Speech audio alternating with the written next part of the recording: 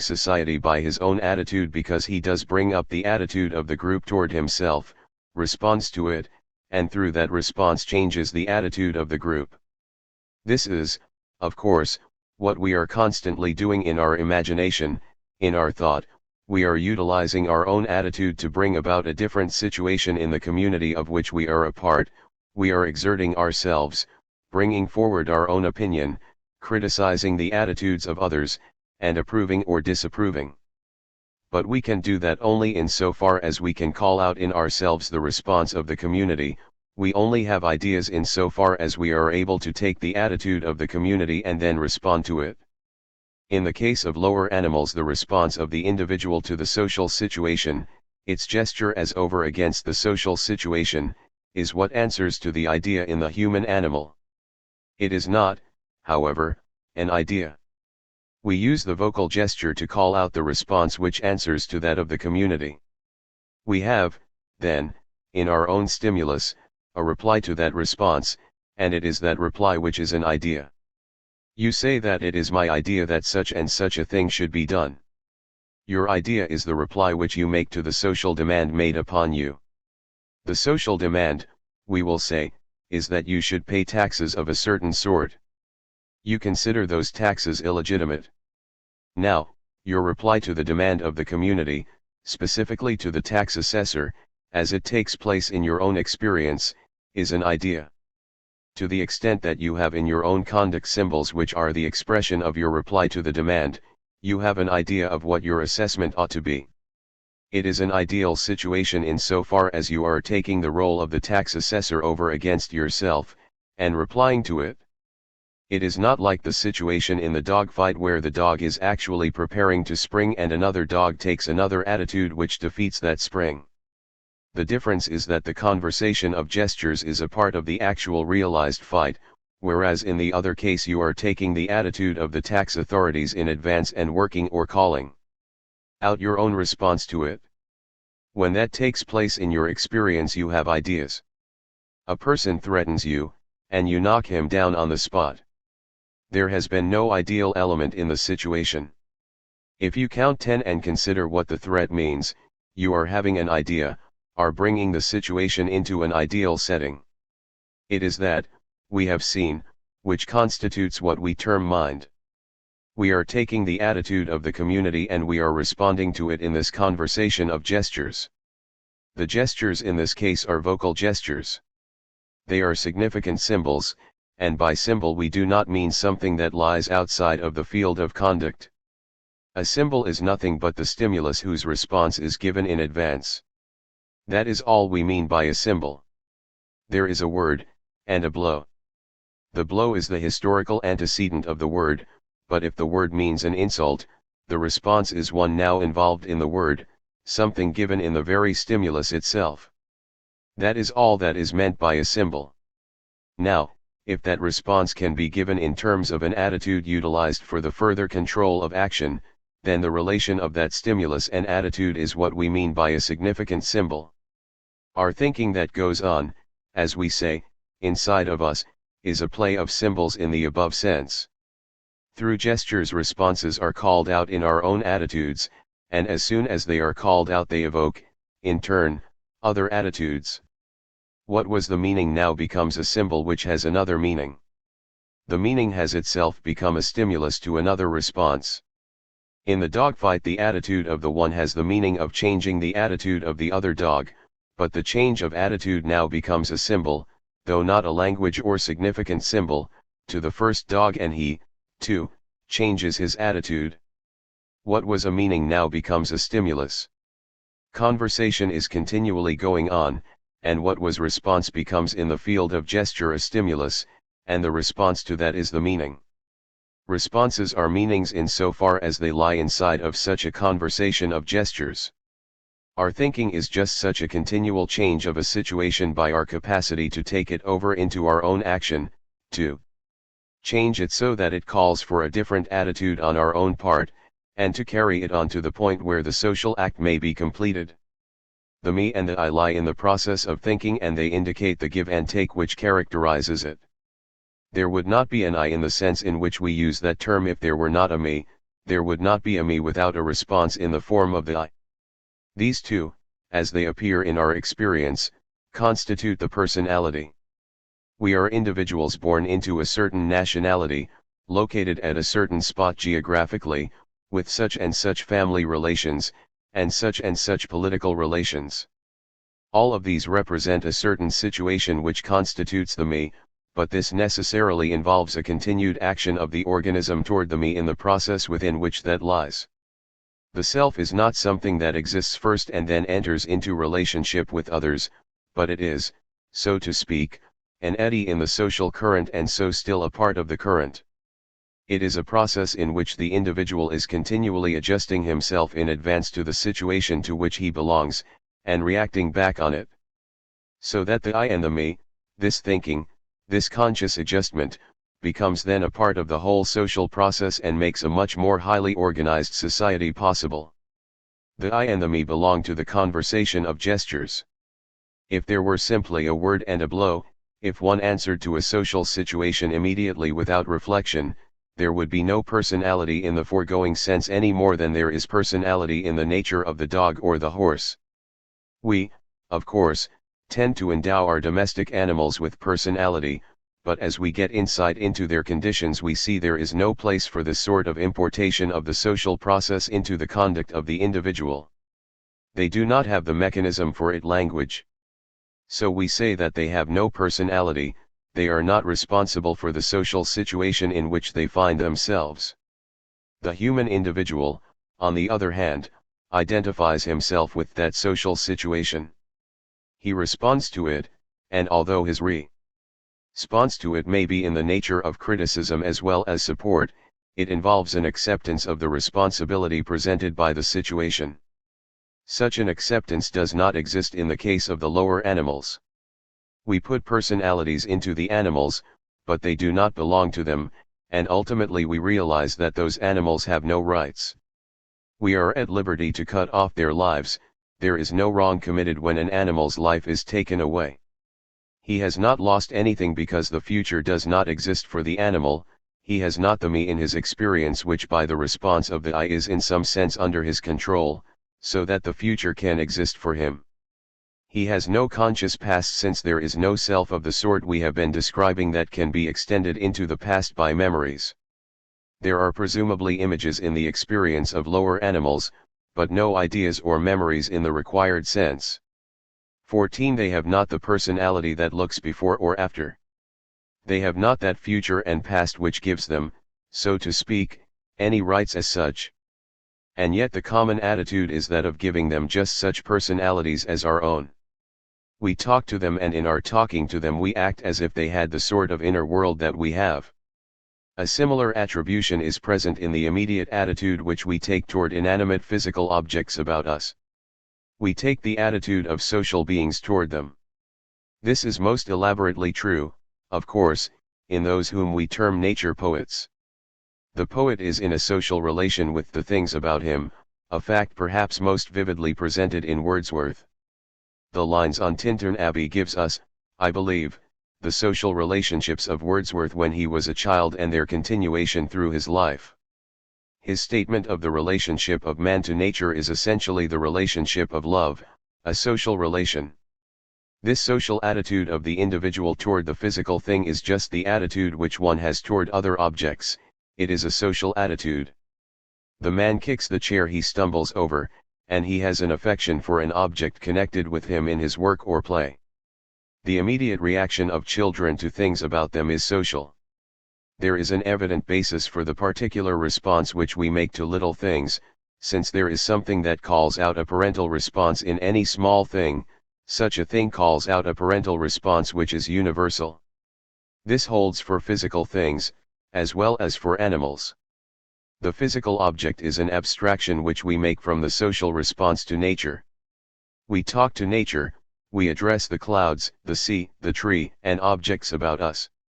We later abstract from that type of response because of what we come to know of such objects.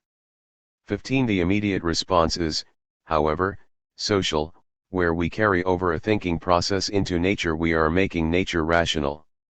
It acts as it is expected to act.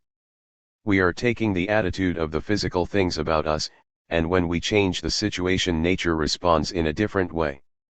The hand is responsible for what I term physical things, distinguishing the physical thing from what I call the consummation of the act. If we took our food as dogs do by the very organs by which we masticate it, we should not have any ground for distinguishing the food as a physical thing from the actual consummation of the act, the consumption of the food. We should reach it and seize it with the teeth, and the very act of taking hold of it would be the act of eating it. But with the human animal, the hand is interposed between the consummation and the getting of the object to the mouth. In that case we are manipulating a physical thing. Such a thing comes in between the beginning of the act and its final consummation. It is in that sense a universal. When we speak of a thing, we have in mind a physical thing, something we can get hold of. There are, of course, things you cannot get hold of, such as property rights and the imaginations of a poet, but when we ordinarily speak of things about us, we refer to physical things. The characters that go to make these up are primarily determined by the hand. Contact constitutes what we call the substance of such a thing. It has color and odor, of course, but we think of these as inherent in the something which we can manipulate, the physical thing. Such a thing is of very great importance in the development of human intelligence. It is universal in the sense that it is a physical thing, whether the consummation is that of eating, or of listening to a concert. There is a whole set of physical things that come in between the beginning of an act and its consummation, but they are universal in the sense that they belong to the experience of all of us. The consummation that we get out of a concert is very different for all of us, but the physical things we are dealing with are common, universal in that sense. The actual enjoyments may take on forms which represent an experience that is accessible only to separate individuals, but what the hand handles is something that is universal. We isolate a particular locality to which any person may come. We have a set of apparatus which any person may use. We have a certain set of weights and measures by means of which we can define these physical things. In this sense, the physical thing comes in to make possible a common quality within which the selves can operate. 16. An engineer who is constructing a bridge is talking to nature in the same sense that we talk to an engineer. There are stresses and strains there which he meets, and nature comes back with other responses that have to be met in another way. In his thinking he is taking the attitude of physical things. He is talking to nature and nature is replying to him. Nature is intelligent in the sense that there are certain responses of nature toward our action which we can present and which we can reply to, and which become different when we have replied. It is a change we then can answer to, and we finally reach a point at which we can cooperate with nature. Such is the development of modern science out of what we term magic. Magic is just this same response, but with the further assumption that physical things do think and act as we do. It is preserved in the attitude which we have toward an offending object or the trustworthy object upon which we depend.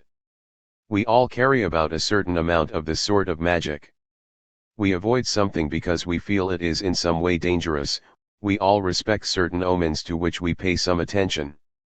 We keep up some social response to nature about us, even though we do not allow this to affect us in important decisions. These are attitudes which perhaps we normally cover up, but which are revealed to us in numerous situations. In so far as we are rational, as we reason and think, we are taking a social attitude toward the world about us, critically in the case of science, uncritically in the case of magic.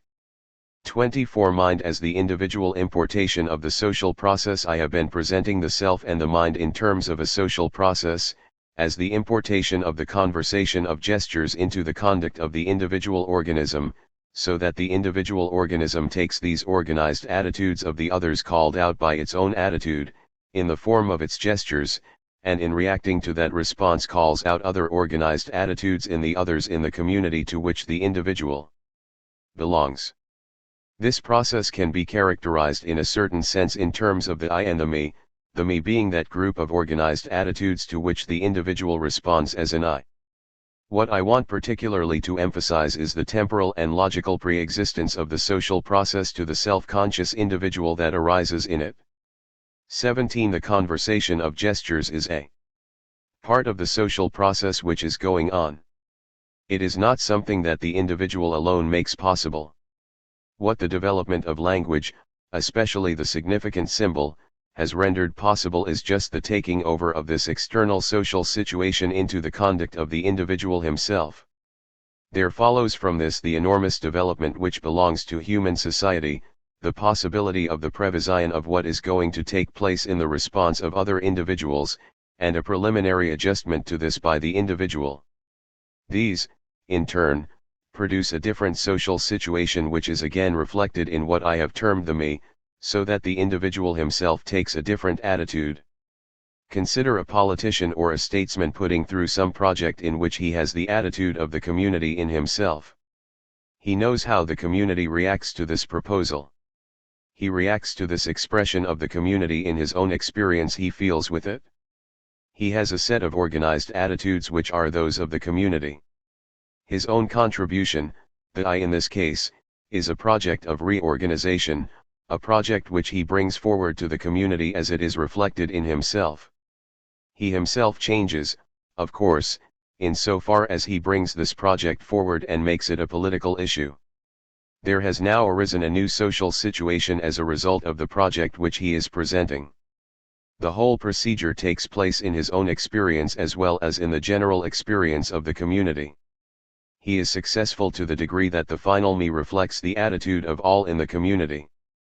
What I am pointing out is that what occurs takes place not simply in his own mind, but rather that his mind is the expression in his own conduct of this social situation, this great cooperative community process which is going on. I want to avoid the implication that the individual is taking something that is objective and making it subjective. There is an actual process of living together on the part of all members of the community which takes place by means of gestures. The gestures are certain stages in the cooperative activities which mediate the whole process. Now, all that has taken place in the appearance of the mind is that this process has been in some degree taken over into the conduct of the particular individual. There is a certain symbol, such as the policeman uses when he directs traffic. That is something that is out there. It does not become subjective when the engineer, who is engaged by the city to examine its traffic regulations, takes the same attitude the policeman takes with reference to traffic, and takes the attitude also of the drivers of machines. We do imply that he has the driver's organization, he knows that stopping means slowing down, putting on the brakes. There is a definite set of parts of his organism so trained that under certain circumstances he brings the machine to a stop. The raising of the policeman's hand is the gesture which calls out the various acts by means of which the machine is checked. Those various acts are in the expert's own organization. He can take the attitude of both the policeman and the driver. Only in this sense has the social process been made subjective. If the expert just did it as a child does, it would be play, but if it is done for the actual regulation of traffic, then there is the operation of what we term mind. Mind is nothing but the importation of this external process into the conduct of the individual so as to meet the problems that arise. This peculiar organization arises out of a social process that is logically its antecedent.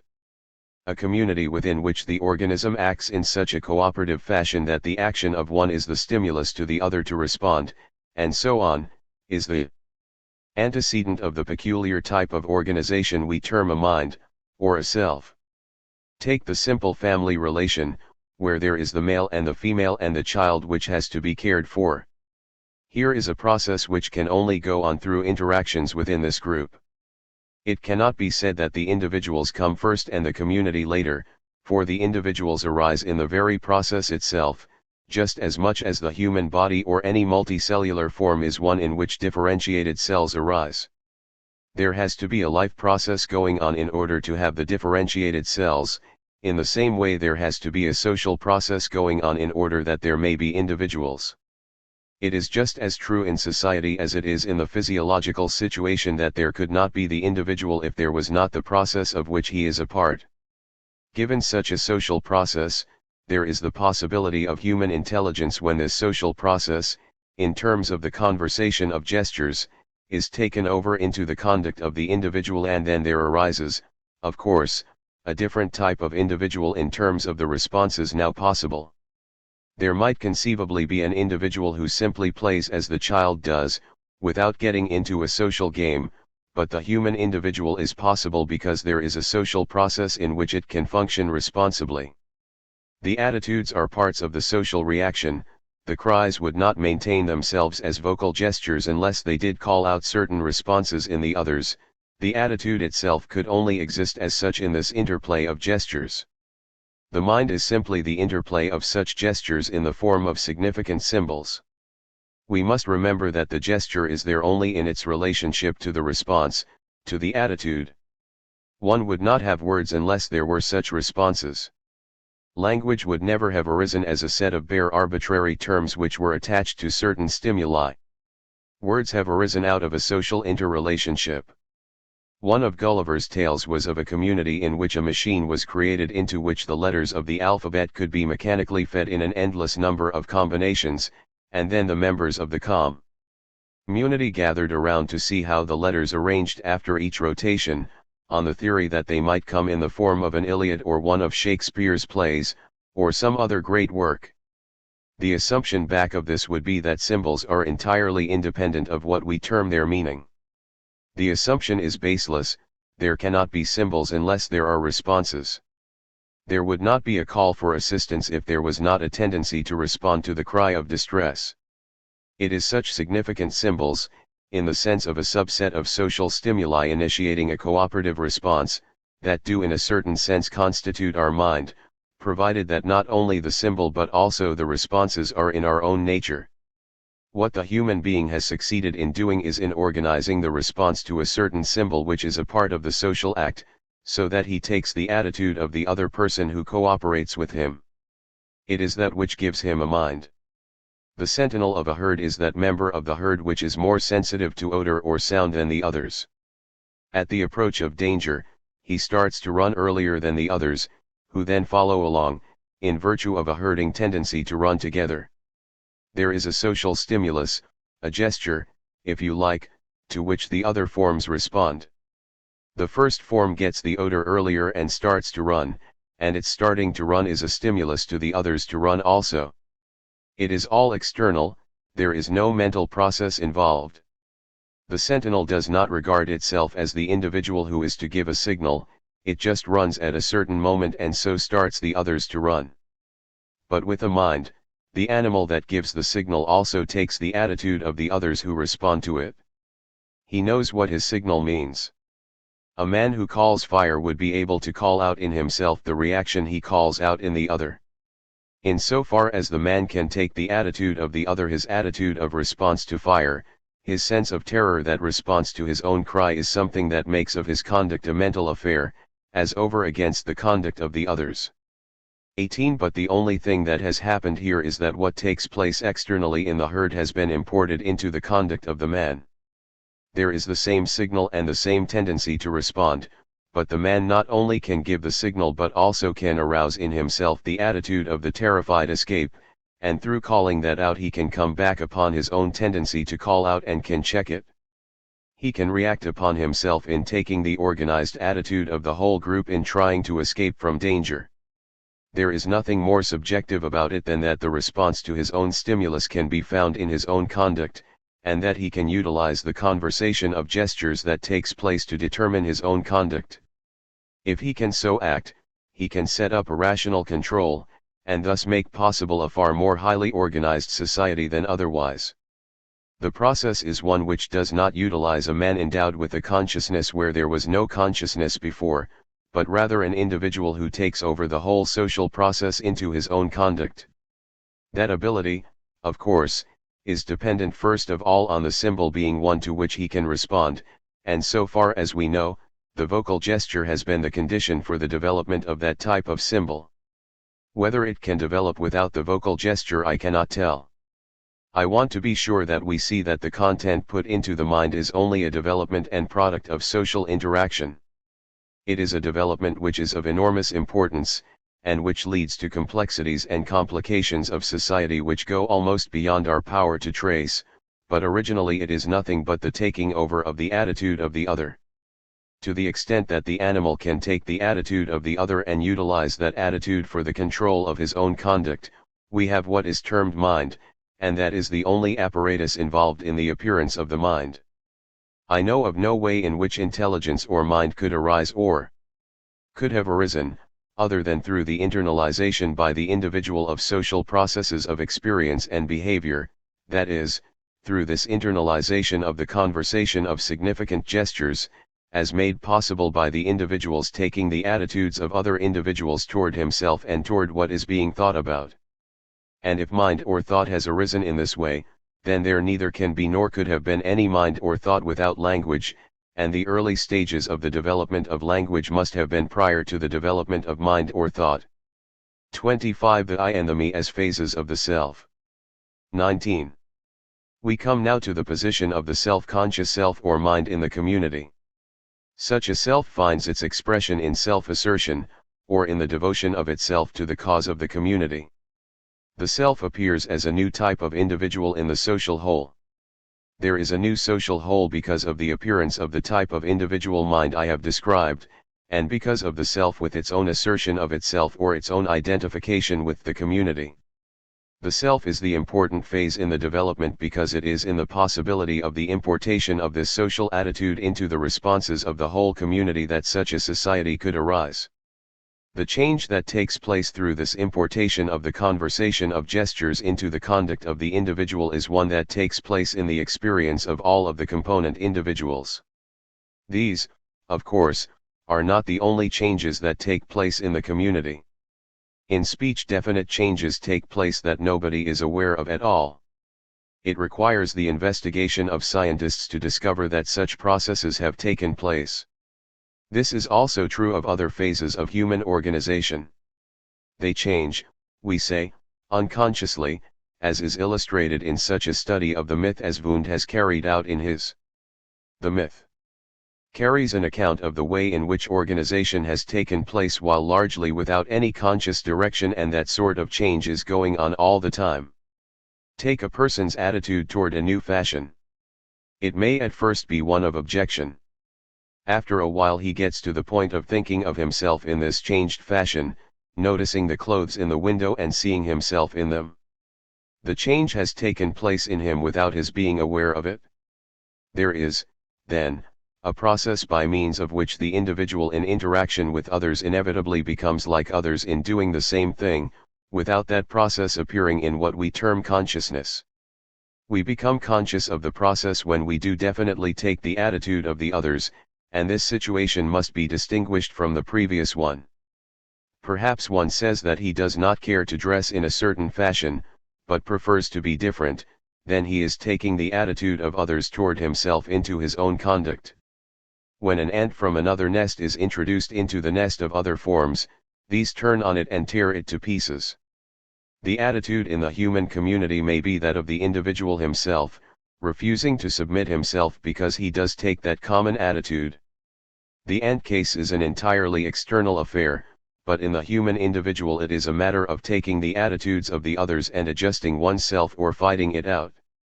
It is this recognition of the individual as a self in the process of using his self-consciousness which gives him the attitude of self-assertion or the attitude of devotion to the community. He has become, then, a definite self. In such a case of self-assertion there is an entirely different situation from that of the member of the pack who perhaps dominates it, and may turn savagely on different members of it. There an individual is just acting instinctively, we say, in a certain situation. In the human society we have an individual who not only takes his own attitude but takes the attitude in a certain sense of his subjects. In so far as he is dominating he knows what to expect. When that occurs in the experience of the individual a different response results with different emotional accompaniments, from that in the case of the leader of the pack. In the latter case there is simple anger or hostility, and in the other case there is the experience of the self asserting itself consciously over against other selves, with the sense of power, of domination. In general, when the community reaction has been imported into the individual there is a new value in experience and a new order of response. We have discussed the self from the point of view of the I and the me, the me representing that group of attitudes which stands for others in the community, especially that organized group of responses which we have detailed in discussing the game on the one hand and social institutions on the other. In these situations there is a certain organized group of attitudes which answer to any social act on the part of the individual organism. In any cooperative process, such as the family, the individual calls out a response from the other members of the group. Now, to the extent that those responses can be called out in the individual so that he can answer to them, we have both those contents which go to make up the self, the other and the I. The distinction expresses itself in our experience in what we call the recognition of others and the recognition of ourselves in the others. We cannot realize ourselves except in so far as we can recognize the other in his relationship to us. It is as he takes the attitude of the other that the individual is able to realize himself as a self. We are referring, of course, to a social situation as distinct from such bare organic responses as reflexes of the organism, some of which we have already discussed, as in the case where a person adjusts himself unconsciously to those about him. In such an experience there is no self-consciousness. One attains self-consciousness only as he takes, or finds himself stimulated to take, the attitude of the other. Then he is in a position of reacting in himself to that attitude of the other. Suppose we find ourselves in an economic situation. It is when we take the attitude of the other in making an offer to us that we can express ourselves in accepting or declining such an offer. That is a different response of the self from a distinctly automatic offering. That can take place without self-consciousness. A small boy thrusts an advertising bill into our hand and we take it without any definite consciousness of him or of ourselves. Our thought may be elsewhere but the process still goes on. The same thing is true, of course, in the care of infants. Young children experience that which comes to them, they adjust themselves to it in an immediate fashion, without there being present in their experience a self. When a self does appear it always involves an experience of another. There could not be an experience of a self simply by itself. The plant or the lower animal reacts to its environment, but there is no experience of a self. When a self does appear in experience it appears over against the other, and we have been delineating the condition under which this other does appear in the experience of the human animal, namely in the presence of that sort of stimulation in the cooperative activity which arouses in the individual himself the same response it arouses in the other. When the response of the other becomes an essential part in the experience or conduct of the individual, when taking the attitude of the other becomes an essential part in his behavior, then the individual appears in his own experience as a self, and until this happens he does not appear as a self. Rational society, of course, is not limited to any specific set of individuals. Any person who is rational can become a part of it. The attitude of the community toward our own response is imported into ourselves in terms of the meaning of what we are doing. This occurs in its widest extent in universal discourse, in the reply which the rational world makes to our remark. The meaning is as universal as the community, it is necessarily involved in the rational character of that community, it is the response that the world made up out of rational beings inevitably makes to our own statement. We both get the object and ourselves into experience in terms of such a process, the other appears in our own experience in so far as we do take such an organized and generalized attitude. If one meets a person on the street whom he fails to recognize, one's reaction toward him is that toward any other who is a member of the same community. He is the other, the organized, generalized other, if you like. One takes his attitude over against oneself. If he turns in one direction, one is to go in another direction. One has his response as an attitude within himself. It is having that attitude within himself that makes it possible for one to be a self. That involves something beyond the mere turning to the right, as we say, instinctively, without self-consciousness. To have self-consciousness one must have the attitude of the other in one's own organism as controlling the thing that he is going to do. What appears in the immediate experience of oneself in taking that attitude is what we term the me. It is that self which is able to maintain itself in the community, that is recognized in the community in so far as it recognizes the others. Such is the phase of the self which I have referred to as that of the me. Over against the me is the I. The individual not only has rights, but he has duties. He is not only a citizen, a member of the community, but he is one who reacts to this community, and in his reaction to it, as we have seen in the conversation of gestures, changes it. The I is the response of the individual to the attitude of the community as this appears in his own experience. His response to that organized attitude in turn changes it. As we have pointed out, this is a change which is not present in his own experience until after it takes place. The I appears in our experience in memory. It is only after we have acted that we know what we have done, it is only after we have spoken that we know what we have said. The adjustment to that organized world which is present in our own nature is one that represents the me and is constantly there. But if the response to it is a response which is of the nature of the conversation of gestures, if it creates a situation which is in some sense novel, if one puts up his side of the case, asserts himself over against others and insists that they take a different attitude toward himself, then there is something important occurring that is not previously present in experience. The general conditions under which one is going to act may be present in one's experience, but he is as ignorant of just how he is going to respond as is the scientist of the particular hypothesis he will evolve out of the consideration of a problem. Such and such things are happening that are contrary to the theory that has been held. How are they to be explained? Take the discovery that a gram of radium would keep a pot of water boiling, and seemingly lead to no expenditure of energy. Here something is happening that runs contrary to the theory of physics up to the conception of radium activity. The scientist who has these facts before him has to pick out some explanation.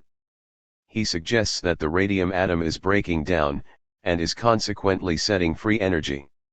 On the previous theory, an atom was a permanent affair out of which one could not get energy. But now if it is assumed that the atom itself is a system involving an interrelationship of energies, then the breaking down of such a system sets free what is relatively an enormous amount of energy. The point I am making is that the idea of the scientist comes to him, it is not as yet there in his own mind. His mind, rather, is the process of the appearance of that idea. A person asserting his rights on a certain occasion has rehearsed the situation in his own mind, he has reacted toward the community, and when the situation arises he arouses himself and says something already in his mind. But when he said it to himself in the first place he did not know what he was going to say. He then said something that was novel to himself, just as the scientist's hypothesis is a novelty when it flashes upon him. Such a novel reply to the social situation involved in the organized set of attitudes constitutes the I as over against the me. The me is a conventional, habitual individual. It is always there. It has to have those habits, those responses which everybody has, otherwise the individual could not be a member of the community. But an individual is constantly reacting to such an organized community in the way of expressing himself, not necessarily asserting himself in the offensive sense but expressing himself, being himself in such a cooperative process as belongs to any community. The attitudes involved are gathered from the group, but the individual in whom they are organized has the opportunity of giving them an expression which perhaps has never taken place before. This brings out the general question as to whether anything novel can appear. 20 Practically, of course, the novel is constantly happening, and the recognition of this gets its expression in more general terms in the concept of emergence. Emergence involves a reorganization, but the reorganization brings in something that was not there before. The first time oxygen and hydrogen come together, water appears. Now water is a combination of hydrogen and oxygen, but water was not there before in the separate elements. The conception of emergence is a concept which recent philosophy has made much of. If you look at the world simply from the point of view of a mathematical equation in which there is absolute equality of the different sides, then, of course, there is no novelty. The world is simply a satisfaction of that equation. Put in any values for f and g and the same equation holds. The equations do hold, it is true, but in their holding something else in fact arises that was not there before. For instance, there is a group of individuals that have to work together. In a society there must be a set of common organized habits of response found in all, but the way in which individuals act under specific circumstances gives rise to all of the individual differences which characterize the different persons. The fact that they have to act in a certain common fashion does not deprive them of originality. The common language is there, but a different use of it is made in every new contact between persons. The element of novelty in the reconstruction takes place through the reaction of the individuals to the group to which they belong. That reconstruction is no more given in advance than is the particular hypothesis which the scientist brings forward given in the statement of the problem. Now, it is that reaction of the individual to the organized me, the me that is in a certain sense simply a member of the community, which represents the I in the experience of the self. The relative values of the me and the I depend very much on the situation. If one is maintaining his property in the community, it is of primary importance that he is a member of that community, for it is his taking of the attitude of the others that guarantees to him the recognition of his own rights. To be a me under those circumstances is the important thing. It gives him his position, gives him the dignity of being a member in the community. It is the source of his emotional response to the values that belong to him as a member of the community. It is the basis for his entering into the experience of others. At times it is the response of the ego or I to a situation, the way in which one expresses himself, that brings to one a feeling of prime importance. One now asserts himself against a certain situation, and the emphasis is on the response. The demand is freedom from conventions, from given laws. Of course, such a situation is only possible where the individual appeals, so to speak, from a narrow and restricted community to a larger one, that is, larger in the logical sense of having rights which are not so restricted. One appeals from fixed conventions which no longer have any meaning to a community in which the rights shall be publicly recognized, and one appeals to others on the assumption that there is a group of organized others that answer to one's own appeal even if the appeal be made to posterity. In that case there is the attitude of the I as over against the me. Both aspects of the I and me are essential to the self in its full expression. One must take the attitude of the others in a group in order to belong to a community. He has to employ that outer social world taken within himself in order to carry on thought. It is through his relationship to others in that community, because of the rational social processes that obtain in that community, that he has being as a citizen. On the other hand, the individual is constantly reacting to the social attitudes, and changing in this cooperative process the very community to which he belongs. Those changes may be humble and trivial ones. One may not have anything to say, although he takes a long time to say it. And yet a certain amount of adjustment and readjustment takes place. We speak of a person as a conventional individual. His ideas are exactly the same as those of his neighbors. He is hardly more than a me under the circumstances. His adjustments are only the slight adjustments that take place, as we say, unconsciously. Over against that there is the person who has a definite personality, who replies to the organized attitude in a way which makes a significant difference. With such a person it is the I that is the more important phase of the experience. Those two constantly appearing phases are the important phases in the self. 21-26. The realization of the self in the social situation. There is still one phase in the development of the self that needs to be presented in more detail, the realization of the self in the social situation in which it arises. I have argued that the self appears in experience essentially as a me with the organization of the community to which it belongs. This organization is, of course, expressed in the particular endowment and particular social situation of the individual. He is a member of the community, but he is a particular part of the community, with a particular heredity and position which distinguishes him from anybody else. He is what he is insofar as he is a member of this community, and the raw materials out of which this particular individual is born would not be a self but for his relationship to others in the community of which he is a part. Thus is he aware of himself as such, and his not only in political citizenship, or in membership in groups of which he is a part, but also from the point of view of reflective thought. he is a member of the community of the thinkers whose literature he reads and to which he may contribute by his own published thought. He belongs to a society of all rational beings, and the rationality that he identifies with himself involves a continued social interchange. The widest community in which the individual finds himself, that which is everywhere, through and for everybody, is the thought world as such. He is a member of such a community and he is what he is as such a member.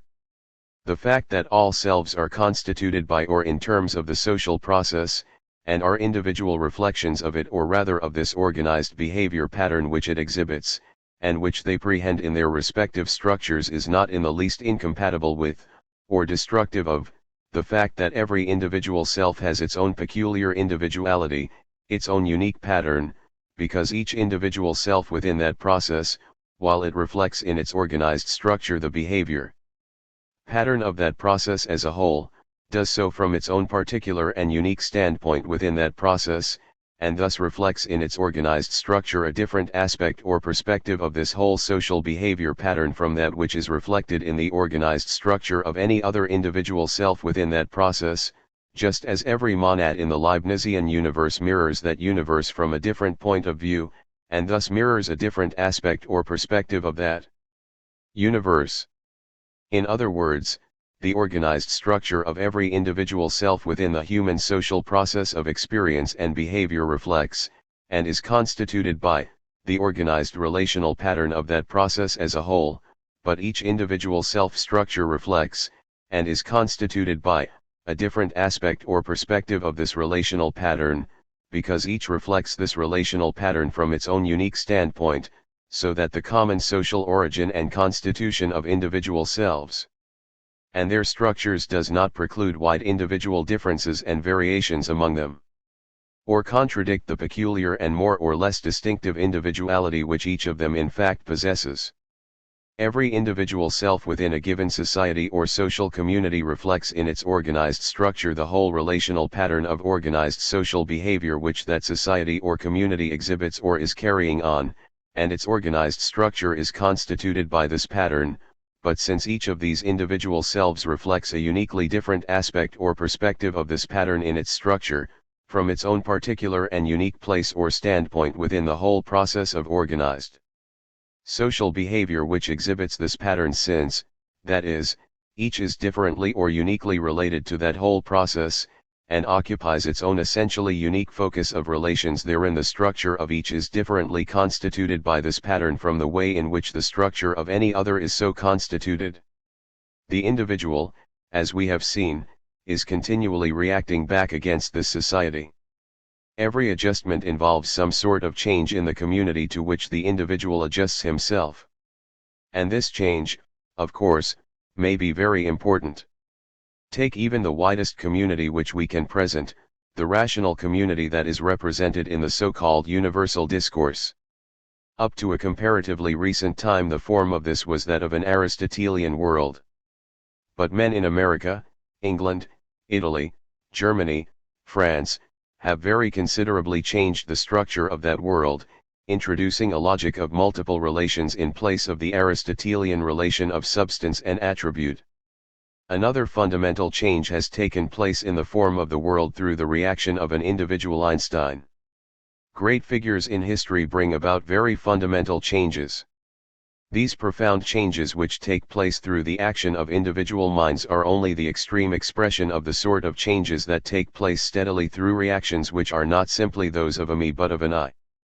These changes are changes that take place gradually and more or less imperceptibly. We know that as we pass from one historical period to another there have been fundamental changes, and we know these changes are due to the reactions of different individuals. It is only the ultimate effect that we can recognize, but the differences are due to the gestures of these countless individuals actually changing the situation in which they find themselves, although the specific changes are too minute for us to identify. As I have pointed out, the ego or I that is responsible for changes of that sort appears in experience only after its reaction has taken place. It is only after we have said the word we are saying that we recognize ourselves as the person that has said it, as this particular self that says this particular thing, it is only after we have done the thing that we are going to do that we are aware of what we are doing. However carefully we plan the future, it always is different from that which we can provide, and this something that we are continually bringing in and adding to is what we identify with the self that comes into the level of our experience only in the completion of the act. In some respects, of course, we can determine what that self is going to do. We can accept certain responsibilities in advance. One makes contracts and promises, and one is bound by them. The situation may change, the act may be different from that which the individual himself expected to carry out, but he is held to the contract which he has made. He must do certain things in order to remain a member of the community. In the duties of what we call rational conduct, in adjusting ourselves to a world in which the laws of nature and of economics and of political systems obtain, we can state what is going to happen and take over the responsibility for the thing we are going to do, and yet the real self that appears in that act awaits the completion of the act itself. Now, it is this living act which never gets directly into reflective experience. It is only after the act has taken place that we can catch it in our memory and place it in terms of that which we have done. It is that I which we may be said to be continually trying to realize, and to realize through the actual conduct itself. One does not ever get it fully before himself. Sometimes somebody else can tell him something about himself that he is not aware of. He is never sure about himself, and he astonishes himself by his conduct as much as he astonishes other people. The possibilities in our nature, those sorts of energy which William James took so much pleasure in indicating, are possibilities of the self that lie beyond our own immediate presentation. We do not know just what they are. They are in a certain sense the most fascinating contents that we can contemplate, so far as we can get hold of them. We get a great deal of our enjoyment of romance, of moving pictures, of art, in setting free, at least in imagination, capacities which belong to ourselves, or which we want to belong to ourselves. Inferiority complexes arise from those wants of a self which we should like to carry out but which we cannot. We adjust ourselves to these by the so-called inferiority complexes. The possibilities of the I belong to that which is actually going on, taking place, and it is in some sense the most fascinating part of our experience. It is there that novelty arises, and it is there that our most important values are located. It is the realization in some sense of the self that we are continually seeking. There are various ways in which we can realize that self. Since it is a social self, it is a self that is realized in its relationship to others. It must be recognized by others to have the very values which we want to have belong to it. It realizes itself in some sense through its superiority to others, as it recognizes its inferiorities in comparison with others. The inferiority complexes are the reverse situations to those feelings of superiority which we entertain with reference to ourselves as over against people about us. It is interesting to go back into one's inner consciousness and pick out what it is that we are apt to depend upon in maintaining our self-respect. There are, of course, profound and solid foundations.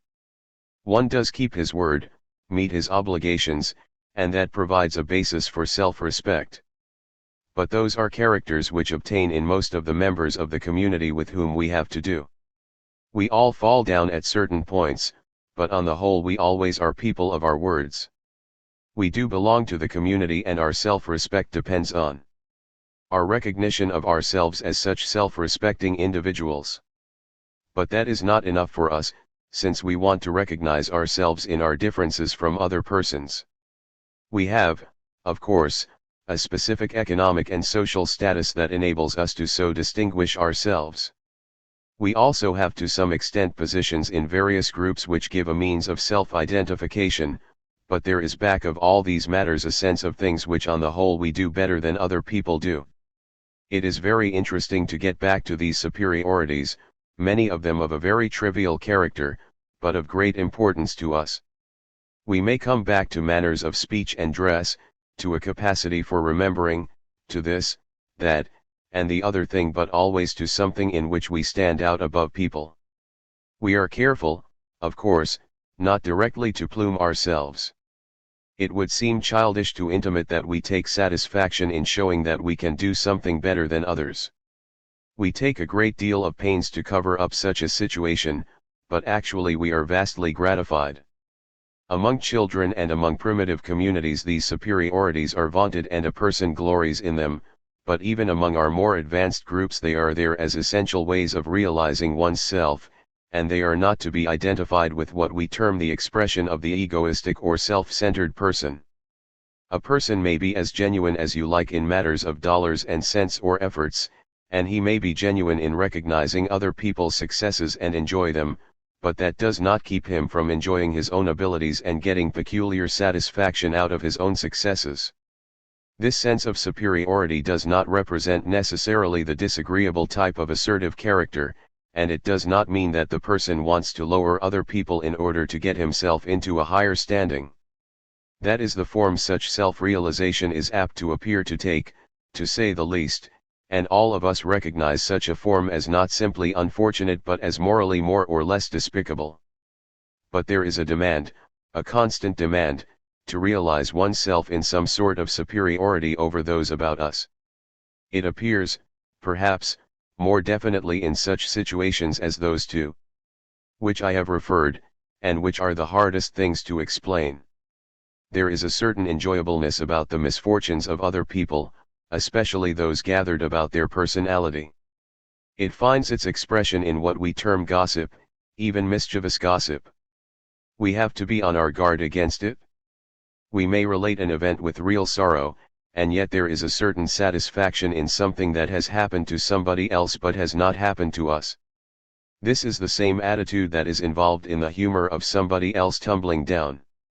In such laughter there is a certain release from the effort which we do not have to make to get up again. It is a direct response, one that lies back of what we term self-consciousness, and the humor of it does not go along with the enjoyment of the other person's suffering. If a person does actually break a leg we can sympathize with him, but it was funny, after all, to see him sprawling out. This is a situation in which there is a more or less identification of the individual with the other. We do, so to speak, start to fall with him, and to rise up after he has fallen, and our theory of laughter is that it is a release from that immediate tendency to catch ourselves under those conditions. We have identified ourselves with the other person, taken his attitude. That attitude involves a strenuous effort which we do not have to carry out, and the release from that effort expresses itself in laughter. Laughter is the way in which the I, so to speak, responds under those conditions. The individual probably sets to work helping the other person to get up, but there was an element in the response which expressed itself in the sense of the superiority of the person standing toward the person on the sidewalk. Now, that general situation is not simply found under physical situations, but is equally evident in the community in which a person committing a #8 and we have here the same sense of amusement and of superiority. I want to bring out in these instances the difference between the naive attitude of the I and the more sophisticated attitude of the me. One behaves perfectly properly, suppresses his laughter, is very prompt to get the fallen person on his feet again. There is the social attitude of the me over against the I that does enjoy the situation, but enjoys it, we will say, in a certain harmless way. There is nothing vicious about it, and even in those situations where one has a certain sort of satisfaction in following out the scandals and difficulties of a more serious sort, there is an attitude which involves the sense of superiority and at the same time does not carry with it anything that is vicious. We may be very careful about what we say, but there is still that attitude of the self which is in some sense superior under such conditions. We have not done this particular untoward thing, we have kept out of it. The sense of superiority is magnified when it belongs to a self that identifies itself with the group. It is aggravated in our patriotism, where we legitimize an assertion of superiority which we would not admit in the situations to which I have been referring. It seems to be perfectly legitimate to assert the superiority of the nation to which one belongs over other nations, to brand the conduct of other nationalities in black colors in order that we may bring out values in the conduct of those that make up our own nation. It is just as true in politics and religion in the putting of one sect over against the others. This took the place of the exclusive expressions of nationalism in the early period, the period of religious wars. One belonged to one group that was superior to other groups and could assert himself confidently because he had God on his side.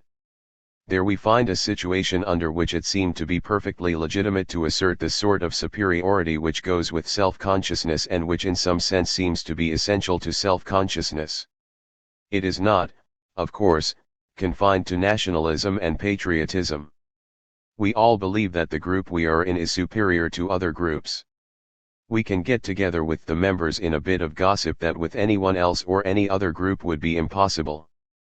Leadership, of course, plays its part, since the enthusiasm for those who have a high standing among us aids in the organization of the group, but on the whole we depend upon a common recognition that other people are not quite as good as we are.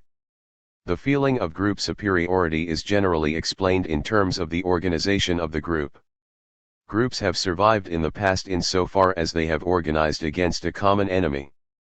They maintain themselves because they have acted as one against the common enemy. Such is the explanation, from the standpoint of the survival of the fittest, of the community which is most satisfactorily organized. It certainly is the easiest way of getting together, and it may be that it is an adequate explanation. If one does have a genuine superiority, it is a superiority which rests on the performance of definite functions. One is a good surgeon, a good lawyer, and he can pride himself on his superiority, but it is a superiority which he makes use of. And when he does actually make use of it in the very community to which he belongs, it loses that element of egoism which we think of when we think of a person simply pluming himself on his superiority over somebody else. I have been emphasizing the other aspect because we do sometimes cover it up in our own experience. But when the sense of superiority goes over into a functional expression, then it becomes not only entirely legitimate, but it is the way in which the individuals do change the situations in which they live. We change things by the capacities which we have that other people do not have. Such capacity is what makes us effective. The immediate attitude is one which carries with it a sense of superiority, of maintaining oneself. The superiority is not the end in view. It is a means for the preservation of the self. We have to distinguish ourselves from other people, and this is accomplished by doing something which other people cannot do, or cannot do as well. Now, to be able to hold on to ourselves in our peculiarities is something which is lovable. If it is taken simply in the crude fashion of the person who boasts of himself, then a cheap and ugly side of this process is exhibited. But if it is an expression which goes out into the functions which it sustains, then it loses that character. We assume this will be the ultimate outcome of the expressions of nationalism. Nations ought to be able to express themselves in the functional fashion that the professional man does.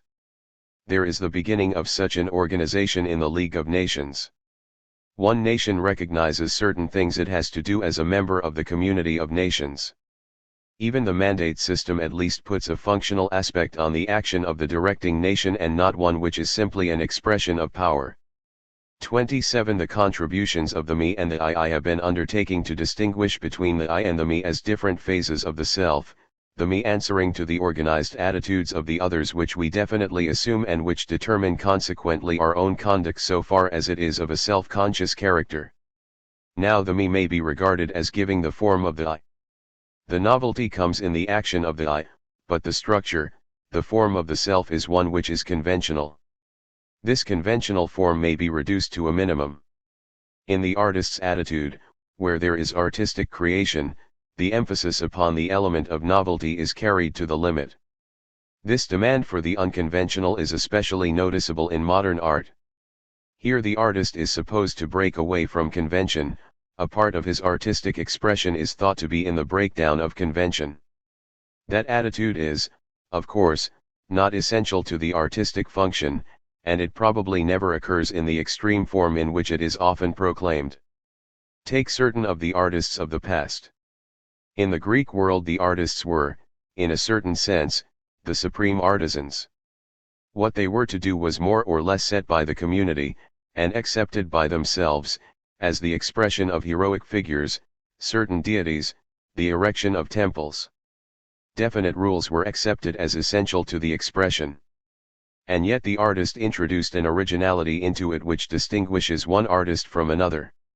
In the case of the artist, the emphasis upon that which is unconventional, that which is not in the structure of the me, is carried as far, perhaps, as it can be carried. This same emphasis also appears in certain types of conduct which are impulsive.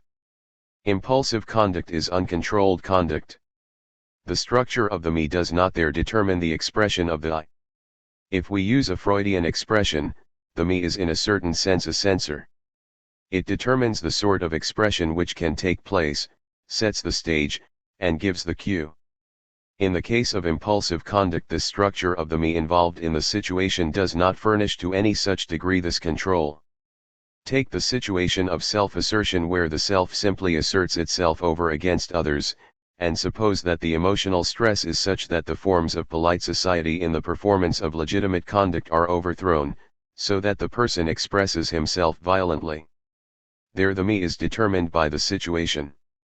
There are certain recognized fields within which an individual can assert himself, certain rights which he has within these limits. But let the stress become too great, these limits are not observed, and an individual asserts himself in perhaps a violent fashion. Then the I is the dominant element over against the me. Under what we consider normal conditions, the way in which an individual acts is determined by his taking the attitude of the others in the group, but if the individual is not given the opportunity to come up against people, as a child is not who is held out of intercourse with other people, then there results a situation in which the reaction is uncontrolled. Social control 22 is the expression of the me over against the expression of the I. It sets the limits, it gives the determination that enables the I, so to speak, to use the me as the means of carrying out what is the undertaking that all are interested in. Where persons are held outside or beyond that sort of organized expression, there arises a situation in which social control is absent. In the more or less fantastic psychology of the Freudian group, thinkers are dealing with the sexual life and with self-assertion in its violent form. The normal situation, however, is one which involves a reaction of the individual in a situation which is socially determined, but to which he brings his own responses as an I. The response is, in the experience of the individual, an expression with which the self is identified. It is such a response which raises him above the institutionalized individual.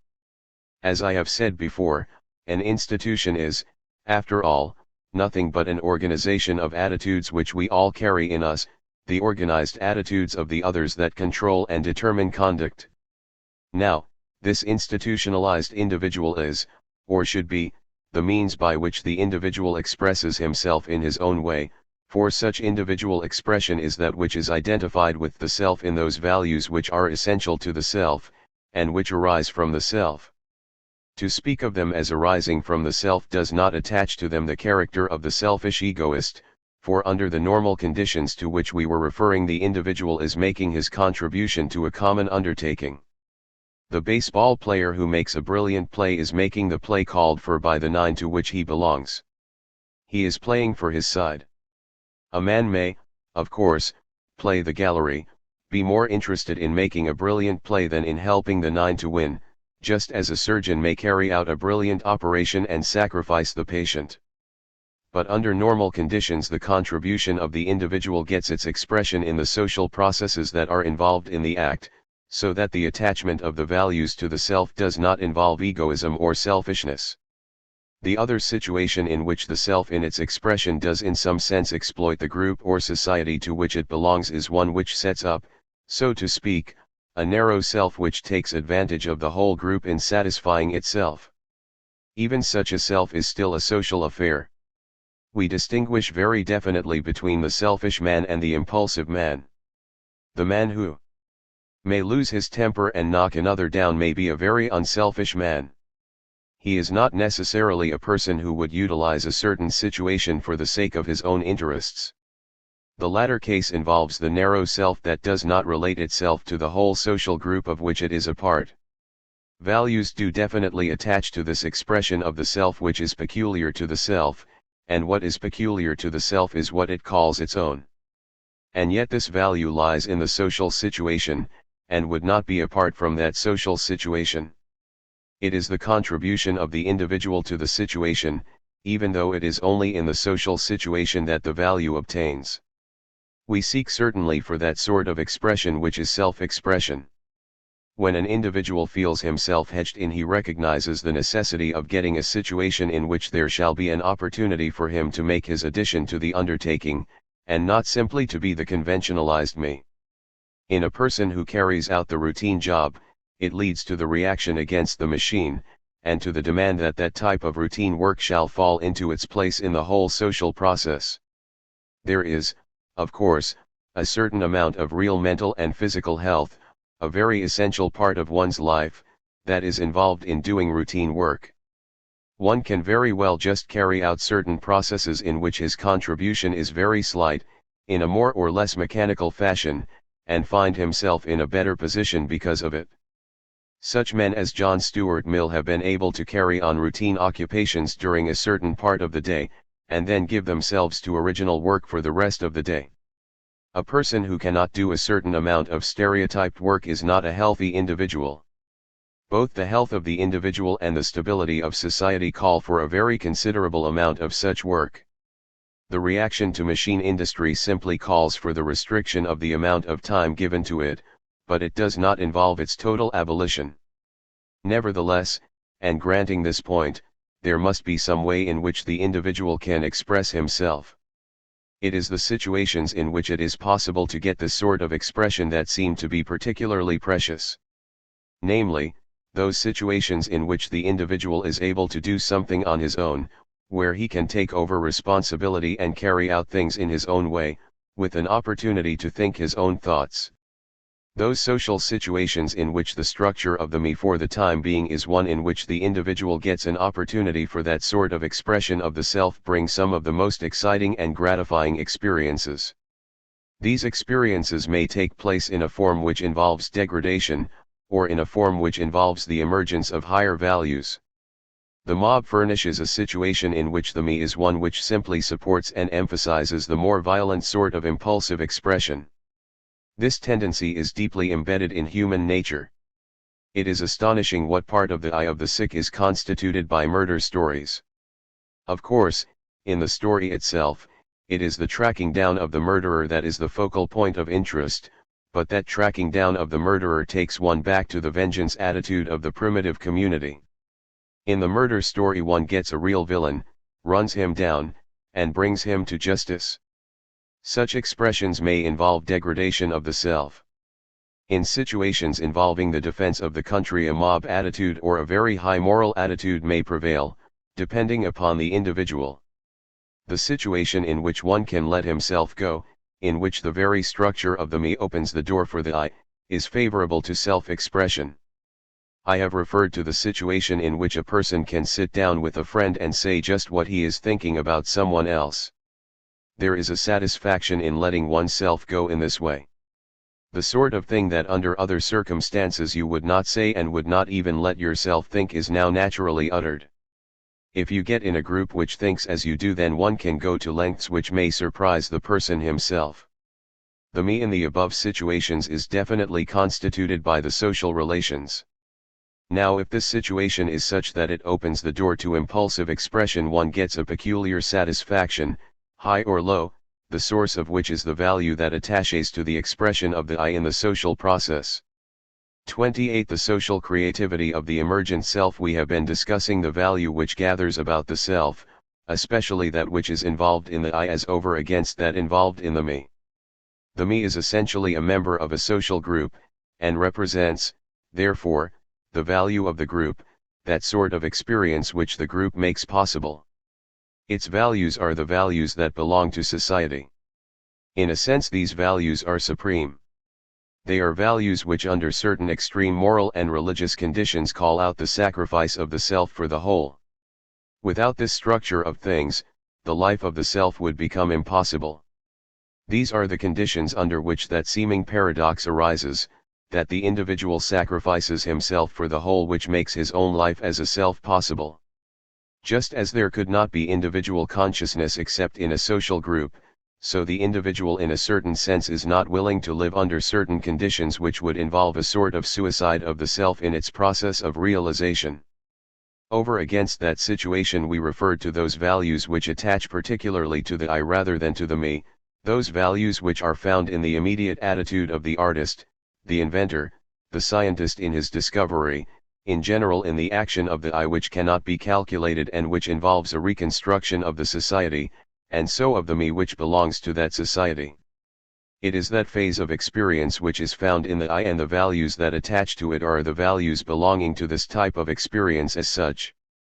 These values are not peculiar to the artist, the inventor, and the scientific discoverer, but belong to the experience of all selves where there is an I that answers to the me. The response of the I involves adaptation, but an adaptation which affects not only the SCLF but also the social environment which helps to constitute the self, that is, it implies a view of evolution in which the individual affects its own environment as well as being affected by it. A statement of evolution that was common in an earlier period assumed simply the effect of an environment on organized living protoplasm, molding it in some sense to the world in which it had to live. On this view the individual is really passive as over against the influences which are affecting it all the time. But what needs now to be recognized is that the character of the organism is a determinant of its environment. We speak of bare sensitivity as existent by itself, forgetting it is always a sensitivity to certain types of stimuli. In terms of its sensitivity the form selects an environment, not selecting exactly in the sense in which a person selects a city or a country or a particular climate in which to live, but selects in the sense that it finds those characteristics to which it can respond, and uses the resulting experiences to gain certain organic results that are essential to its continued life process. In a sense, therefore, the organism states its environment in terms of means and ends. That sort of a determination of the environment is as real, of course, as the effect of the environment on the form. When a form develops a capacity, however this takes place, to deal with parts of the environment which its progenitors could not deal with, it has to this degree created a new environment for itself. The ox that has a digestive organ capable of treating grass as a food adds a new food, and in adding this it adds a new object. The substance which was not food before becomes food now. The environment of the form has increased. The organism in a real sense is determinative of its environment. The situation is one in which there is action and reaction, and adaptation that changes the form must also change the environment. As a man adjusts himself to a certain environment he becomes a different individual, but in becoming a different individual he has affected the community in which he lives. It may be a slight effect, but insofar as he has adjusted himself, the adjustments have changed the type of the environment to which he can respond, and the world is accordingly a different world. There is always a mutual relationship of the individual and the community in which the individual lives. Our recognition of this under ordinary conditions is confined to relatively small social groups, for here an individual cannot come into the group without in some degree changing the character of the organization. People have to adjust themselves to him as much as he adjusts himself to them. It may seem to be a molding of the individual by the forces about him, but the society likewise changes in this process, and becomes to some degree a different society. The change may be desirable or it may be undesirable, but it inevitably takes place. This relationship of the individual to the community becomes striking when we get minds that by their advent make the wider society a noticeably different society. Persons of great mind and great character have strikingly changed the communities to which they have responded. We call them leaders, as such, but they are simply carrying to the power this change in the community by the individual who makes himself a part of it, who belongs to it. 23. The great characters have been those who, by being what they were in the community, made that community a different one. They have enlarged and enriched the community. Such figures as great religious characters in history have, through their membership, indefinitely increased the possible size of the community itself. Jesus generalized the conception of the community in terms of the family in such a statement as that of the neighbor in the parables. Even the man outside of the community will now take that generalized family attitude toward it, and he makes those that are so brought into relationship with him members of the community to which he belongs, the community of a universal religion. The change of the community through the attitude of the individual becomes, of course, peculiarly impressive and effective in history. It makes separate individuals stand out as symbolic. They represent, in their personal relationships, a new order, and then become representative of the community as it might exist if it were fully developed along the lines that they had started. New conceptions have brought with them, through great individuals, attitudes which enormously enlarge the environment within which these individuals lived. A man who is a neighbor of anybody else in the group is a member of a larger society, and to the extent that he lives in such a community he has helped to create that society. It is in such reactions of the individual, the I, over against the situation in which the I finds itself, that important social changes take place. We frequently speak of them as expressions of the individual genius of certain persons. We do not know when the great artist, scientist, statesman, religious leader will come, persons who will have a formative effect upon the society to which they belong.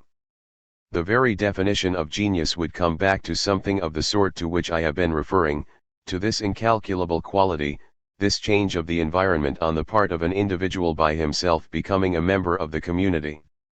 An individual of the type to which we are referring arises always with reference to a form of society or social order which is implied but not adequately expressed. Take the religious genius, such as Jesus or Buddha, or the reflective type, such as Socrates. What has given them their unique importance is that they have taken the attitude of living with reference to a larger society. That larger state was one which was already more or less implied in the institutions of the community in which they lived. Such an individual is divergent from the point of view of what we would call the prejudices of the community, but in another sense he expresses the principles of the community more completely than any other. Thus arises the situation of an Athenian or a Hebrew stoning the genius who expresses the principles of his own society, one the principle of rationality and the other the principle of complete neighborliness. The type we refer to as the genius is of that sort. There is an analogous situation in the field of artistic creation. The artists also reveal contents which represent a wider emotional expression answering to a wider society. To the degree that we make the community in which we live different, we all have what is essential to genius, and which becomes genius when the effects are profound. The response of the I may be a process which involves a degradation of the social state as well as one which involves higher integration. Take the case of the mob in its various expressions. A mob is an organization which has eliminated certain values which have obtained in the interrelation of individuals with each other, has simplified itself, and in doing that has made it possible to allow the individual, especially the repressed individual, to get an expression which otherwise would not be allowed. The individual's response is made possible by the actual degradation of the social structure itself, but that does not take away the immediate value to the individual which arises under those conditions. He gets his emotional response out of that situation because in his expression of violence he is doing what everyone else is doing. The whole community is doing the same thing. The repression which existed has disappeared and he is at one with the community and the community is at one with him. An illustration of a more trivial character is found in our personal relations with those about us. Our manners are methods of not only mediated intercourse between persons but also ways of protecting ourselves against each other. A person may, by manners, isolate himself so that he cannot be touched by anyone else. Manners provide a way in which we keep people at a distance, people that we do not know and do not want to know. We all make use of processes of that sort. But there are occasions in which we can drop off the type of manner which holds people at arm's length. We meet the man in some distant country whom perhaps we would seek to avoid meeting at home, and we almost tear our arms off embracing him. There is a great deal of exhilaration in situations involved in the hostile ity of other nations. We all seem at one against a common enemy, the barriers drop, and we have a social sense of comradeship to those standing with us in a common undertaking. The same thing takes place in a political campaign. For the time being we extend a glad hand and a cigar to anyone who is a member of the particular group to which we belong. We get rid of certain restrictions under those circumstances, restrictions which really keep us from intense social experiences. A person may be a victim of his good manners, they may encase him as well as protect him. But under the conditions to which I have referred, a person does get outside of himself, and by doing so makes himself a definite member of a larger community than that to which he previously belonged. This enlarged experience has a profound influence. It is the sort of experience which the neophyte has in conversion. It is the sense of belonging to the community, of having an intimate relationship with an indefinite number of individuals who belong to the same group. That is the experience which lies back of the sometimes hysterical extremes which belong to conversions. The person has entered into the universal community of the Church, and the resulting experience is the expression of that sense of identification of oneself with everyone else in the community. The sense of love is shown by such proceedings as washing the feet of lepers, in general, by finding a person who is most distant from the community, and by making a seemingly servile offering, identifying oneself completely with this individual. This is a process of breaking down the walls so that the individual is a brother of everyone. The medieval saint worked out that method of identifying himself with all living beings, as did the religious technique of India. This breakdown of barriers is something that arouses a flood of emotions, because it sets free an indefinite number of possible contacts to other people which have been checked, held repressed. The individual, by entering into that new community, has, by his step in making himself a member, by his experience of identification, taken on the value that belongs to all members of that community. Such experiences are, of course, of immense importance. We make use of them all the time in the community. We decry the attitude of hostility as a means of carrying on the interrelations between nations. We feel we should get beyond the methods of warfare and diplomacy, and reach some sort of political relation of nations to each other in which they could be regarded as members of a common community, and so be able to express themselves, not in the attitude of hostility, but in terms of their common values. That is what we set up as the ideal of the League of Nations. We have to remember, however, that we are not able to work out our own political institutions without introducing the hostilities of parties. Without parties we could not get a fraction of the voters to come to the polls to express themselves on issues of great public importance, but we can enroll a considerable part of the community in a political party that is fighting some other party. It is the element of the fight that keeps up the interest. We can enlist the interest of a number of people who want to defeat the opposing party, and get them to the polls to do that. The party platform is an abstraction, of course, and does not mean much to us, since we are actually depending psychologically upon the operation of these more barbarous impulses in order to keep our ordinary institutions running. When we object to the organization of corrupt political machines, we ought to remember to feel a certain gratitude to people who are able to enlist the interest of people in public affairs. We are normally dependent upon those situations in which the self is able to express itself in a direct fashion, and there is no situation in which the self can express itself so easily as it can over against the common enemy of the groups to which it is united. The hymn that comes to our minds most frequently as expressive of Christendom is "Onward, Christian Soldiers." Paul organized the church of his time against the world of heathens, and Revelation represents the community over against the world of darkness. The idea of Satan has been as essential to the organization of the church as politics has been to the organization of democracy. There has to be something to fight against because the self is most easily able to express itself in joining a definite group. The value of an ordered society is essential to our existence, but there also has to be room for an expression of the individual himself if there is to be a satisfactorily developed society. A means for such expression must be provided. Until we have such a social structure in which an individual can express himself as the artist and the scientist does, we are thrown back on the sort of structure found in the mob, in which everybody is free to express himself against some hated object of the group. One difference between primitive human society and civilized human society is that in primitive human society the individual self is much more completely determined, with regard to his thinking and his behavior, by the general pattern of the organized social activity carried on by the particular social group to which he belongs, than he is in civilized human society.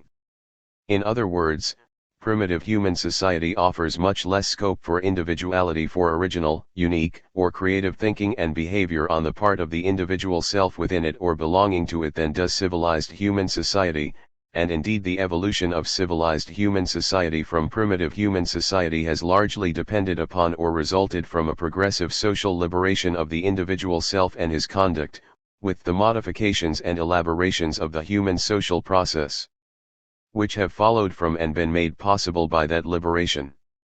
In primitive society, to a far greater extent than in civilized society, individuality is constituted by the more or less perfect achievement of a given social type, a type already given, indicated, or exemplified in the organized pattern of social conduct, in the integrated relational structure of the social process of experience and behavior which the given social group exhibits and is carrying on. In civilized society, individuality is constituted rather by the individual's departure from, or modified realization of, any given social type than by his conformity, and tends to be something much more distinctive and singular and peculiar than it is in primitive human society.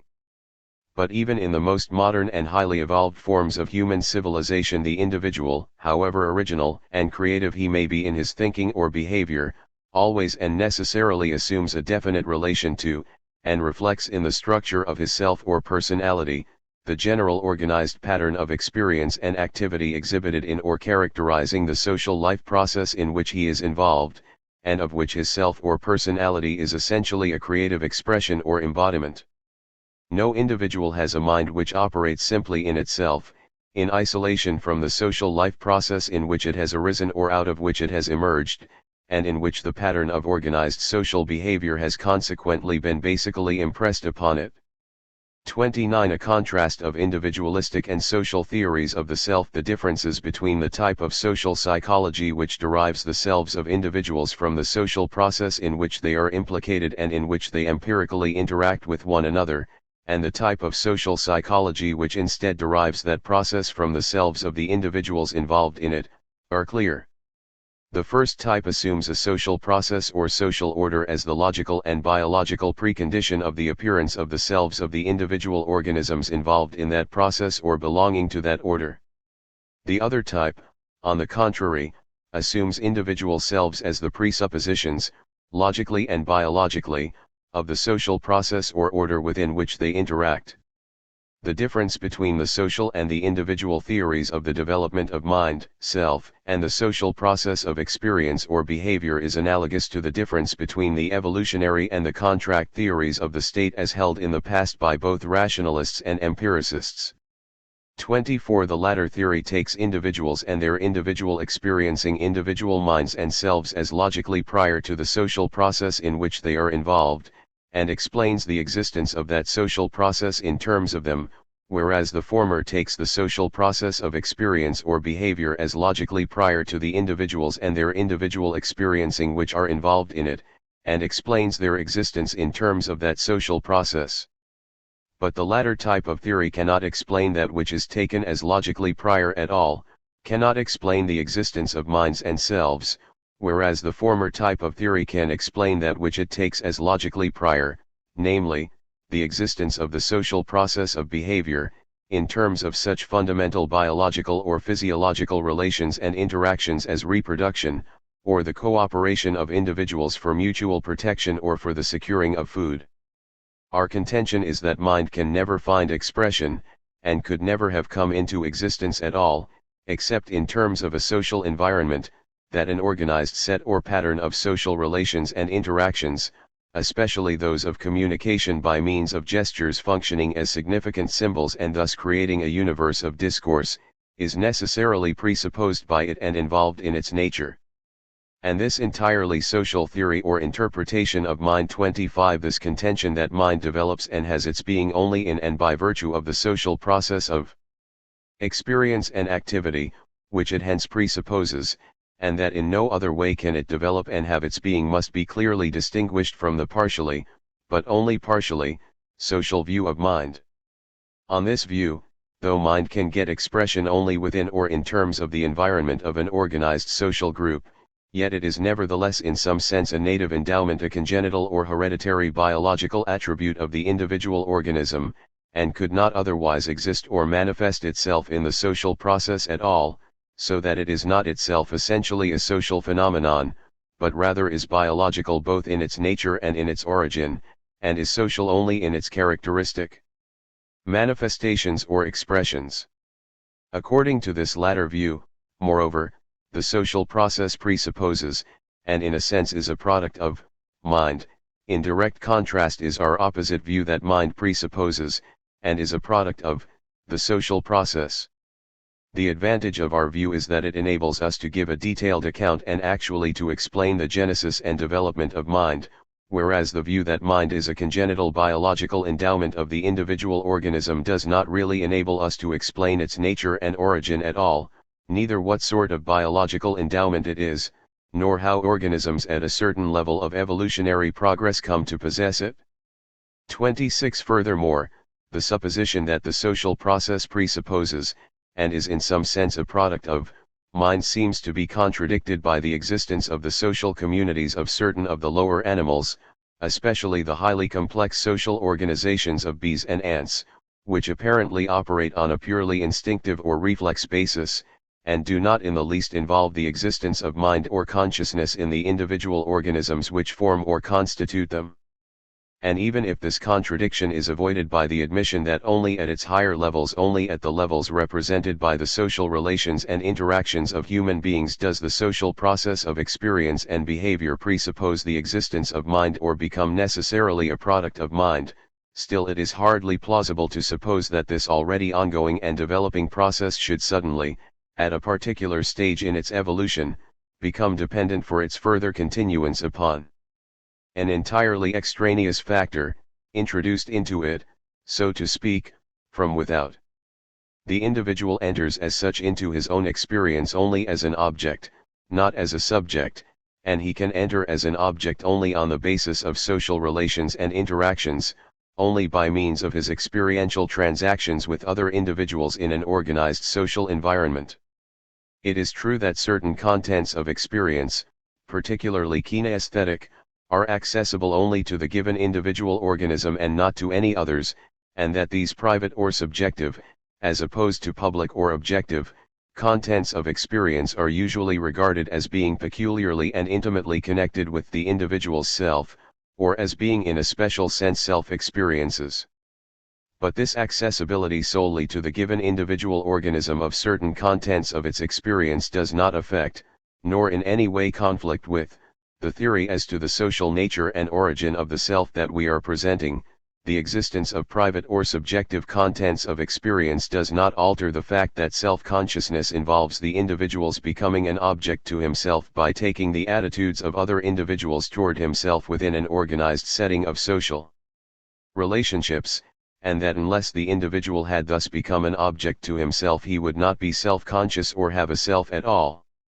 Apart from his social interactions with other individuals, he would not relate the private or subjective contents of his experience to himself, and he could not become aware of himself as such, that is, as an individual, a person, merely by means or in terms of these contents of his experience, for in order to become aware of himself as such he must, to repeat, become an object to himself, or enter his own experience as an object, and only by social means, only by taking the attitudes of others toward himself is he able to become an object to himself.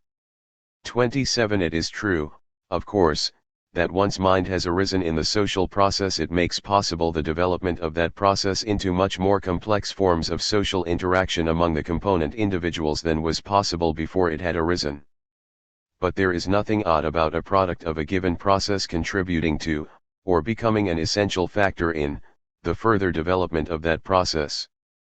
The social process, then, does not depend for its origin or initial existence upon the existence and interactions of selves, though it does depend upon the latter for the higher stages of complexity and organization which it reaches after selves have arisen within it. Part 4 Society 30.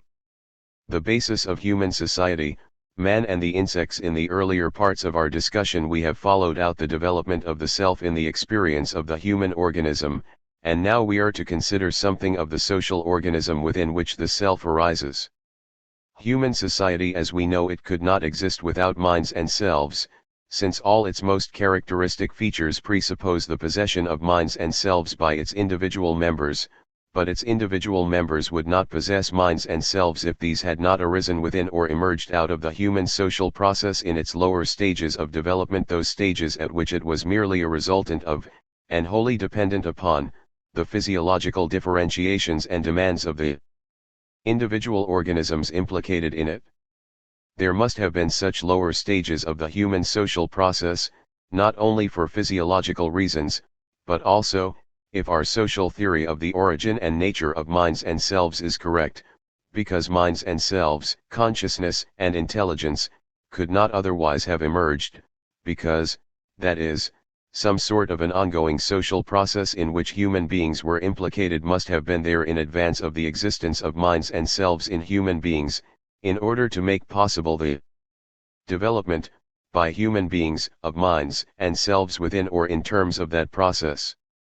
1. The behavior of all living organisms has a basically social aspect, the fundamental biological or physiological impulses and needs which lie at the basis of all such behavior, especially those of hunger and sex, those connected with nutrition and reproduction, are impulses and needs which, in the broadest sense, are social in character or have social implications. Since they involve or require social situations and relations for their satisfaction by any given individual organism, and they thus constitute the foundation of all types or forms of social behavior, however simple or complex, crude or highly organized, rudimentary or well developed.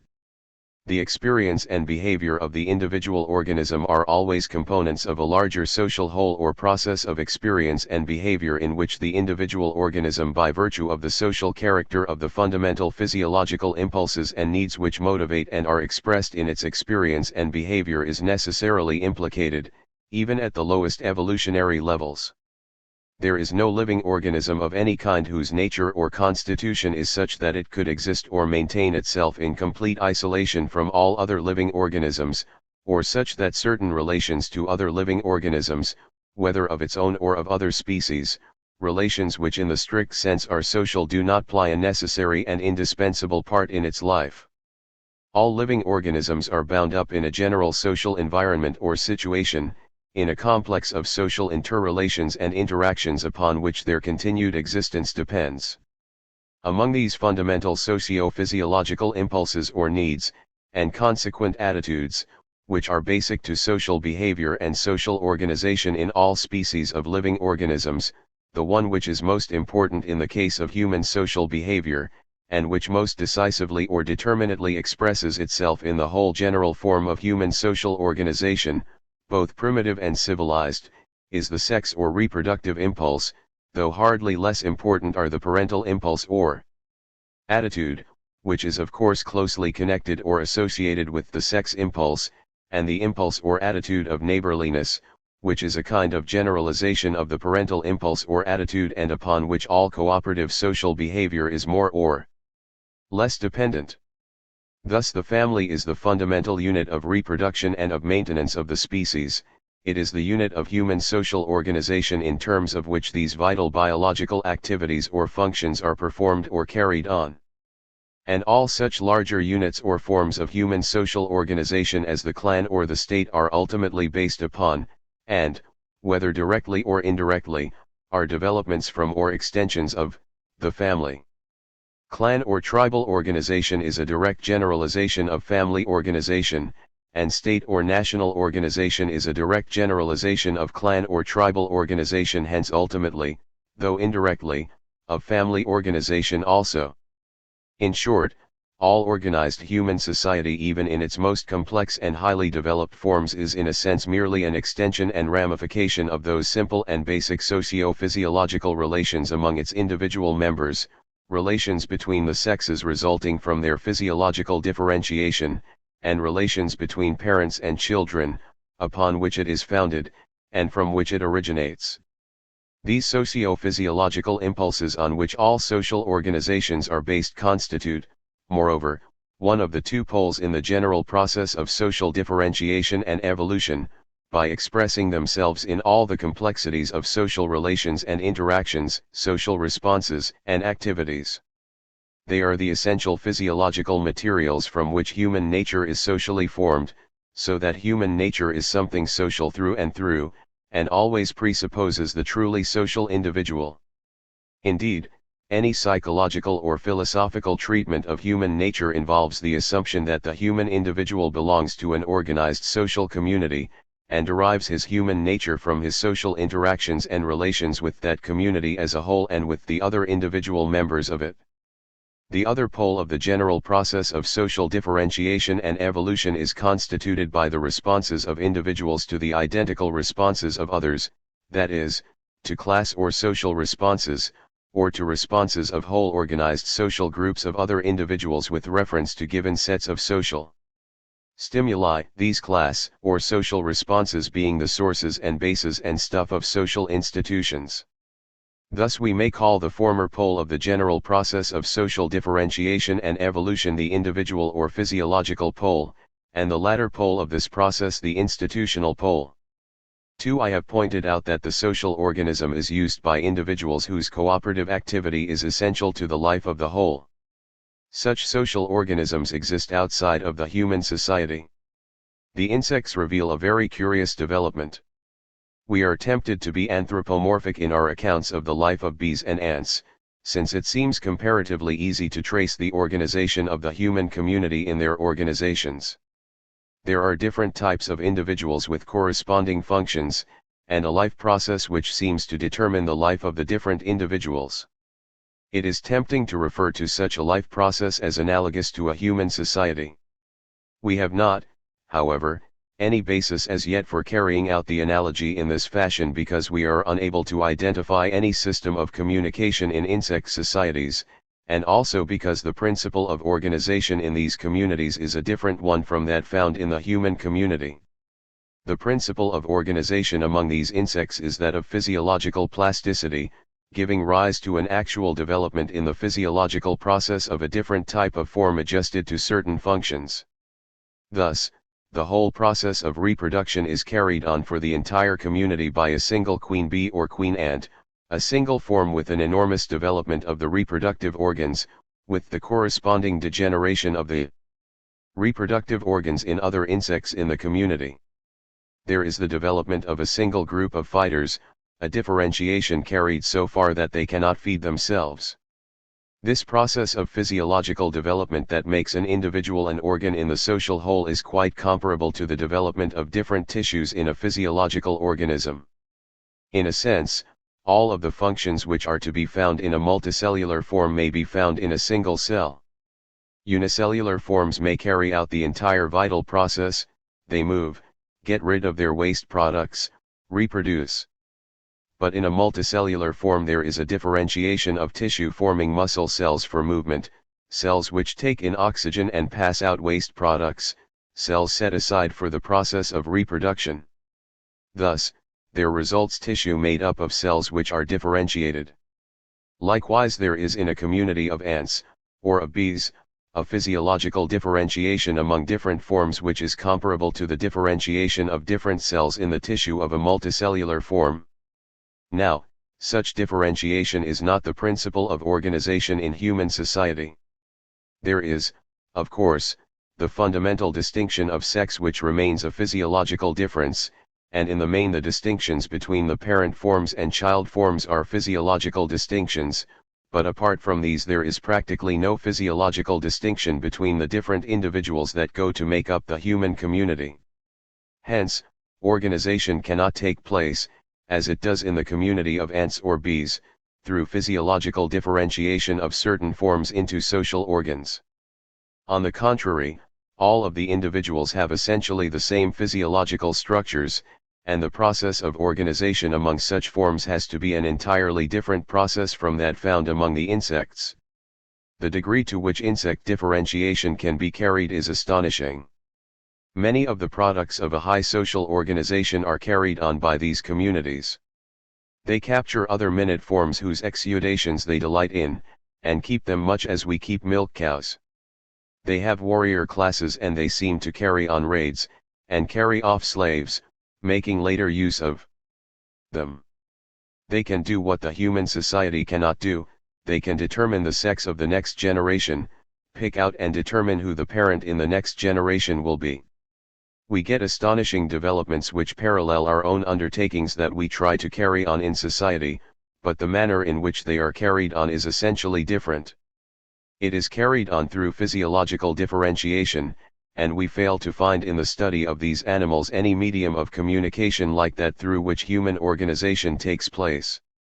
Although we are still very largely in the dark with reference to this social entity of the beehive or the ant's nest, and although we note an obvious likeness between them and human society, there is an entirely different system of organization in the two cases. In both cases there is an organization within which the particular individuals arise and which is a condition for the appearance of the different individuals. There could not be the peculiar development found in the beehive except in a bee community. We can in some degree get a suggestion for understanding the evolution of such a social group. We can find solitary forms such as the bumblebee, and can more or less profitably speculate as to other forms out of which the development of an insect society might take place. Presumably the finding of a surplus of food which these forms could carry over from one generation to another would be a determining factor. In the life of the solitary form the first generation disappears and the larvae are left behind, so that there is a complete disappearance of the adults with each appearance of the new generation. In such organizations as the beehive there arise the conditions under which, due to the abundance of food, the forms carry over from one generation to another. Under those conditions a complex social development is possible, but dependent still upon physiological differentiation. We have no evidence of the accruing of an experience which is passed on by means of communication from one generation to another. Nevertheless, under those conditions of surplus food this physiological development flowers out in an astonishing fashion. Such a differentiation as this could only take place in a community. The queen bee and the fighter among the ants could only arise out of an insect society. One could not bring together these different individuals and constitute an insect society, there has to be an insect society first in order that these individuals might arise. In the human community we might not seem to have such disparate intelligences of separate individuals and the development of the individuals out of the social matrix, such as is responsible for the development of the insects. The human individuals are to a large degree identical, there is no essential difference of intelligence from the point of view of physiological differentiation between the sexes. There are physiological organisms which are essentially identical, so we do not seem to have there a social matrix that is responsible for the appearance of the individual. It is because of such considerations that a theory has developed that human societies have arisen out of individuals, not individuals out of society. Thus, the contract theory of society assumes that the individuals are first all there as intelligent individuals, as selves, and that these individuals get together and form society.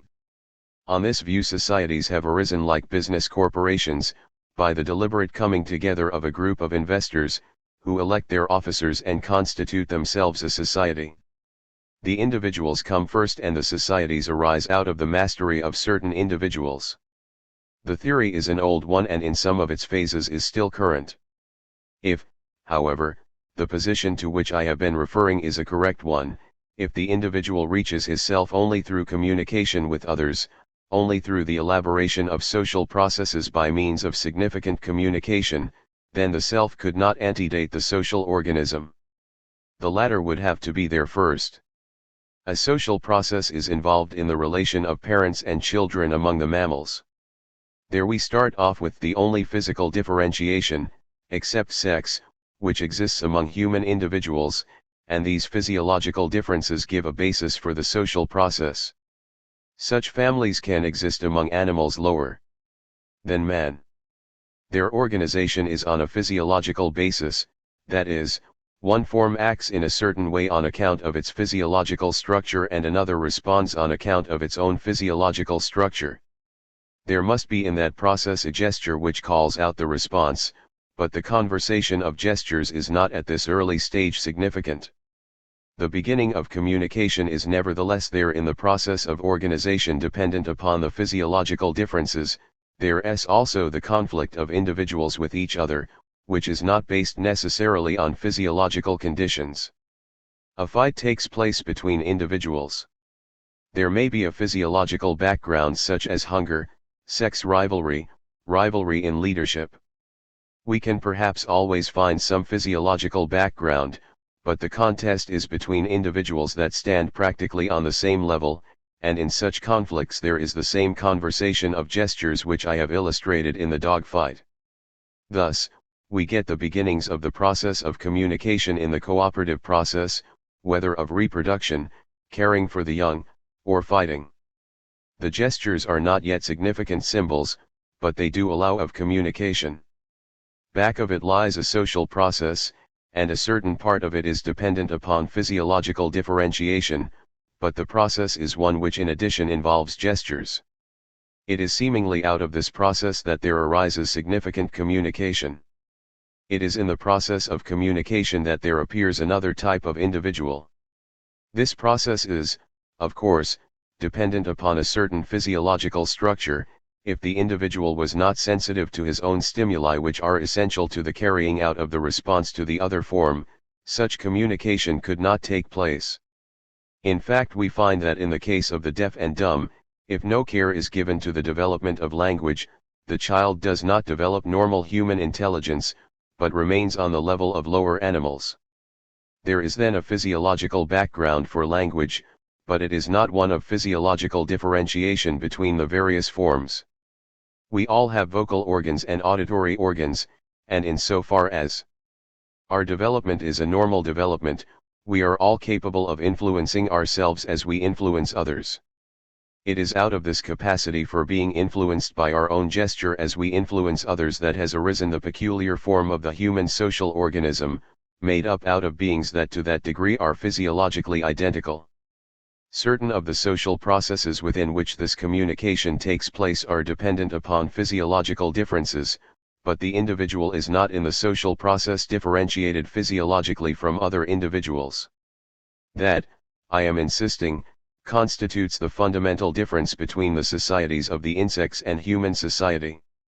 3. It is a distinction which still has to be made with reservations, because it may be that there will be some way of discovering in the future a language among the ants and bees. We do find, as I have said, a differentiation of physiological characters which so far explain the peculiar organization of these insect societies. Human society, then, is dependent upon the development of language for its own distinctive form of organization. It is tempting to look at the physiology of the insect as over against the physiology of the human form and note its differences. But while it is tempting to speculate on such differences, there is as yet no adequate basis for generalization in that field. The human form is different from the insect form. Of course, the ants and bees have brains, but they have not anything that answers to the cortex. We do recognize that just as we have a type of society built up on this principle of physiological differentiation, so we must have a different physiological organization. We get unity into the varied structures of the human form by means of an additional organ, the brain, and the cortex. There is unity in the insect form by actual collaboration of physiological parts. There is some physiological basis back of this, obscure though the details are. For it is important to recognize that the intelligent form does attain the development of intelligence through such an organ as the central nervous system with its peculiar development of the brain and the cortex. The spinal column represents sets of more or less fixed responses. It is the development of the cortex that brings about all sorts of possible combinations of these numerous but relatively fixed responses. By means, then, of an organ which is superimposed on the central nervous system, connections can be set up between the different types of responses which arise through the lower system. There thus arises the almost indefinite multiplicity of the responses of the human organism. while it is in the development of the brain as such that we get the possibility of the appearance of distinctively human conduct, if put simply in terms of the stem of the brain and column, would be very restricted, and the human animal would be a feeble and unimportant animal. There would not be much he could do. He could run and climb, and eat what he could bring to his mouth with his hands, in virtue of those reflexes which go back to the original central nervous system. But a set of combinations of all the different processes found there gives an indefinite number of possible reactions in the activities of the human animal. It is because of the variety of combinations in the connections of the responses to stimuli, which take place in the paths that run into the cortex, that one can make any sort of combination of all the different ways in which a human being can use his arms, his legs, and the rest of his body. 5. There is, as we have seen, another very important phase in the development of the human animal which is perhaps quite as essential as speech for the development of man's peculiar intelligence, and that is the use of the hand for the isolation of physical things. Speech and the hand go along together in the development of the social human being. There has to arise self-consciousness for the whole flowering out of intelligence. But there has to be some phase of the act which stops short of consummation if that act is to develop intelligently, and language and the hand provide the necessary mechanisms. We all have hands and speech, and are all, as social beings, identical, intelligent beings. We all have what we term consciousness, and we all live in a world of things. It is in such media that human society develops, media entirely different from those within which the insect society develops. 31. The basis of human society, man and the vertebrates. We have seen that human society is organized on a principle different from the insect societies, which are based on physiological differentiation. Human individuals are identical in large respects with each other and physiologically differentiated relatively slightly. The self-conscious individual that goes to constitute such a society is not dependent upon the physiological differentiations, even where they exist, while in the insect community the very existence of the communities is dependent upon such physiological differentiation. The organization of social attitudes constituting the structure and content of the human individual self is affected both in terms of the organization of neural elements and their interconnections in the individual's central nervous system, and in terms of the general ordered pattern of social or group behavior or conduct in which the individual as a member of the society or group of individuals carrying on that behavior is involved. It is true, also, that many vertebrate forms with the beginnings of a society do not depend on physiological differentiation. Such societies lower than man are relatively insignificant. The family, of course, is significant, and we can say that the family exists lower than man. There is not only the necessary relationship of parent and child which is due to the period of infancy, but also the relationship between the sexes, which may be relatively permanent, and which leads to an organization of the family. But there is not found an organization of a larger group on the basis solely of the family organization. The herd, the school of fishes, groups of birds, so far as they form loose aggregations, do not arise out of the development of a physiological function which belongs to the family. Such herds exhibit what we may call instinctive relationships, in the sense that the forms keep together and seem to find in each other a stimulus for carrying on their own activity. Animals in a group will perform the grazing functions better than when alone. There seem to be instinctive tendencies on the part of these forms to move in the direction which other animals are moving, such as is found in any group of cattle drifting across the prairie together as they graze. The movement of one form is a stimulus to the other form to move on in the direction in which the other form is moving. That seems to be about the limit of that phase of herding. There are also forms huddled together in defense or in attack, as the herd which defends itself against the attack of the wolves, or the wolves running together in attacking the herd. But such mechanisms give relatively slight basis for organization, and they do not enter into the life of the individual so as to determine that life throughout. The individual is not determined through his relationship to the herd. The herd comes in as a new sort of organization and makes the life of the individual possible from the point of view of the defense from an attack, but the actual processes of eating and of propagation are not dependent on the herding itself. It does not represent such an organization of all the members as to determine the life of the separate members. Still more fundamentally, the family, so far as it exists among the lower forms, does not come in as that which makes possible the structure of the herd as such. It is true that in this massing together of cattle against the attack from outside, the young form is put inside of the circle, and this is a development of the family relation, of that general attitude of parental care toward the young. But it is not an instinct which is here developed definitely into a process of defense or into a process of attack. In the case of the human group, on the other hand, there is a development in which the complex phases of society have arisen out of the organization which the appearance of the self made possible. One perhaps finds in the relationship of the different members of the most primitive group attitudes of mutual defense and attack. It is likely that such cooperative attitudes, combined with the attitudes of the family, supply the situations out of which selves arise. Given the self, there is then the possibility of the further development of the society on this self-conscious basis, which is so distinct from the loose organization of the herd or from the complex society of the insects. It is the self as such that makes the distinctively human society possible. It is true that some sort of cooperative activity antedates the self. There must be some loose organization in which the different organisms work together, and that sort of cooperation in which the gesture of the individual may become a stimulus to himself of the same type as the stimulus to the other form, so that the conversation of gestures can pass over into the conduct of the individual. Such conditions are presupposed in the development of the self. But when the self has developed, then a basis is obtained for the development of a society which is different in its character from these other societies to which I have referred. The family relation, you might say, gives us some suggestion of the sort of organization which belongs to the insect, for here we have physiological differentiation between the different members, the parents and the child. And in the mob we have a reversion to the society of a herd of cattle. A group of individuals can be stampeded like cattle.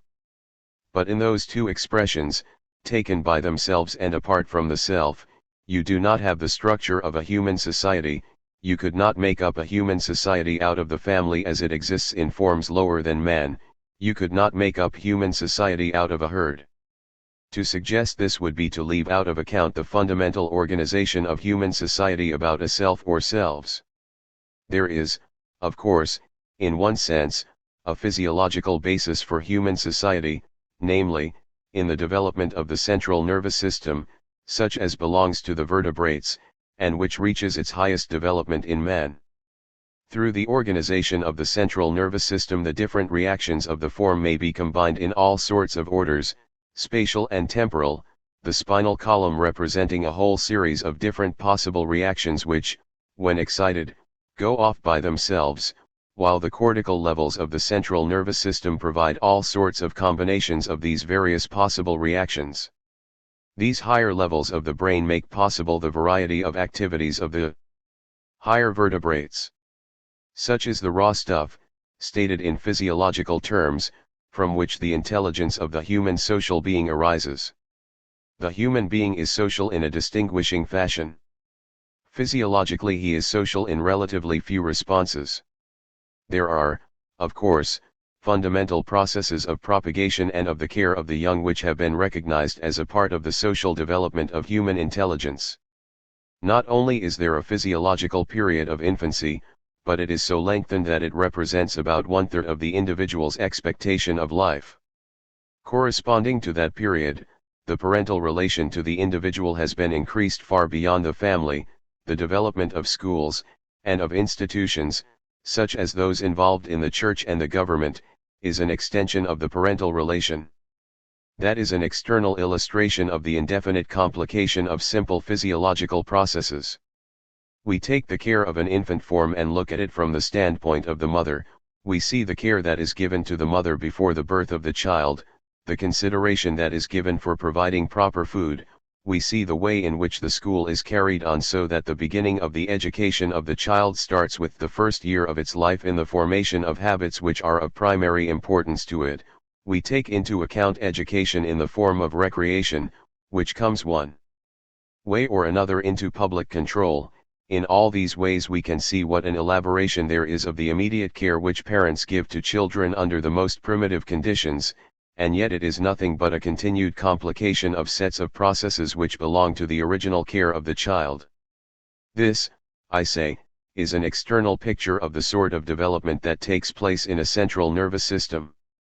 There are groups of relatively simple reactions which can be made indefinitely complex by uniting them with each other in all sorts of orders, and by breaking up a complex reaction, reconstructing it in a different fashion, and uniting it with other processes. Consider the playing of musical instruments. There is an immediate tendency to rhythmic processes, to use the rhythm of the body to emphasize certain sounds, movements which can be found among the gorillas. Then comes the possibility of picking to pieces the action of the whole body, the construction of elaborate dances, the relation of the dance to sound which appears in song, phenomena which get their expression in the great Greek dramas. These results are then externalized in musical instruments, which are in a way replicas of various organs of the body. All these external complications are nothing but an externalization in society of the sort of complication that exists in the higher levels of the central nervous system. We take the primitive reactions, analyze them, and reconstruct them under different conditions. That kind of reconstruction takes place through the development of the sort of intelligence which is identified with the appearance of the self. The institutions of society, such as libraries, systems of transportation, the complex interrelationship of individuals reached in political organizations, are nothing but ways of throwing on the social screen, so to speak, in enlarged fashion the complexities existing inside of the central nervous system, and they must, of course, express functionally the operation of this system. The possibility of carrying this elaboration to the extent which has appeared in the human animal and the corresponding human society, is to be found in the development of communication in the conduct of the self. The arousing of the attitude which would lead to the same sort of action as that which is called out in the other individual makes possible the process of analysis, the breaking up of the act itself. In the case of the fencer or boxer, where a man makes a certain feint to call out a certain response on the part of his opponent, he is at the same time calling out, in so far as he is aware of what he is doing, the beginning of the same response in himself. When he is doing that he is stimulating a certain area in the central nervous system which, if allowed to be the dominant area, would lead to the individual doing the same thing that his opponent does. He has taken his activity and isolated that particular phase of it, and in isolating that he has also broken up his response so that the different things he can do are within himself. He has stimulated those areas which answer to the different parts of the complex process. He can now combine them in various ways, and his combination of them is a process of reflective intelligence. It is a process which is illustrated most fully in a chess player. A good chess player has the response of the other person in his system. He can carry 4 or 5 moves ahead in his mind. What he is doing is stimulating another person to do a thing while he stimulates himself to do the same thing. That enables him to analyze his mode of attack into its different elements in terms of the responses coming from his opponent and then to reconstruct his own activity on that basis. I have stressed the point that the process of communication is nothing but an elaboration of the peculiar intelligence with which the vertebrate form is endowed. The mechanism which can analyze the responses, take them to pieces, and reconstruct them, is made possible by the brain as such, and the process of communication is the means by which this is brought under the control of the individual himself. He can take his response to pieces and present it to himself as a set of different things he can do under conditions more or less controllable. The process of communication simply puts the intelligence of the individual at his own disposal. But the individual that has this ability is a social individual. He does not develop it by himself and then enter into society on the basis of this capacity. He becomes such a self and gets such control by being a social individual, and it is only in society that he can attain this sort of a self which will make it possible for him to turn back on himself and indicate to himself the different things he can do. The elaboration, then, of the intelligence of the vertebrate form in human society is dependent upon the development of this sort of social reaction in which the individual can influence himself as he influences others. It is this that makes it possible for him to take over and elaborate the attitudes of the other individuals. He does it in terms of the higher levels of the central nervous system that are representative of the reactions that take place. The reaction of walking, striking, or any simple reaction, belongs to the column at the stem of the brain. What takes place beyond this is simply the combinations of reactions of this type. When a person goes across the room to take up a book, what has taken place in his brain has been the connection of the processes involved in going across the room with those in taking up the book. When you take the attitude of another, you are simply arousing the above responses, which combine a reaction with different reactions to effect the necessary response.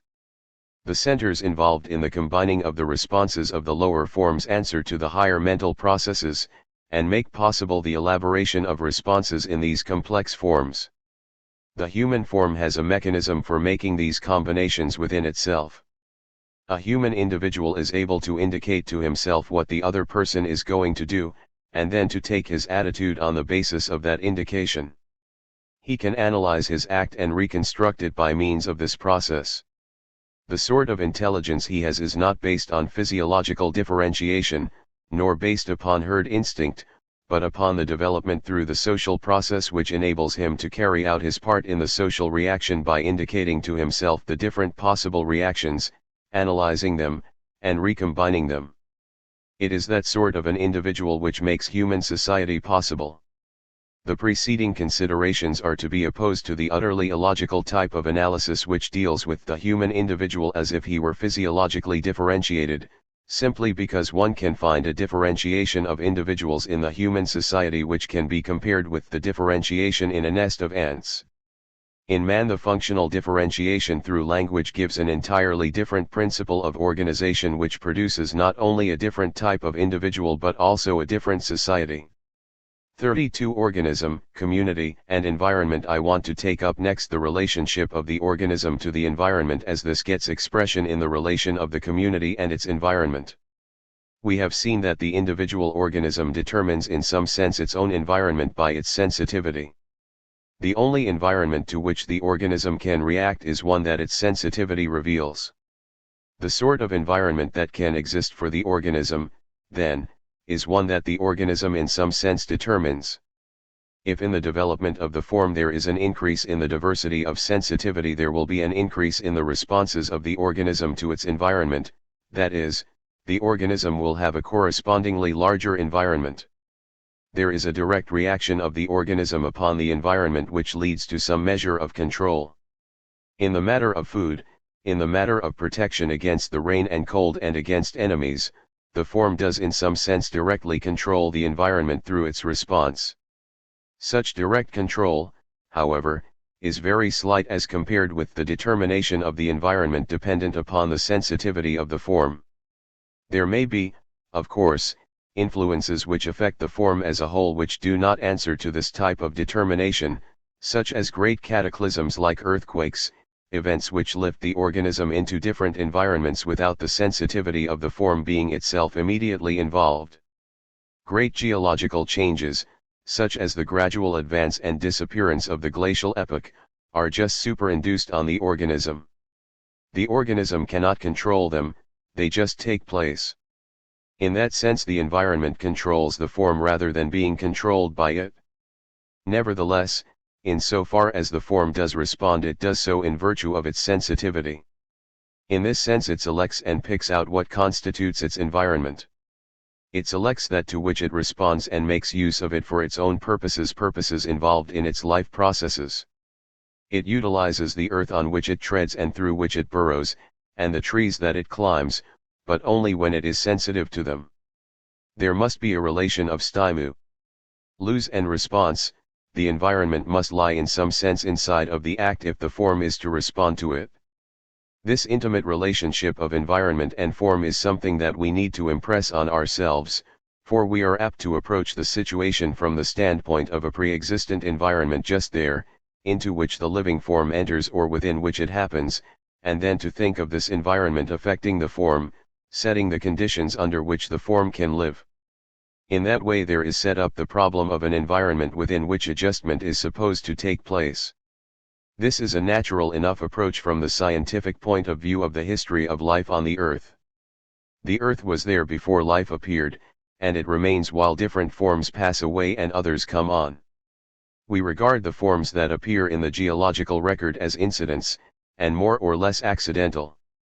We can point to a number of critical periods in the history of the Earth in which the appearance of life is dependent upon things that happen, or appear. The forms seem to be quite at the mercy of the environment. So we state the environment not in terms of the form but the form in terms of the environment.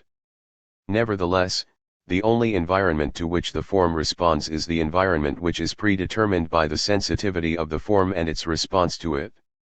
It is true that the response may be one which is unfavorable to the form, but the changes that we are interested in are those changes of the form in an environment which it itself does select and which it itself organizes in terms of its own conduct. It exists at a distance from objects which are favorable or unfavorable to it, and it measures the distance in terms of its own movements toward or away from the objects. That which affects it in its distant experience is a promise of what will happen after contact takes place. It may be favorable contact with food, or contact with the jaws of its enemies. It is such resultants which the distant experience is indicating. This is the way in which an environment exists. The things we see at a distance are the contacts that we shall get after we move toward the thing. Our environment exists in a certain sense as hypotheses. The wall is over there, means we have certain visual experiences which promise to us certain contacts of hardness, roughness, coolness. Everything that exists about us exists for us in this hypothetical fashion. Of course, the hypotheses are supported by conduct, by experiment, if you like. We put our feet down with an assurance born out of past experience, and we expect the customary result. We are occasionally subject to illusions, and then we realize that the world that exists about us does exist in a hypothetical fashion. What comes to us through distant experience is a sort of language which reveals to us the probable experience we should get if we were actually to traverse the distance between us and those objects. The form which has no distant experience, such as an amoeba, or which has such distant experience involved only functionally, has not the sort of environment that other forms have. I want to bring this out to emphasize the fact that the environment is in a very real sense determined by the character of the form.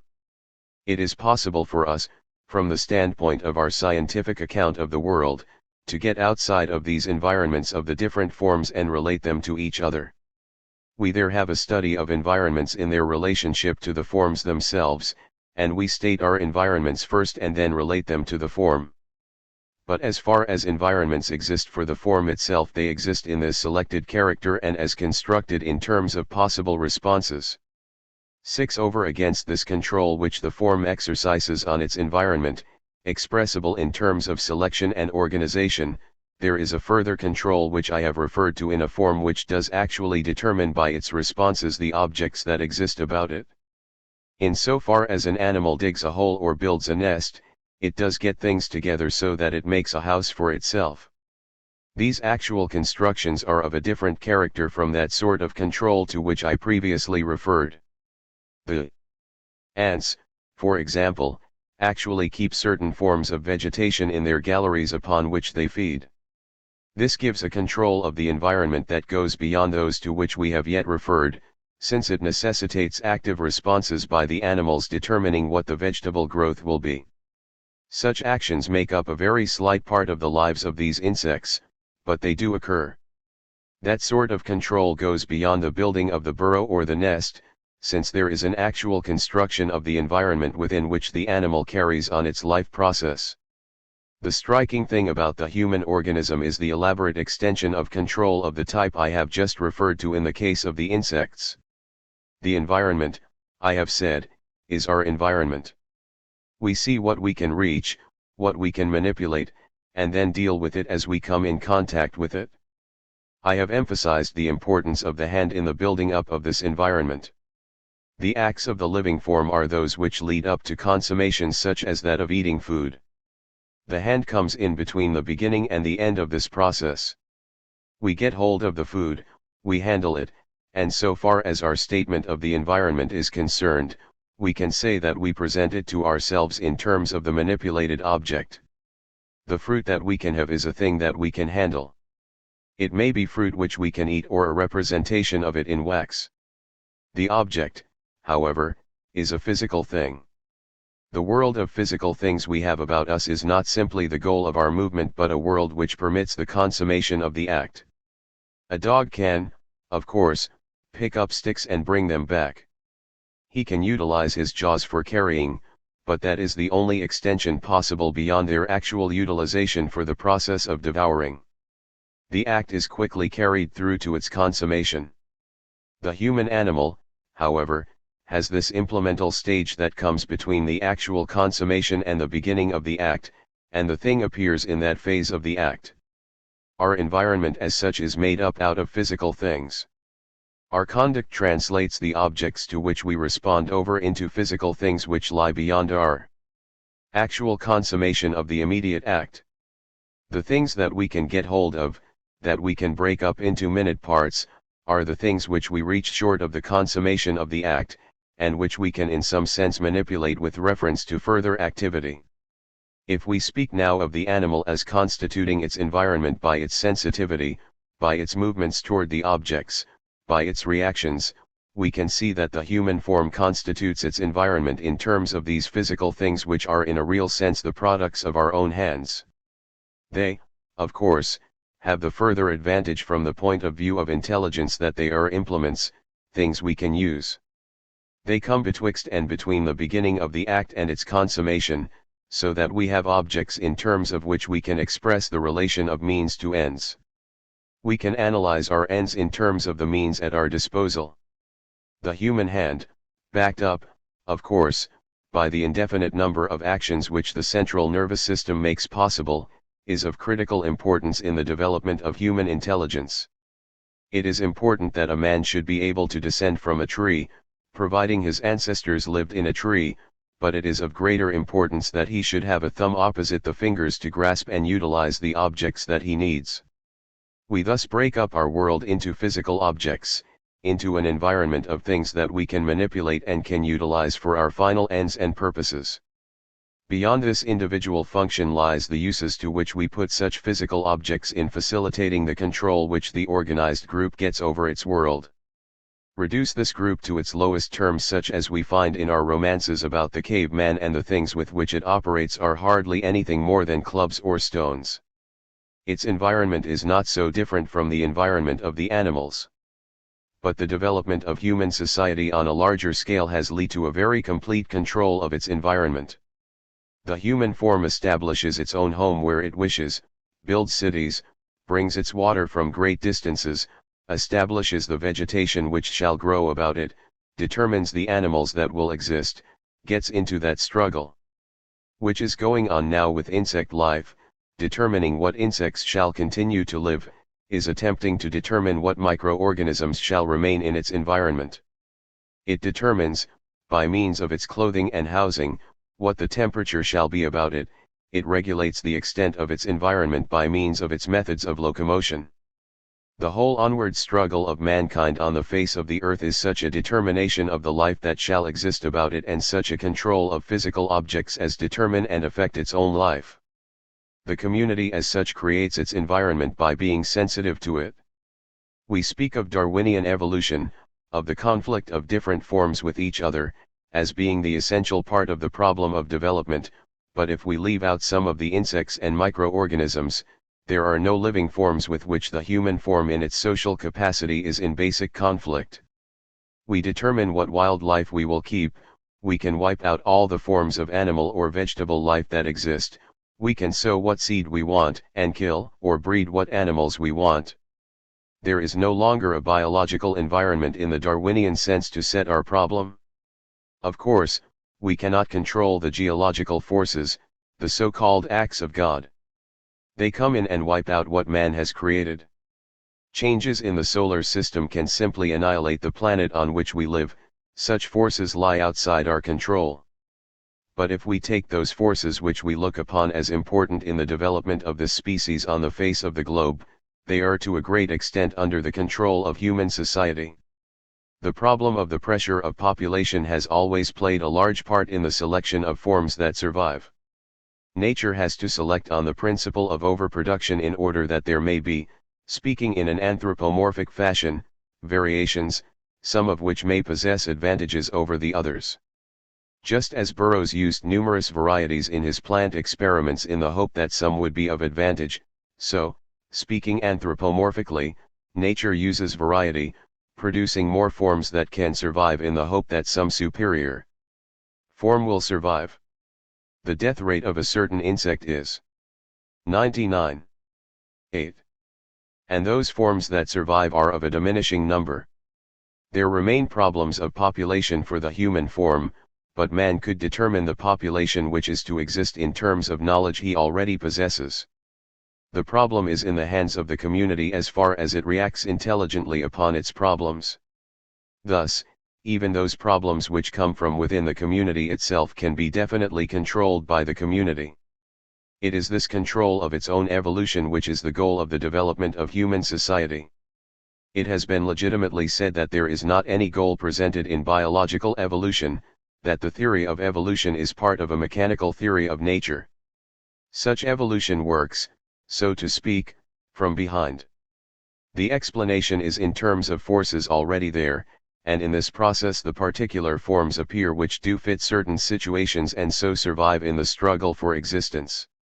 Such a process of adaptation is not necessarily a process which picks out what we consider the more desirable form.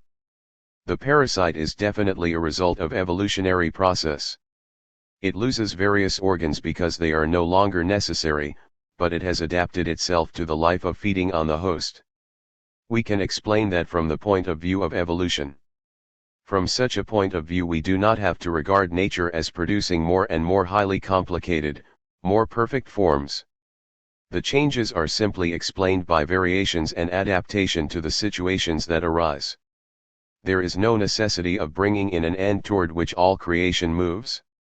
Nevertheless, the human situation which I have just presented does in a certain sense present an end, not, if you like, in the physiological sense, but as a determination of the process of life on the surface of the earth.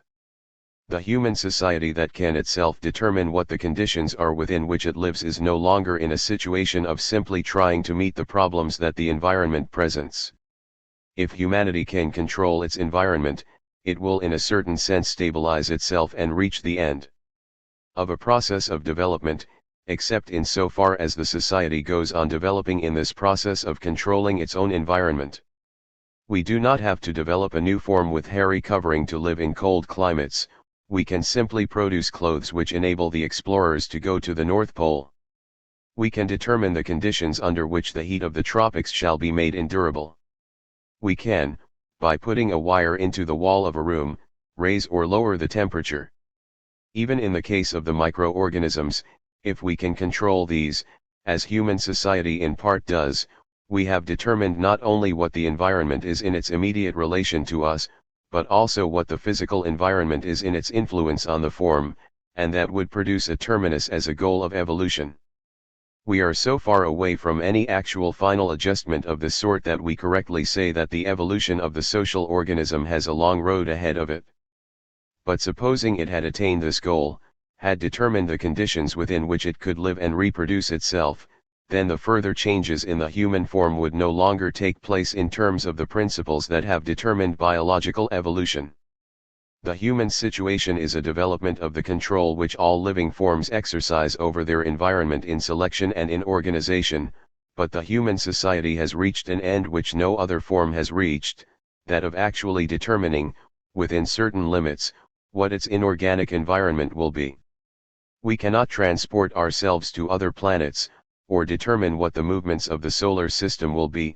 Possible changes of that sort lie beyond any conceivable control of the human organism, but apart from such limits, those forces which affect the life of the form and can conceivably change it in the Darwinian sense have come under the control of the society itself, and, in so far as they come under the exercised control of the society, human society presents an end of the process of organic evolution. It is needless to add that, so far as the development of human society is concerned, the process itself is a long way from its goal. 33. The social foundations and functions of thought and communication. In the same socio-physiological way that the human individual becomes conscious of himself, he also becomes conscious of other individuals, and his consciousness both of himself and of other individuals is equally important for his own self-development and for the development of the organized society or social group to which he belongs. The principle which I have suggested as basic to human social organization is that of communication involving participation in the other. This requires the appearance of the other in the self, the identification of the other with the self, the reaching of self-consciousness through the other. This participation is made possible through the type of communication which the human animal is able to carry out, a type of communication distinguished from that which takes place among other forms which have not this principle in their societies. I discussed the sentinel, so called, that may be said to communicate his discovery of the danger to the other members, as the clucking of the hen may be said to communicate to the chick. There are conditions under which the gesture of one form serves to place the other forms in the proper attitude toward external conditions. In one sense we may say the one form communicates with the other, but the difference between that and self-conscious communication is evident. One form does not know that communication is taking place with the other. We get illustrations of that in what we term mob consciousness, the attitude which an audience will take when under the influence of a great speaker. One is influenced by the attitudes of those about him, which are reflected back into the different members of the audience so that they come to respond as a whole. One feels the general attitude of the whole audience. There is then communication in a real sense, that is, one form communicates to the other an attitude which the other assumes toward a certain part of the environment that is of importance to them both. That level of communication is found in forms of society which are of lower type than the social organization of the human group.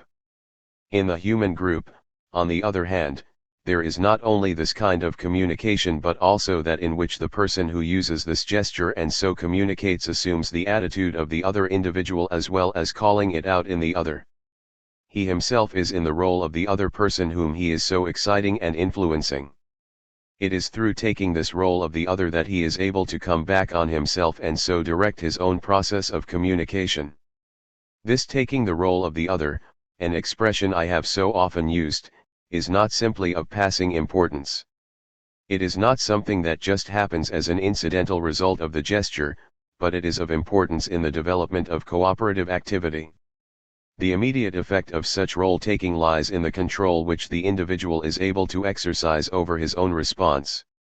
7. The control of the action of the individual in a cooperative process can take place in the conduct of the individual himself if he can take the role of the other.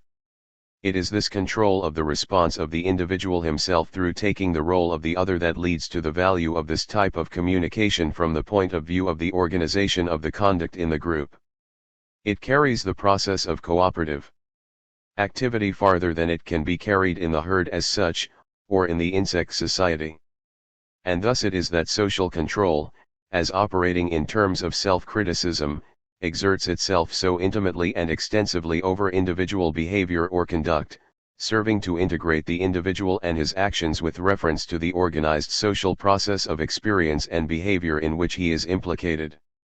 The physiological mechanism of the human individual's central nervous system makes it possible for him to take the attitudes of other individuals and the attitudes of the organized social group of which he and they are members, toward himself, in terms of his integrated social relations to them and to the group as a whole, so that the general social process of experience and behavior which the group is carrying on is directly presented to him in his own experience, and so that he is thereby able to govern and direct his conduct consciously and critically, with reference to his relations both to the social group as a whole and to its other individual members, in terms of this social process.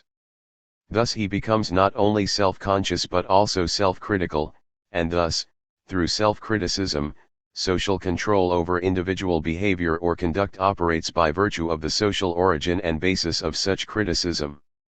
That is to say, self-criticism is essentially social criticism, and behavior controlled by self-criticism is essentially behavior controlled socially. 8. Hence social control, so far from tending to crush out the human individual or to obliterate his self-conscious individuality, is, on the contrary, actually constitutive of and inextricably associated with that individuality, for the individual is what he is, as a conscious and individual personality, just in as far as he is a member of society, involved in the social process of experience and activity, and thereby socially controlled in his conduct. The very organization of the self-conscious community is dependent upon individuals taking the attitude of the other individuals. The development of this process, as I have indicated, is dependent upon getting the attitude of the group as distinct from that of a separate individual getting what I have termed a generalized other. I have illustrated this by the ball game, in which the attitudes of a set of individuals are involved in a cooperative response in which the different roles involve each other. Insofar as a man takes the attitude of one individual in the group, he must take it in its relationship to the action of the other members of the group, and if he is fully to adjust himself, he would have to take the attitudes of all involved in the process. The degree, of course, to which he can do that is restrained by his capacity, but still in all intelligent processes we are able sufficiently to take the roles of those involved in the activity to make our own action intelligent. The degree to which the life of the whole community can get into the self-conscious life of the separate individuals varies enormously. History is largely occupied in tracing out the development which could not have been present in the actual experience of the members of the community at the time the historian is writing about. Such an account explains the importance of history. One can look back over that which took place, and bring out changes, forces, and interests which nobody at the time was conscious of. We have to wait for the historian to give the picture because the actual process was one which transcended the experience of the separate individuals. Occasionally a person arises who is able to take in more than others of an act in process, who can put himself into relation with whole groups in the community whose attitudes have not entered into the lives of the others in the community. He becomes a leader. Classes under a feudal order may be so separate from each other that, while they can act in certain traditional circumstances, they cannot understand each other, and then there may arise an individual who is capable of entering into the attitudes of the other members of the group. Figures of that sort become of enormous importance because they make possible communication between groups otherwise completely separated from each other. The sort of capacity we speak of is in politics the attitude of the statesman who is able to enter into the attitudes of the group and to mediate between them by making his own experience universal, so that others can enter into this form of communication through him. The vast importance of media of communication such as those involved in journalism is seen at once, since they report situations through which one can enter into the attitude and experience of other persons. The drama has served this function in presenting what have been felt to be important situations. It has picked out characters which lie in men's minds from tradition, as the Greeks did in their tragedies, and then expressed through these characters situations which belong to their own time but which carry the individuals beyond the actual fixed walls which have arisen between them, as members of different classes in the community. The development of this type of communication from the drama into the novel has historically something of the same importance as journalism has for our own time. The novel presents a situation which lies outside of the immediate purview of the reader in such form that he enters into the attitude of the group in the situation. There is a far higher degree of participation, and consequently of possible communication, under those conditions than otherwise. There is involved, of course, in such a development the existence of common interests. You cannot build up a society out of elements that lie outside of the individual's life processes. You have to presuppose some sort of cooperation within which the individuals are themselves actively involved as the only possible basis for this participation in communication. You cannot start to communicate with people in Mars and set up a society where you have no antecedent relationship. Of course, if there is an already existing community in Mars of the same character as your own, then you can possibly carry on communication with it, but a community that lies entirely outside of your own community, that has no common interest, no cooperative activity, is one with which you could not communicate. In human society there have arisen certain universal forms which found their expression in universal religions and also in universal economic processes. These go back, in the case of religion, to such fundamental attitudes of human beings toward each other as kindliness, helpfulness, and assistance. Such attitudes are involved in the life of individuals in the group, and a generalization of them is found back of all universal religions. These processes are such that they carry with them neighborliness and, in so far as we have cooperative activity, assistance to those in trouble and in suffering. The fundamental attitude of helping the other person who is down, who finds himself in sickness or other misfortune, belongs to the very structure of the individuals in a human community. It can be found even under conditions where there is the opposing attitude of complete hostility, as in giving assistance to the wounded enemy in the midst of a battle. The attitude of chivalry, or the mere breaking of bread with another, identifies the individual with the other even if he is an enemy. Those are situations in which the individual finds himself in an attitude of cooperation, and it is out of situations like that, out of universal cooperative activity, that the universal religions have arisen. The development of this fundamental neighborliness is expressed in the parable of the Good Samaritan. On the other hand, we have a fundamental process of exchange on the part of individuals arising from the goods for which they have no immediate need themselves but which can be utilized for obtaining that which they do need. Such exchange can take place wherever individuals who have such surpluses are able to communicate with each other. There is a participation in the attitude of need, each putting himself in the attitude of the other in the recognition of the mutual value which the exchange has for both. It is a highly abstract relationship, for something which one cannot himself use brings him into relationship with anybody else in exchange. It is a situation which is as universal as that to which we have referred in the case of neighborliness. These two attitudes represent the most highly universal, and, for the time being, most highly abstract society. They are attitudes which can transcend the limits of the different social groups organized about their own life processes, and may appear even in actual hostility between groups.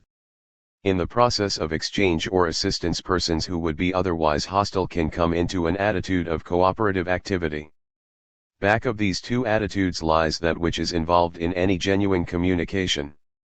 It is more universal in one respect than religious and economic attitudes, and less in another. One has to have something to communicate before communicating. One may seemingly have the symbol of another language, but if he has not any common ideas, and these involve common responses, with those who speak that language, he cannot communicate with them, so that back even of the process of discourse must lie cooperative activity. The process of communication is one which is more universal than that of the universal religion or universal economic process in that it is one that serves them both. Those two activities have been the most universal cooperative activities. The scientific community is one which has come to be perhaps as universal in one sense, but even it cannot be found among people who have no conscious signs or literature. The process of communication is, then, in one sense more universal than these different cooperative processes. It is the medium through which these cooperative activities can be carried on in the self-conscious society. But one must recognize that it is a medium for cooperative activities. There is not any field of thought as such which can simply go on by itself. Thinking is not a field or realm which can be taken outside of possible social uses. There has to be some such field as religion or economics in which there is something to communicate, in which there is a cooperative process, in which what is communicated can be socially utilized. One must assume that sort of a cooperative situation in order to reach what is called the universe of discourse. Such a universe of discourse is the medium for all these different social processes, and in that sense it is more universal than they, but it is not a process that, so to speak, runs by itself. It is necessary to emphasize this because philosophy and the dogmas that have gone with it have set up a process of thought and a thinking substance that is the antecedent of these very processes within which thinking goes on. Thinking, however, is nothing but the response of the individual to the attitude of the other in the wide social process in which both are involved, and the directing of one's anticipatory action by these attitudes of the others that one does assume. Since that is what the process of thinking consists in, it cannot simply run by itself. I have been looking at language as a principle of social organization which has made the distinctively human society possible. Of course, if there are inhabitants in Mars, it is possible for us to enter into communication with them in as far as we can enter into social relations with them. If we can isolate the logical constants which are essential for any process of thinking, presumably those logical constants would put us into a position to carry on communication with the other community. They would constitute a common social process so that one could possibly enter into a social process with any other being in any historical period or spatial position. By means of thought one can project a society into the future or past, but we are always presupposing a social relationship within which this process of communication takes place. The process of communication cannot be set up as something that exists by itself, or as a presupposition of the social process. On the contrary, the social process is presupposed in order to render thought and communication possible. There are what I have termed generalized social attitudes which make an organized self possible. In the community there are certain ways of acting under situations which are essentially identical, and these ways of acting on the part of anyone are those which we excite in others when we take certain steps. If we assert our rights, we are calling for a definite response just because they are rights that are universal, a response which everyone should, and perhaps will, give. Now that response is present in our own nature, in some degree we are ready to take that same attitude towards somebody else if he makes the appeal. When we call out that response in others, we can take the attitude of the other and then adjust our own conduct to it. There are, then, whole series of such common responses in the community in which we live, and such responses are what we term institutions. The institution represents a common response on the part of all members of the community to a particular situation. This common response is one which, of course, varies with the character of the individual. In the case of theft, the response of the sheriff is different from that of the attorney general, from that of the judge and the jurors, and so forth, and yet they all are responses which maintain property, which involve the recognition of the property right in others. There is a common response in varied forms. And these variations, as illustrated in the different officials, have an organization which gives unity to the variety of the responses. One appeals to the policeman for assistance, one expects the state's attorney to act, expects the court and its various functionaries to carry out the process of the trial of the criminal. One does take the attitude of all of these different officials as involved in the very maintenance of property, all of them as an organized process are in some sense found in our own natures. When we arouse such attitudes, we are taking the attitude of what I have termed a generalized other. Such organized sets of response are related to each other. If one calls out one such set of responses, he is implicitly calling out others as well. Thus the institutions of society are organized forms of group or social activity, forms so organized that the individual members of society can act adequately and socially by taking the attitudes of others toward these activities. Oppressive, stereotyped, and ultra-conservative social institutions like the church, which by their more or less rigid and inflexible unprogressiveness crush or blot out individuality, or discourage any distinctive or original expressions of thought and behavior in the individual selves or personalities implicated in and subjected to them, are undesirable but not necessary outcomes of the general social process of experience and behavior. There is no necessary or inevitable reason why social institutions should be oppressive or rigidly conservative, or why they should not rather be, as many are, flexible and progressive, fostering individuality rather than discouraging it. In any case, without social institutions of some sort, without the organized social attitudes and activities by which social institutions are constituted, there could be no fully mature individual selves or personalities at all, for the individuals involved in the general social life process of which social institutions are organized manifestations can develop and possess fully mature selves or personalities only in so far as each one of them reflects or prehends in his individual experience. These organized social attitudes and activities which social institutions embody or represent. Social institutions, like individual selves, are developments within, or particular and formalized manifestations of, the social life process at its human evolutionary level. As such, they are not necessarily subversive of individuality in the individual members, and they do not necessarily represent or uphold narrow definitions of certain fixed and specific patterns of acting which in any given circumstances should characterize the behavior of all intelligent and socially responsible individuals, in opposition to such unintelligent and socially irresponsible individuals as morons and imbeciles, as members of the given community or social group.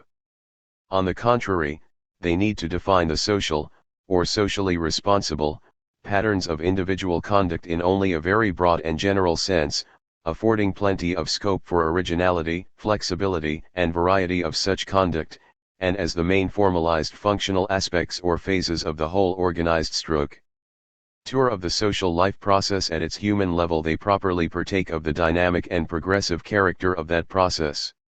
10. There are a great number of institutionalized responses which are, we often say, arbitrary, such as the manners of a particular community. Manners in their best sense, of course, cannot be distinguished from morals, and are nothing but the expression of the courtesy of an individual toward people about him. They ought to express the natural courtesy of everyone to everyone else. There should be such an expression, but of course a great many habits for the expression of courtesy are quite arbitrary. The ways to greet people are different in different communities. What is appropriate in one may be an offense in another. The question arises whether a certain manner which expresses a courteous attitude may be what we term conventional. In answer to this, we propose to distinguish between manners and conventions. Conventions are isolated social responses which would not come into, or go to make up, the nature of the community in its essential character as this expresses itself in the social reactions. A source of confusion would lie in identifying manners and morals with conventions, since the former are not arbitrary in the sense that conventions are. Thus conservatives identify what is a pure convention with the essence of a social situation, nothing must be changed.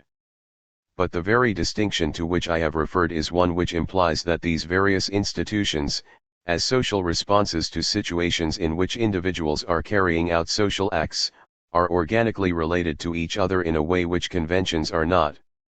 Such interrelation is one of the points which is brought out, for example, in the economic interpretation of history. It was first presented more or less as a party doctrine by the Marxian socialists, implying a particular economic interpretation. It has now passed over into the historian's technique with the recognition that if he can get hold of the real economic situation, which is, of course, more accessible than most social expressions, he can work out from that to the other expressions and institutions of the community. Medieval economic institutions enable one to interpret the other institutions of the period. One can get at the economic situation directly and, following that out, can find what the other institutions were, or must have been. Institutions, manners, or words, present in a certain sense the life habits of the community as such, and when all individual acts toward others in, say, economic terms, he is calling out not simply a single response but a whole group of related responses. The same situation prevails in a physiological organism. If the balance of a person who is standing is disturbed, this calls for a readjustment which is possible only in so far as the affected parts of the nervous system lead to certain definite and interconnected responses. The different parts of the reaction can be isolated, but the organism has to act as a whole. Now it is true that an individual living in society lives in a certain sort of organism which reacts toward him as a whole, and he calls out by his action this more or less organized response. There is perhaps under his attention only some very minor fraction of this organized response. He considers, say, only the passage of a certain amount of money. But that exchange could not take place without the entire economic organization, and that in turn involves all the other phases of the group life. The individual can go any time from one phase to the others, since he has in his own nature the type of response which his action calls for. In taking any institutionalized attitude, he organizes in some degree the whole social process, in proportion as he is a complete self.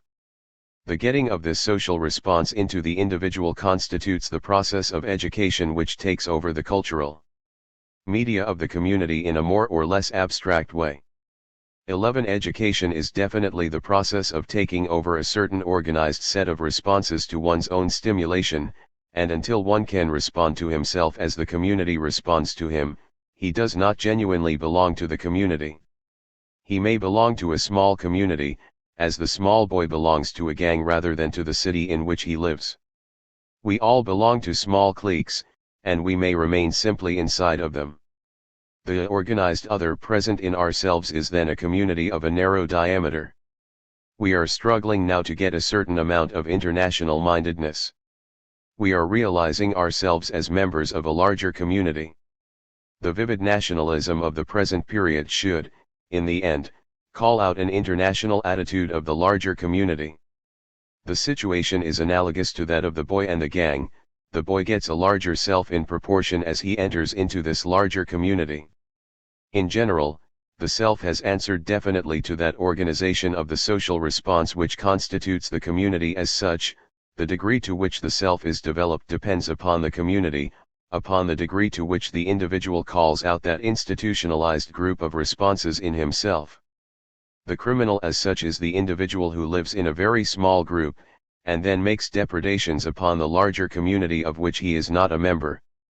He is taking the property that belongs to others, but he himself does not belong to the community that recognizes and preserves the rights of property. There is a certain sort of organized response to our acts which represents the way in which people react toward us in certain situations. Such responses are in our nature because we act as members of the community toward others, and what I am emphasizing now is that the organization of these responses makes the community possible. We are apt to assume that our estimate of the value of the community should depend upon its size. The American worships bigness as over against qualitative social content. A little community such as that of Athens produced some of the greatest spiritual products which the world has ever seen. Contrast its achievements with those of the United States, and there is no need to ask whether the mere bigness of the one has any relationship to the qualitative contents of the achievements of the other. I wish to bring out the implicit universality of the highly developed, highly organized community. Now, Athens as the home of Socrates, Plato, and Aristotle, the seat of a great metaphysical development in the same period, the birthplace of political theorists and great dramatists, actually belongs to the whole world. These qualitative achievements which we ascribe to a little community belong to it only in so far as it has the organization that makes it universal. The Athenian community rested upon slave labor and upon a political situation which was narrow and contracted, and that part of its social organization was not universal and could not be made the basis for a large community. The Roman Empire disintegrated very largely because its whole economic structure was laid on the basis of slave labor. It was not organized on a universal basis. From the legal standpoint and administrative organization it was universal, and just as Greek philosophy has come down to us so has Roman law. To the degree that any achievement of organization of a community is successful it is universal, and makes possible a bigger community. In one sense there cannot be a community which is larger than that represented by rationality, and the Greek brought rationality to its self-conscious expression. 12. In that same sense the gospel of Jesus brought definitely to expression the attitude of neighborliness to which anyone could appeal, and provided the soil out of which could arise a universal religion. That which is fine and admirable is universal, although it may be true that the actual society in which the universality can get its expression has not arisen. Politically, America has, in a certain sense, given universality to what we term self-government. The social organization of the Middle Ages existed under feudalism and craft guilds. The immediate social organizations in which there was self-government were all particular provisional guilds or particular communities. What has happened in America is that we have generalized the principle of self-government so that it is the essential agency of political control of the whole community. If that type of control is made possible, there is theoretically no limit to the size of the community. In that sense alone would political bigness become an expression of the achievement of the community itself. The organization, then, of social responses makes it possible for the individual to call out in himself not simply a single response of the other but the response, so to speak, of the community as a whole. That is what gives to an individual what we term mind. To do anything now means a certain organized response, and if one has in himself that response, he has what we term mind. We refer to that response by the symbols which serve as the means by which such responses are called out. 2. Use the terms government, property, family, is to bring out, as we say, the meaning they have. Now, those meanings rest upon certain responses. A person who has in himself the universal response of the community toward that which he does, has in that sense the mind of the community. As a scientist, we will say, one's community consists of his colleagues, but this community includes anyone who can understand what is said. The same is true of literature. The size of its audience is a functional one. If the achievement of organization is obtained, it may be of any size. Bigness may in this sense be an indication of qualitative achievement. That which is great is always in one sense objective, it is always universal. The mental development of the individual consists in getting in himself these organized responses in their implicated relationships to each other. The rational phase of it, that which goes with what we term language, is the symbol, and this is the means, the mechanism, by which the response is carried out. For effective cooperation one has to have the symbols by means of which the responses can be carried out, so that getting a significant language is of first importance. Language implies organized responses, and the value, the implication of these responses, is to be found in the community from which this organization of responses is taken over into the nature of the individual himself. The significant symbol is nothing but that part of the act which serves as a gesture to call out the other part of the process, the response of the other, in the experience of the form that makes the gesture. The use of symbols is then of the highest importance, even when carried to the point attained in mathematics, where one can take the symbols and simply combine them in accordance with the rules of the mathematical community to which they belong without knowing what the symbols mean. In fact, in such fields one has to abstract from the meaning of the symbols. There is here a process of carrying on the rational process of reasoning without knowing what the meaning is. We are dealing with eight and how these can be combined with each other, we do not know in advance to what they apply. Those symbols under certain conditions can be handled in such a fashion, we do, after all, bring them to earth and apply them. The symbols as such are simply ways of calling out responses. They are not bare words, but words that do answer to certain responses, and when we combine a certain set of symbols, we inevitably combine a certain set of responses. This brings up again the problem of the universal. Insofar as the individual takes the attitude of the other, that symbol is universal, but is it a true universal when it is so limited? Can we get beyond that limitation? The logician's universe of discourse lays plain the extent of universality. In an earlier stage that universality was supposed to be represented in a set of logical axioms, but the supposed axioms have been found to be not universal. So that, in fact, universal discourse to be universal has had to be continually revised. It may represent those rational beings with whom we are in contact, and there is potential universality in such a world as that. Such would be, I suppose, the only universal that is involved in the use of significant symbols. If we can get the set of significant symbols which have in this sense a universal meaning, anyone that can talk in that language intelligently has that universality. Now, there is no limitation except that a person should talk that language, use the symbols which carry those significations, and that gives an absolute universality for anyone who enters into the language. There are, of course, different universes of discourse, but back of all, to the extent that they are potentially comprehensible to each other, lies the logician's universe of discourse with a set of constants and propositional functions, and anyone using them will belong to that same universe of discourse. It is this which gives a potential universality to the process of communication. 13. I have tried to bring out the position that the society in which we belong represents an organized set of responses to certain situations in which the individual is involved, and that insofar as the individual can take those organized responses over into his own nature, and call them out by means of the symbol in the social response, he has a mind in which mental processes can go on, a mind whose inner structure he has taken from the community to which he belongs.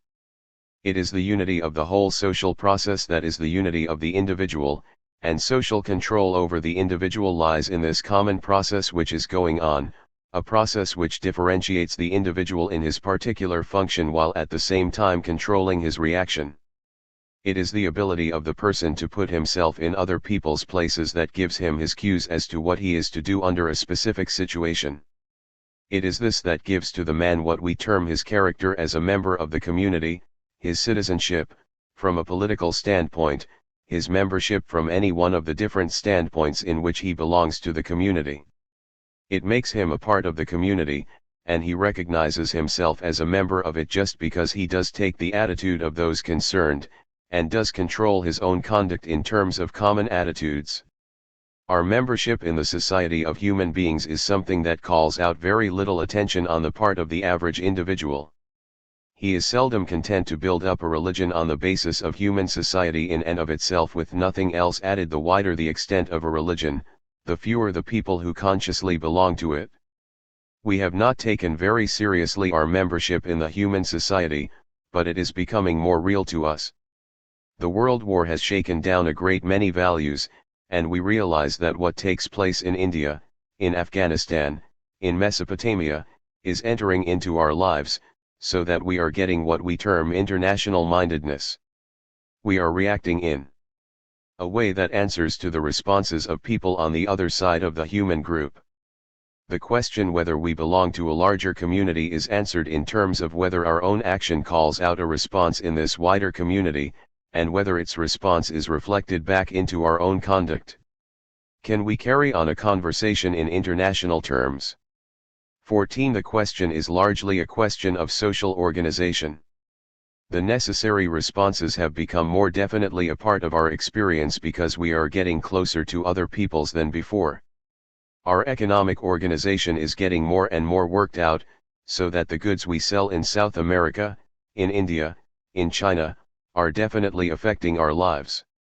We have to be on good terms with our customers. If we are going to carry on a successful economic policy in South America, we must explain what is the meaning of the Monroe Doctrine, and so on and on.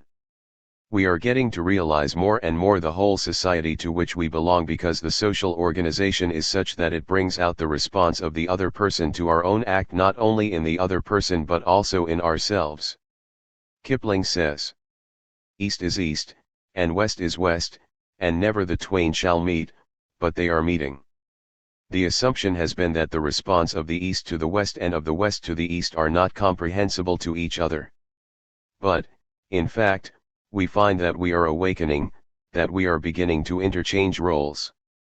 A process of organization is going on underneath our conscious experience, and the more this organization is carried out, the closer we are brought together. The more we do call out in ourselves the response which our gestures call out in the other, the more we understand him. There is, of course, back of all this a larger community referred to in religious terms as a blessed community, the community of a universal religion. But that, too, rests on cooperative activities. An illustration is that of the Good Samaritan, where Jesus took people and showed that there was distress on the part of one which called out in the other a response which he understood. The distress of the other was a stimulus, and that stimulus called out the response in his own nature. This is the basis of that fundamental relationship which goes under the name of neighborliness. It is a response which we all make in a certain sense to everybody. The person who is a stranger calls out a helpful attitude in ourselves, and that is anticipated in the other. It makes us all akin. It provides the common human nature on which the universal religions are all built. However, the situations under which that neighborliness may express itself are very narrow, and consequently such religions as are built up on it have to restrict human lives to just a few relationships, such as sympathy in distress, or limit themselves to expressing the emotional sides of human nature. But if the social relation can be carried on further and further, then you can conceivably be a neighbor to everybody in your block, in your community, in the world, since you are brought much closer to the attitude of the other when this attitude is also called out in yourself. What is essential is the development of the whole mechanism of social relationship which brings us together, so that we can take the attitude of the other in our various life processes. The human individual who possesses a self is always a member of a larger social community, a more extensive social group, than that in which he immediately and directly finds himself, or to which he immediately and directly belongs. In other words, the general pattern of social or group behavior which is reflected in the respective organized attitudes, the respective integrated structures of the selves of the individuals involved, always has a wider reference, for those individuals, than that of its direct relation to them, namely, a reference beyond itself to a wider social environment or context of social relationships which includes it, and of which it is only a more or less limited part. And their awareness of that reference is a consequence of their being sentient or conscious beings, or of their having minds, and of the activities of reasoning which they hence carry on. 1535. The fusion of the I and the me in social activities. In a situation where persons are all trying to save someone from drowning, there is a sense of common effort in which one is stimulated by the others to do the same thing they are doing. In those situations one has a sense of being identified with all because the reaction is essentially an identical reaction. In the case of teamwork, there is an identification of the individual with the group, but in that case one is doing something different from the others, even though what the others do determines what he is to do. If things move smoothly enough, there may be something of the same exaltation as in the other situation. There is still the sense of directed control. It is where the I and the me can in some sense fuse that there arises the peculiar sense of exaltation which belongs to the religious and patriotic attitudes, in which the reaction which one calls out in others is the response which one is making himself. I now wish to discuss in more detail than previously the fusion of the I and the me in the attitudes of religion, patriotism, and teamwork. In the conception of universal neighborliness, there is a certain group of attitudes of kindliness and helpfulness in which the response of one calls out in the other and in himself the same attitude. Hence the fusion of the I and the me, which leads to intense emotional experiences. The wider the social process in which this is involved, the greater is the exaltation, the emotional response, which results. We sit down and play a game of bridge with friends or indulge in some other relaxation in the midst of our daily work. It is something that will last an hour or so, and then we shall take up the grind again. We are, however, involved in the whole life of society, its obligations are upon us, we have to assert ourselves in various situations, those factors are all lying back in the self. But under the situations to which I am now referring, that which lies in the background is fused with what we are all doing. This, we feel, is the meaning of life, and one experiences an exalted religious attitude. We get into an attitude in which everyone is at one with each other in so far as all belong to the same community. As long as we can retain that attitude, we have for the time being freed ourselves of that sense of control which hangs over us all because of the responsibilities we have to meet in difficult and trying social conditions. Such is the normal situation in our social activity, and we have its problems back in our minds, but in such a situation as this, the religious situation, all seem to be lifted into the attitude of accepting everyone as belonging to the same group. One's interest is the interest of all. There is complete identification of individuals. Within the individual there is a fusion of the me with the I. The impulse of the I in this case is neighborliness, kindliness. One gives bread to the hungry. It is that social tendency which we all have in us that calls out a certain type of response. One wants to give. When one has a limited bank account, one cannot give all he has to the poor. Yet under certain religious situations, in groups with a certain background, he can get the attitude of doing just that. Giving is stimulated by more giving. He may not have much to give, but he is ready to give himself completely. There is a fusion of the I and the me. The me is not there to control the I, but the situation has been so constructed that the very attitude aroused in the other stimulates one to do the same thing. The exaltation in the case of patriotism presents an analogous instance of this fusion. From the emotional standpoint, such situations are peculiarly precious. They involve, of course, the successful completion of the social process. I think that the religious attitude involves this relation of the social stimulus to the world at large, the carrying over of the social attitude to the larger world. I think that that is the definite field within which the religious experience appears. Of course, where one has a clearly marked theology in which there are definite dealings with the deity, with whom one acts as concretely as with another person in the room, then the conduct which takes place is simply of a type which is comparable to the conduct with reference to another social group, and it may be one which is lacking in that peculiar mystical character which we generally ascribe to the religious attitude.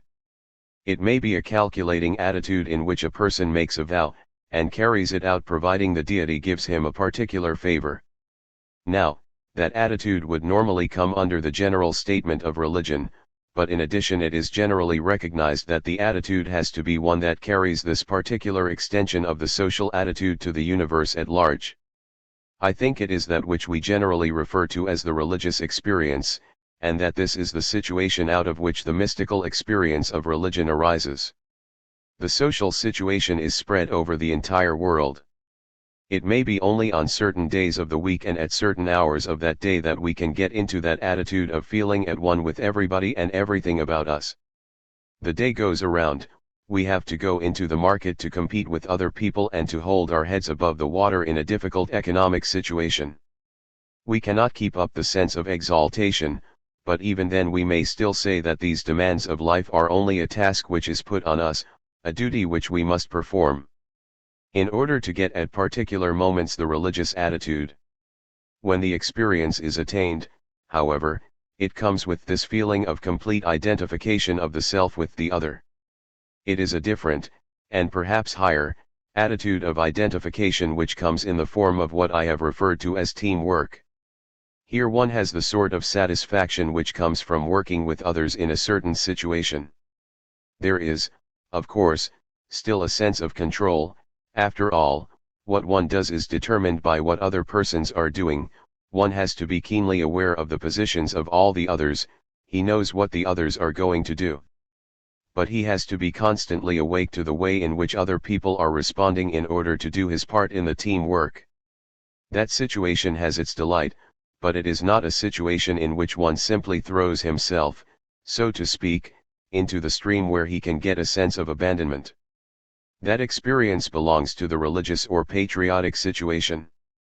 Teamwork carries, however, a content which the other does not carry.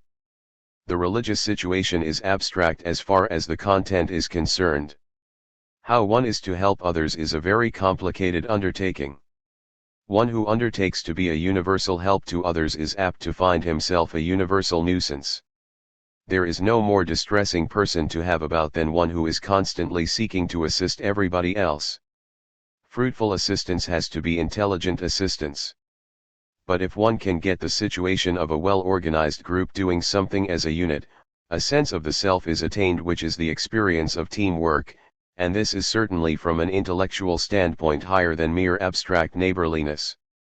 The sense of teamwork is found where all are working toward a common end and everyone has a sense of the common end interpenetrating the particular function which he is carrying on. The frequent attitude of the person in social service who is trying to express a fundamental attitude of neighborliness may 16th be compared with the attitude of the engineer, the organizer, which illustrates in extreme form the attitude of teamwork. The engineer has the attitudes of all the other individuals in the group, and it is because he has that participation that he is able to direct.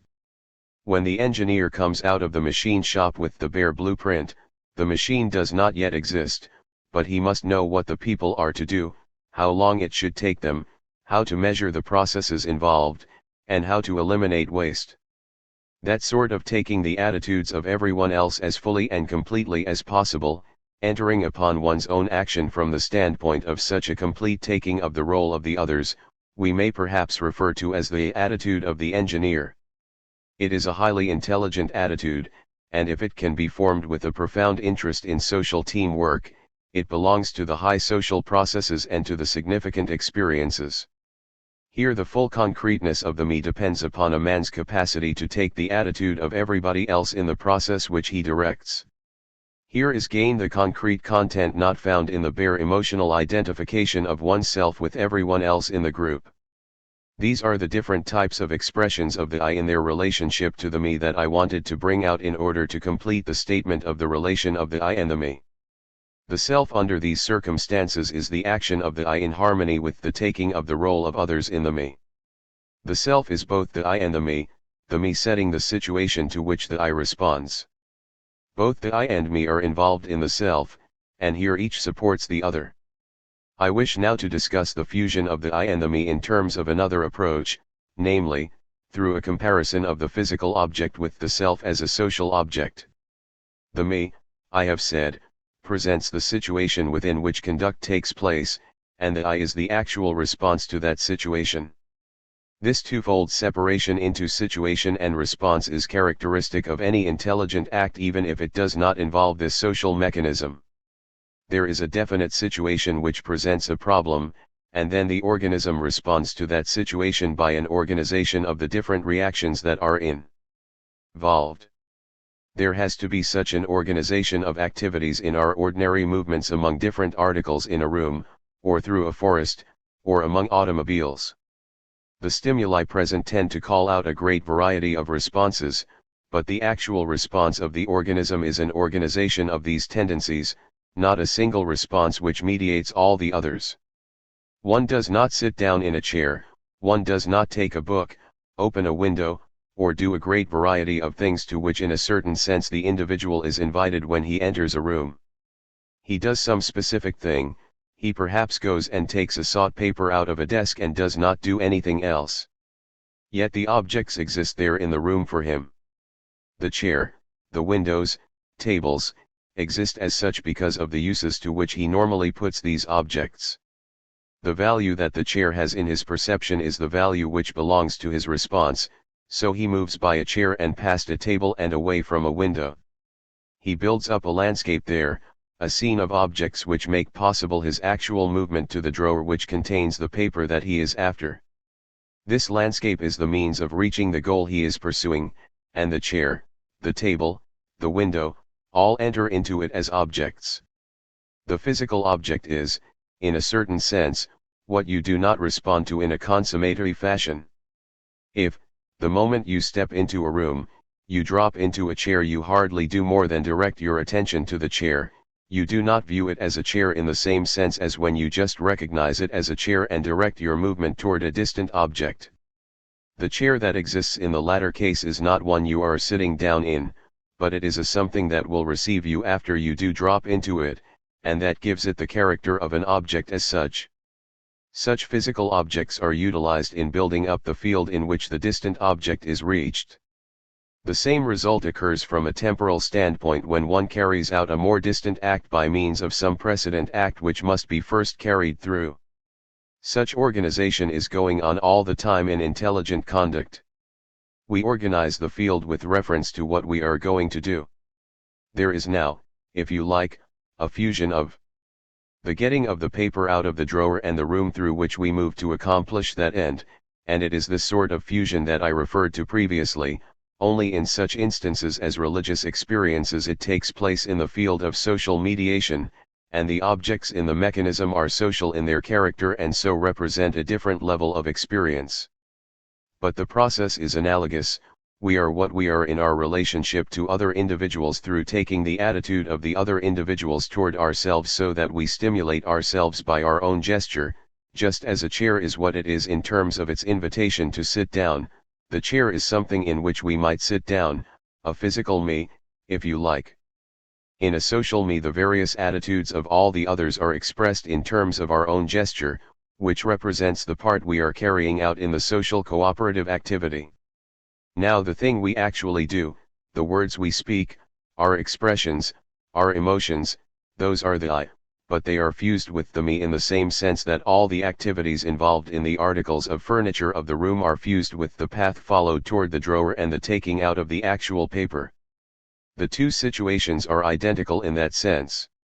The act itself, which I have spoken of as the I in the social situation, is a source of unity of the whole, while the me is the social situation in which this act can express itself. I think that we can look at such conduct from the general standpoint of intelligent conduct, only, as I say, conduct is taking place here in this social field in which a self arises in the social situation in the group, just as the room arises in the activity of an individual in getting to this particular object he is after. I think the same view can be applied to the appearance of the self that applies to the appearance of an object in a field that constitutes in some sense a problem, only the peculiar character of it lies in the fact that it is a social situation and that this social situation involves the appearance of the me and the I, which are essentially social elements. I think it is consistent to recognize this parallelism between what we call the physical object over against the organism, and the social object over against the self. The me does definitely answer to all the different reactions which the objects about us tend to call out in us. All such objects call out responses in ourselves, and these responses are the meanings or the natures of the objects. The chair is something we sit down in, the window is something that we can open, that gives us light or air. Likewise, the me is the response which the individual makes to the other individuals in so far as the individual takes the attitude of the other. It is fair to say that the individual takes the attitude of the chair. We are definitely in that sense taking the attitude of the objects about us, while normally this does not get into the attitude of communication in our dealing with inanimate objects. It does take that form when we say that the chair invites us to sit down, or the bed tempts us to lie down. Our attitude under those circumstances is, of course, a social attitude. We have already discussed the social attitude as it appears in the poetry of nature, in myths, rites, and rituals. There we take over the social attitude toward nature itself. In music there is perhaps always some sort of a social situation, in terms of the emotional response involved, and the exaltation of music would have, I suppose, reference to the completeness of the organization of the response that answers to those emotional attitudes. The idea of the fusion of the I and the me gives a very adequate basis for the explanation of this exaltation. I think behavioristic psychology provides just the opportunity for such development of aesthetic theory. The significance of the response in the aesthetic experience has already been stressed by critics of painting and architecture. The relationship of the me to the I is the relationship of a situation to the organism. The situation that presents the problem is intelligible to the organism that responds to it, and fusion takes place in the act. One can approach it from the I if one knows definitely what he is going to do. Then one looks at the whole process simply as a set of means for reaching the known end. Or it can be approached from the point of view of the means, and the problem appears then as a decision among a set of different ends. The attitude of one individual calls out this response, and the attitude of another individual calls out another response. There are varied tendencies, and the response of the I will be one which relates all of these together. Whether looked at from the viewpoint of a problem which has to be solved or from the position of an I which in a certain sense determines its field by its conduct, the fusion takes place in the act itself in which the means expresses the end. 36. Democracy and universality in society. There is in human society a universality that expresses itself very early in two different ways, one on the religious side and the other on the economic side. These processes as social processes are universal. They provide ends which any form that makes use of the same medium of communication can enter upon. If a gorilla could bring coconuts and exchange them in some sort of market for something he might conceivably want, he would enter into the economic social organization in its widest phase. All that is necessary is that the animal should be able to utilize that method of communication which involves, as we have seen, the existence of a self. On the other hand, any individual that can regard himself as a member of a society in which he is, to use a familiar phrase, a neighbor of the other, also belongs to such a universal group. These religious and economic expressions of universality we find developing in one form or another in the Roman Empire, in India, and in China. In the outgrowth of the empire into Christianity we find a form of propaganda issuing in the deliberate attempt to organize this sort of universal society. If evolution is to take place in such a society, it would take place between the different organizations, so to speak, within this larger organism. There would not simply be a competition of different societies with each other, but competition would lie in the relationship of this or that society to the organization of a universal society. In the case of the universal religions we have such forms as that of the Mohammedan, which undertook by the force of the sword to wipe out all other forms of society, and so found itself in opposition to other communities which it undertook either to annihilate or to subordinate to itself. On the other hand, we have the propaganda represented by Christianity and Buddhism, which merely undertook to bring the various individuals into a certain spiritual group in which they would recognize themselves as members of one society. This undertaking inevitably bound itself up with the political structure, especially in the case of Christianity, and back of that lies the assumption, which found its expression in missionary undertakings, that this social principle, this recognition of the brotherhood of men, is the basis for a universal society. If we look at the economic proceedings, there is no such propaganda as this, no assumption of a single economic society that is undertaking to establish itself. An economic society defines itself in so far as one individual may trade with others, and then the very processes themselves go on integrating, bringing a closer and closer relationship between communities which may be definitely opposed to each other politically. The more complete economic texture appears in the development of trading itself and the development of a financial medium by means of which such trading is carried on, and there is an inevitable adjustment of the production in one community to the needs of the international economic community. There is a development which starts with the lowest sort of universal society and in which the original abstractness gives way to a more and more concrete social organization. From both of these standpoints there is a universal society that includes the whole human race, and into which all can so far enter into relationship with others through the medium of communication. They can recognize others as members, and as brothers. Such communities are inevitably universal in their character. The processes expressed in the universal religion inevitably carry with them that of the logical community represented by the universe of discourse, a community based simply on the ability of all individuals to converse with each other through use of the same significant symbols. Language provides a universal community which is something like the economic community. It is there insofar as there are common symbols that can be utilized. We see such symbols in the bear signs by means of which savage tribes who do not speak the same language can communicate. They find some common language in the use of the fingers, or in symbolic drawings. They attain some sort of ability to communicate, and such a process of communication has the tendency to bring the different individuals into closer relationship with each other. The linguistic process is in one sense more abstract than the economic process. The economic process, starting off with bare exchange, turns over the surplus of one individual in return for the surplus of another individual. Such processes reflect back at once to the process of production and more or less inevitably stimulate that sort of production which leads to profitable exchange. When we come to bare intercourse on the basis of significant symbols, the process by itself perhaps does not tend to such an integration, but this process of communication will carry or tend to carry with it the very processes in which it has served as a medium. A person learns a new language and, as we say, gets a new soul. He puts himself into the attitude of those that make use of that language. He cannot read its literature, cannot converse with those that belong to that community, without taking on its peculiar attitudes. He becomes in that sense a different individual. You cannot convey a language as a pure abstraction, you inevitably in some degree convey also the life that lies behind it. And this result builds itself into relationship with the organized attitudes of the individual who gets this language and inevitably brings about a readjustment of views. A community of the Western world with its different nationalities and different languages is a community in which there will be a continued interplay of these different groups with each other. One nation cannot be taken simply by itself, but only in its relationship to the other groups which belong to the larger whole. The universe of discourse which deals simply with the highest abstractions opens the door for the interrelationship of the different groups in their different characters.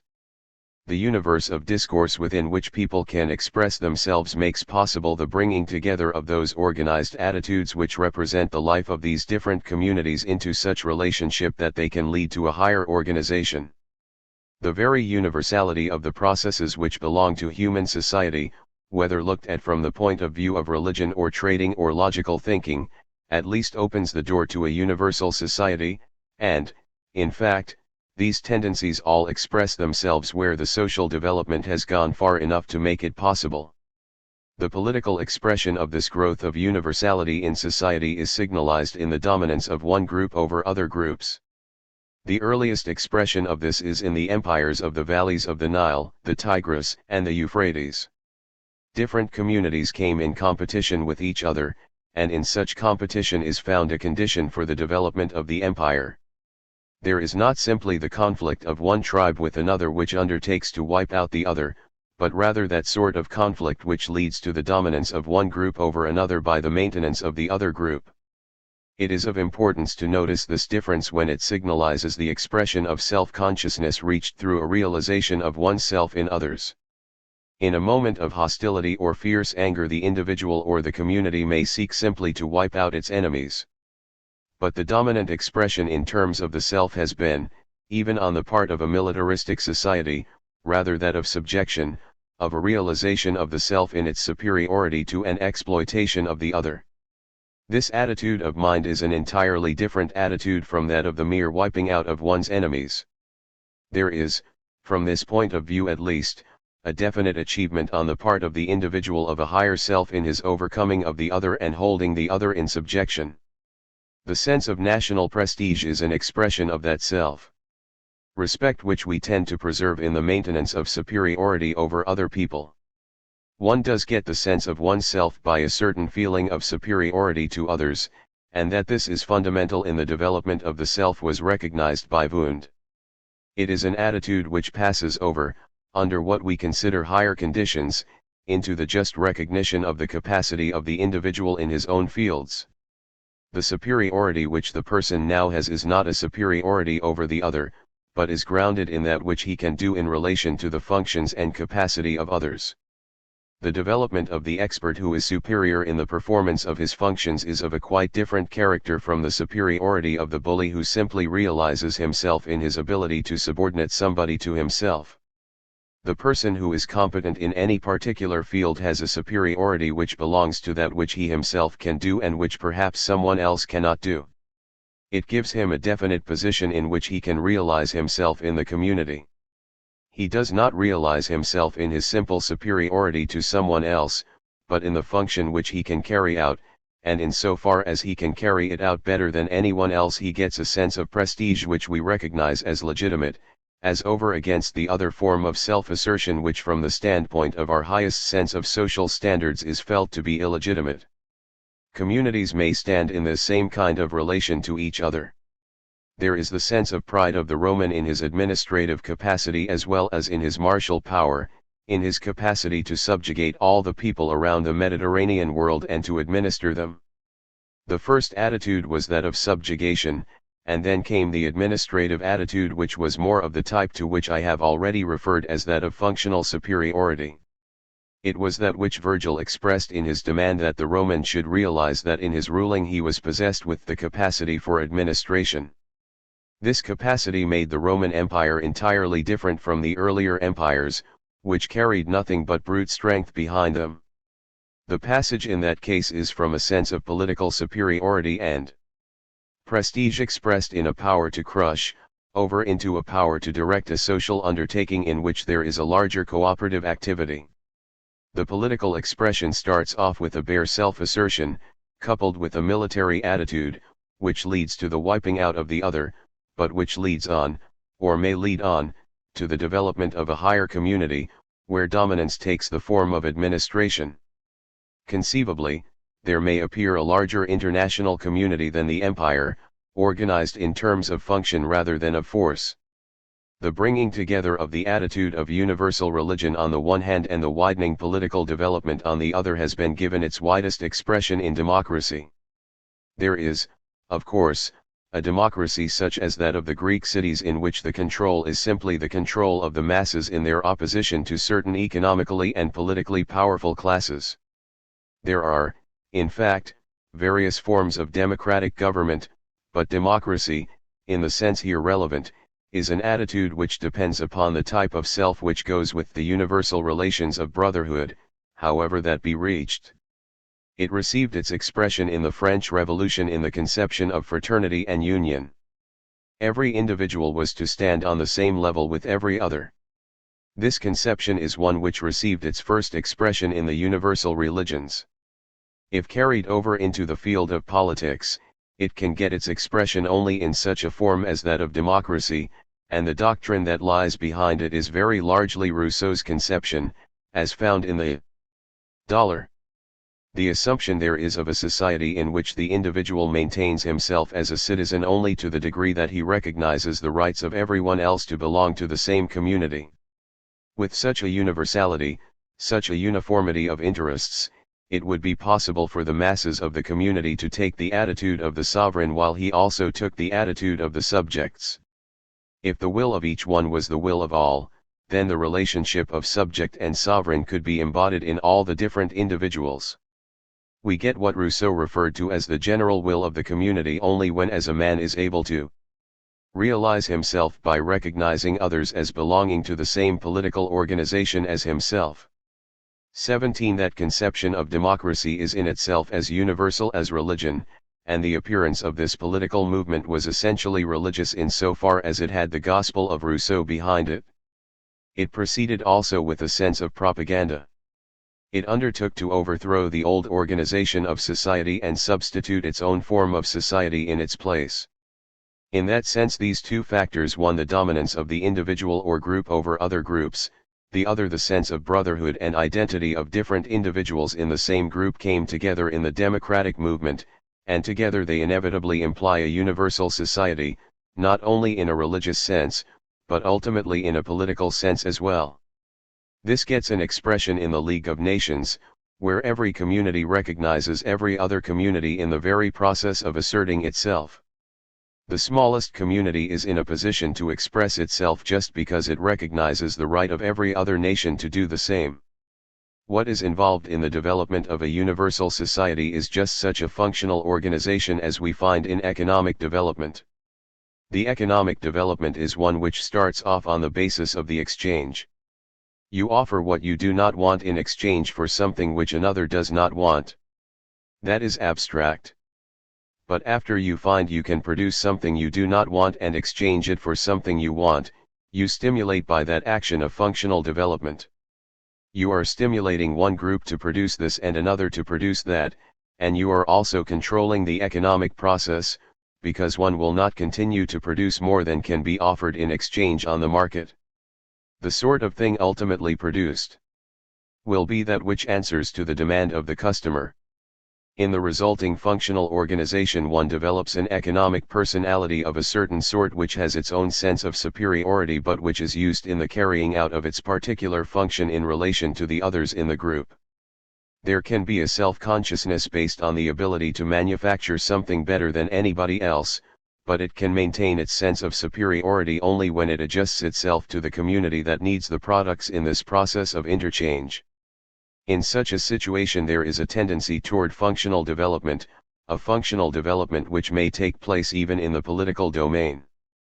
It might seem that the functional aspect is contradictory to the ends of democracy insofar as it considers the individual in relation to a whole and in that way ignores the individual, and that, accordingly, real democracy must express itself more in the tone of the religious attitude and in making secondary the functional aspect. If we go back to the ideal of democracy as presented in the French Revolution, we do reach just such a sort of conflict. There you have recognition of quality, you demand in yourself what you recognize in others, and that does provide the basis for a social structure. But when you consider the functional expression of that time, there is not the same sort of equality. However, equality in a functional sense is possible, and I do not see any reason why it should not carry with it as deep a sense of the realization of the other in oneself as the religious attitude. A physician who through his superior skill can save the life of an individual can realize himself in regard to the person he has benefited. I see no reason why this functional attitude should not express itself in the realization of oneself in the other. The basis of spiritual expression is the ability to realize oneself in the many, and that certainly is reached in the social organization. It seems to me that the apparent conflict under consideration refers to the abstract and preliminary development of the functional organization. Until that functional organization is fully carried out, there is the opportunity for exploitation of the individual, but with the full development of such organization we should get a higher spiritual expression in which the individual realizes himself in others through that which he does as peculiar to himself. 1837. Further consideration of religious and economic attitudes. I want to speak again of the organizing nature of these larger and more abstract social relationships which I have been discussing, those of religion and economics. Each of them becomes universal in its working character, not universal because of any philosophical abstraction involved in them. The primitive man who trades or the modern man on the stock exchange is not interested in the form of economic society that is implied in the exchanges he makes, nor is it at all necessary to assume that the individual who in his immediate assistance of another in trouble identifies himself with this other, presents to himself a form of society in which the interest of one is the interest of all. And yet, as I indicated, these two processes are in their nature universal, they can be applied to anyone. One who can assist any individual whom he finds suffering may extend that universality far beyond man, and put it into the form of allowing no suffering to any sensuous being. The attitude is one which we take toward any other form that actually does, or conceivably may, appeal to us when in distress, or any being to which we can convey immediate satisfaction by our own acts. It finds its expression in a certain attitude of tenderness. It may be generalized in individuals far beyond one's family. Love may show itself toward any young form which excites the parental attitude, even when it is not a human form. Small articles call out a sort of tender attitude. Such facts show how very wide the actual universality of this attitude is. It takes in practically everything, every possible being with whom one can have a personal relation. It is not always dominant, of course, since sometimes the hostile reactions are more powerful in their expression than any other, but to the extent that it is present it makes possible a universal form of society. The Christian saints represented that sort of society to which every individual could conceivably belong. The ideal received an expression in the religious conception of a world where all are to have absolutely identical interests. The other process is that of exchange in which one passes over, so to speak, that which he does not need for something which he does need. Relative wants on a basis of communication and common interests make exchange possible. This is a process which does not extend below man, as the other attitude does. One cannot exchange with the ox or the ass, but he may have a kindly feeling for them. What I want to refer to especially is the organizing power that these two types of attitudes may have, and have had, in the human community. As I have stated, they are primarily attitudes which one may enter into with any actual or ideal human being with whom he can possibly communicate, and in one case at least, with other beings with whom he cannot communicate. We are in social relationships with domestic animals, and our responses assume the identification of the animal with ourselves as much as ourselves with the animal, an assumption which has no ultimate justification.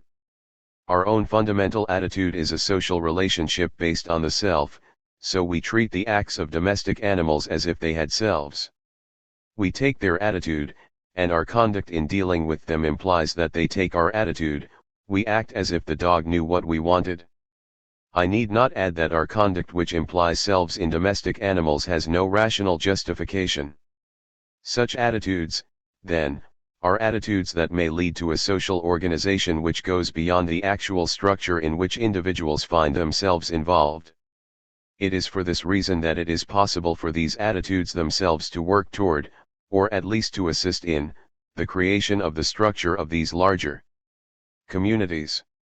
If we look first of all at the economic attitude, where the exchange of one's own surplus with somebody else's surplus puts one in the attitude of production, producing such surpluses for the purpose of exchange, and makes one in particular look toward the ways of exchange, of establishing markets, of setting up means for transportation, of elaborating the media of exchange, of building up banking systems, we recognize that all this may flow from the mere process of exchange providing the value of it is recognized so as to lead sufficiently to the production of the surpluses which are the basis of the original process. Two children can exchange their toys with each other, the one exchanging an old toy with a friend who is willing to part with his. Here there is an exchange of surpluses which does not lead to production. But in the case of human beings who can look ahead and see the advantages of exchange, exchange leads to production. A notable illustration of that is the development of the woolen industry in England. At first the exchange simply took place in England itself, where the wool was spun under feudal conditions, and then came the carrying of this from one locality to another, and the springing up of an overseas trade. The changes that took place inside of England's communities as a result of this industry are commonly known, as is the very large part that it played in the development of foreign trade, bringing about the gradual change from the agricultural to the industrial life of the community itself. And then as the woolen cloth passed over the nation's boundaries, a network of economic organization grew up which has underlain the whole later development of England.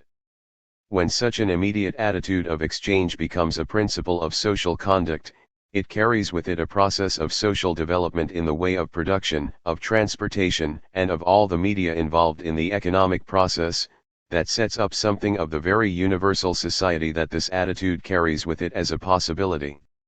It is a process, of course, of bringing the man who has the goods to exchange into direct relationship with the person who is willing to exchange for them what he needs. And the process of production and transportation, and of taking the goods received in return, relates the individuals more closely to the others involved in the economic process.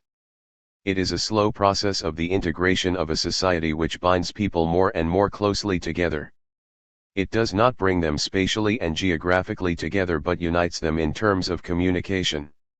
We are familiar with the abstraction in the textbook illustration of 3 or 4 men located on the desert island who carry on the process of trading with each other. They are highly abstract figures, but they exist as abstractions in the economic community and as such represent an interrelationship of communication in which the individual in his own process of production is identifying himself with the individual who has something to exchange with him. He has to put himself in the place of the other or he could not produce that which the other wants.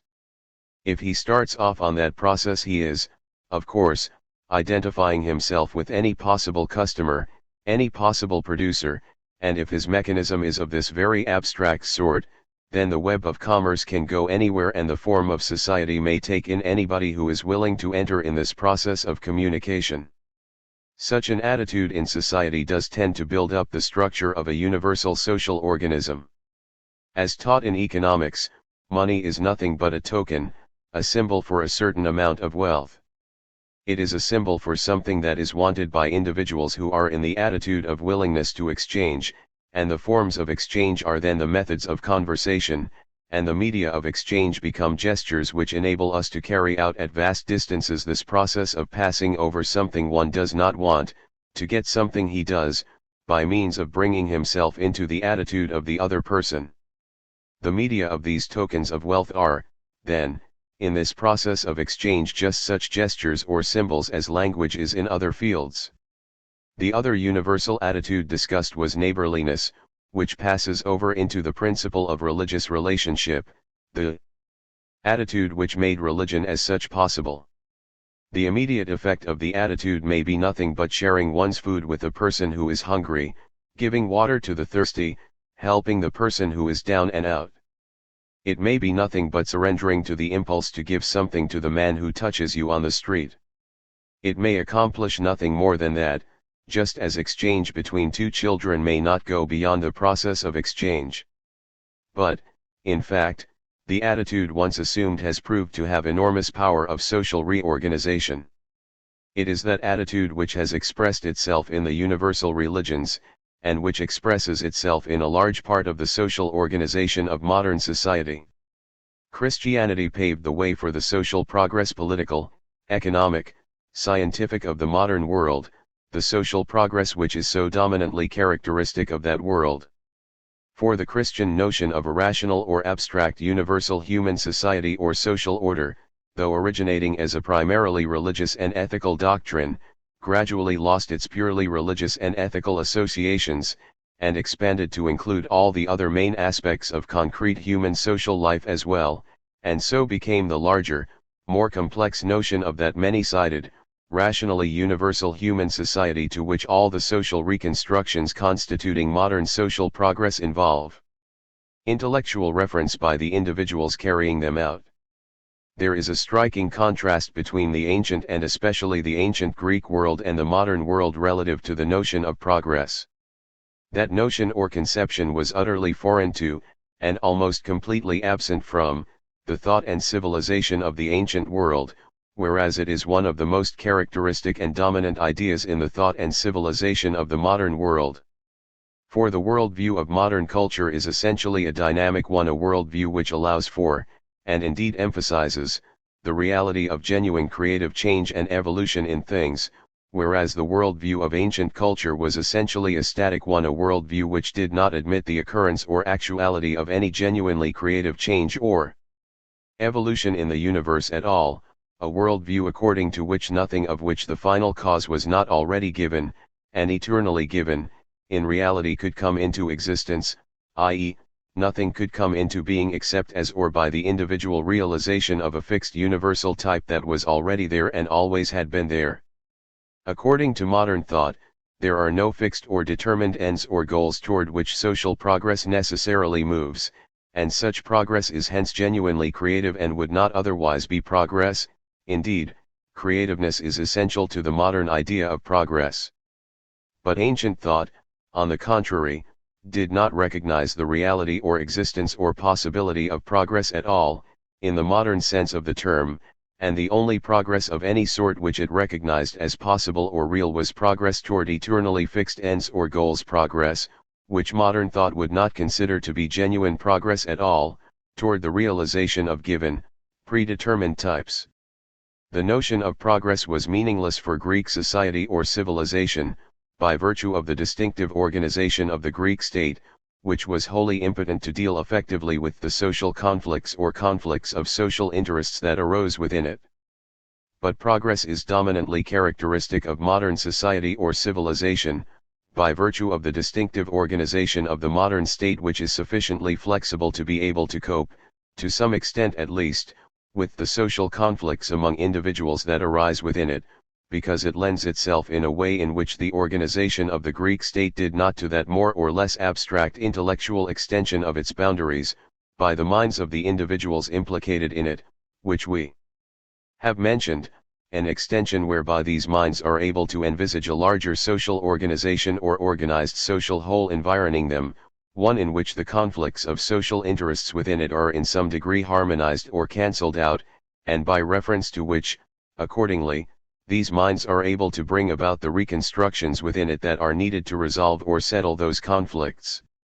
The economic and religious principles are often put in opposition to each other. There is, on the one hand, the assumption of an economic process which we call materialistic in character, and, on the other hand, the identification of people in common interests which we speak of in idealistic terms. Of course, some justification can be found for this view, but it overlooks the importance of the fact that these attitudes have to be continually corrected. It is assumed that the economic process is always a self-centered one in which the individual is simply advancing his own interest over against the other, that one is taking the attitude of the other only to get the better of him. While it has been insisted that free trade, the opportunity to exchange, is something that leads to a recognition of common interests, it has always been assumed that this is the byproduct of the economic process, and not involved in the attitude itself, although we do find economic idealism in such a man as James Bryce. On the other hand, religions have been as much sources of warfare in the past as economic competition has been under the present conditions. One of the striking effects of every war is to emphasize the national character of the religion of the people. During the war we had the God of the Germans and the God of the Allies. Deity was divided in allegiance. The extent to which the religious life adjusts itself to conflict is frequently illustrated in history. Illustrations of the idealistic phases of economic life are not entirely lacking.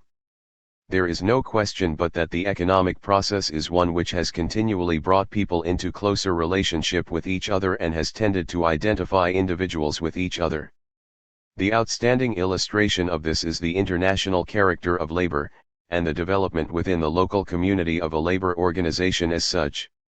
There is both the identification of the laborer with his fellow laborers in the group, and the identification of the laborers in one community with those in another community.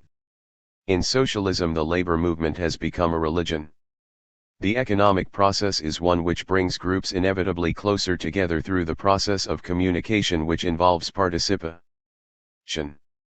It has been the most universal socializing factor in our whole modern society, more universally recognizable than religion. The religion gathered about the cult of a community becomes very concrete, identifies itself with the immediate history and life of the community, and is more conservative than almost any other institution in the community. The cult has a mysterious value which attaches to it that we cannot fully rationalize, and therefore we preserve it in the form which it always has had, and in its social setting. It tends to fix the character of the religious expression, so that while the religious attitude is one which leads to identification with any other, the cult in which it institutionalizes itself is apt to be specialized almost to the last degree. It is quite possible to understand anybody who comes to you with something of value which you want to get. If he can express himself in commercial terms, you can understand him. If he comes to you, however, with his particular religious cult, the chances are very great that you cannot comprehend him. The missionary movement, which has been so characteristic of different religions, is a movement in which the universal character of the religion has in turn challenged the fixed conservative character of the cult, as such, and has had enormous effects on the character of the religion itself. But even here religion has undertaken to transfer itself as a cult with all its character, its creed, and its dogma, so that it has not lent itself so directly as a means of universal communication as has the economic process. The two attitudes, of course, are attitudes which are quite different from each other. The one attitude identifies the individual with the other only when both are engaged in a trading operation. Exchange is the lifeblood of the economic process, and that process abstracts everything from the other individual except what is involved in trading. The religious attitude, on the contrary, takes you into the immediate inner attitude of the other individual. You are identifying yourself with him in so far as you are assisting him, helping him, saving his soul, aiding him in this world or the world to come. Your attitude is that of salvation of the individual. That attitude is far more profound in the identification of the individual with others. The economic process is more superficial and therefore is one which perhaps can travel more rapidly and make possible an easier communication. The two processes, however, are always universal in their character, and so far as they get expression they tend to build up in some sense a common community which is as universal as the attitudes themselves. The processes taken simply by themselves, as where one child trades a toy for another child's toy or where one animal helps another, may immediately stop with the exercise of the act, but where one has a group made up of selves as such, individuals that identify themselves with the others, that arouse the attitude of the other as a means of getting their own selves, the processes then go far beyond a mere seizing of something which one can get that the other does not want, or beyond the bare impulse to help the other. In carrying out these activities the individual has set up a process of integration which brings the individuals closer together, creating the mechanism by which a deeper communication with participation is possible. It is important to recognize this development going on in history, The two processes taken by themselves tend to bring about the larger community even when the persons have not any ideals for its realization. One cannot take the attitude of identifying himself with the other without in some sense tending to set up such communities. It is the particular function of history to enable us to look back and see how far such social reconstruction has taken place, reconstruction that people at the time did not recognize, but which we can recognize because of our advantage of greater distance. And the function of the leader, the individual who is able to grasp such movements and so carry along the community, is to give direction and impetus, with the consciousness of that which is taking place. It seems to me that such a view of the self as I have presented in detail renders intelligible the accumulation of social growth. If we can recognize that an individual does achieve himself, his own consciousness, in the identification of himself with the other, then we can say that the economic process must be one in which the individual does identify himself with the possible customers with whom he exchanges things, that he must be continually building up means of communication with these individuals to make this process successful, and that, while the process in itself may be firmly self-centered, it must inevitably lead him to take more and more concretely the attitude of the other. If you are going to carry on the economic process successfully, you have to come into closer and closer relationship with the other individual, identify yourself not simply in the particular matter of exchange, but find out what he wants and why he wants it, what will be the conditions of payment, the particular character of the goods desired, and so on. You have to identify yourself with him more and more. We are rather scornful of the attitude of salesmanship which modern business emphasizes, salesmanship which seems always to carry with it hypocrisy, to advocate putting oneself in the attitude of the other so as to trick him into buying something he does not want. Even if we do not regard this as justifiable, we can at least recognize that even here there is the assumption that the individual has to take the attitude of the other, that the recognition of the interest of the other is essential to a successful trade. The goal of this is seen when we carry the economic process beyond the profit motive over into public service concerns. The manager of a railroad or public utility has to put himself in the place of the community that he serves, and we can readily see that such public utilities could pass entirely out of the field of gain and become successful economic undertakings simply as a means of communication. The socialist makes out of this possibility a theory for all business. 38. The nature of sympathy. The term sympathy is an ambiguous one, and a difficult one to interpret. I have referred to an immediate attitude of care, the assistance of one individual by another, such as we find especially in the relations among lower forms. Sympathy comes, in the human form, in the arousing in oneself of the attitude of the individual whom one is assisting, the taking the attitude of the other when one is assisting the other. A physician may simply carry through an operation in an objective fashion without any sympathetic attitude toward the patient.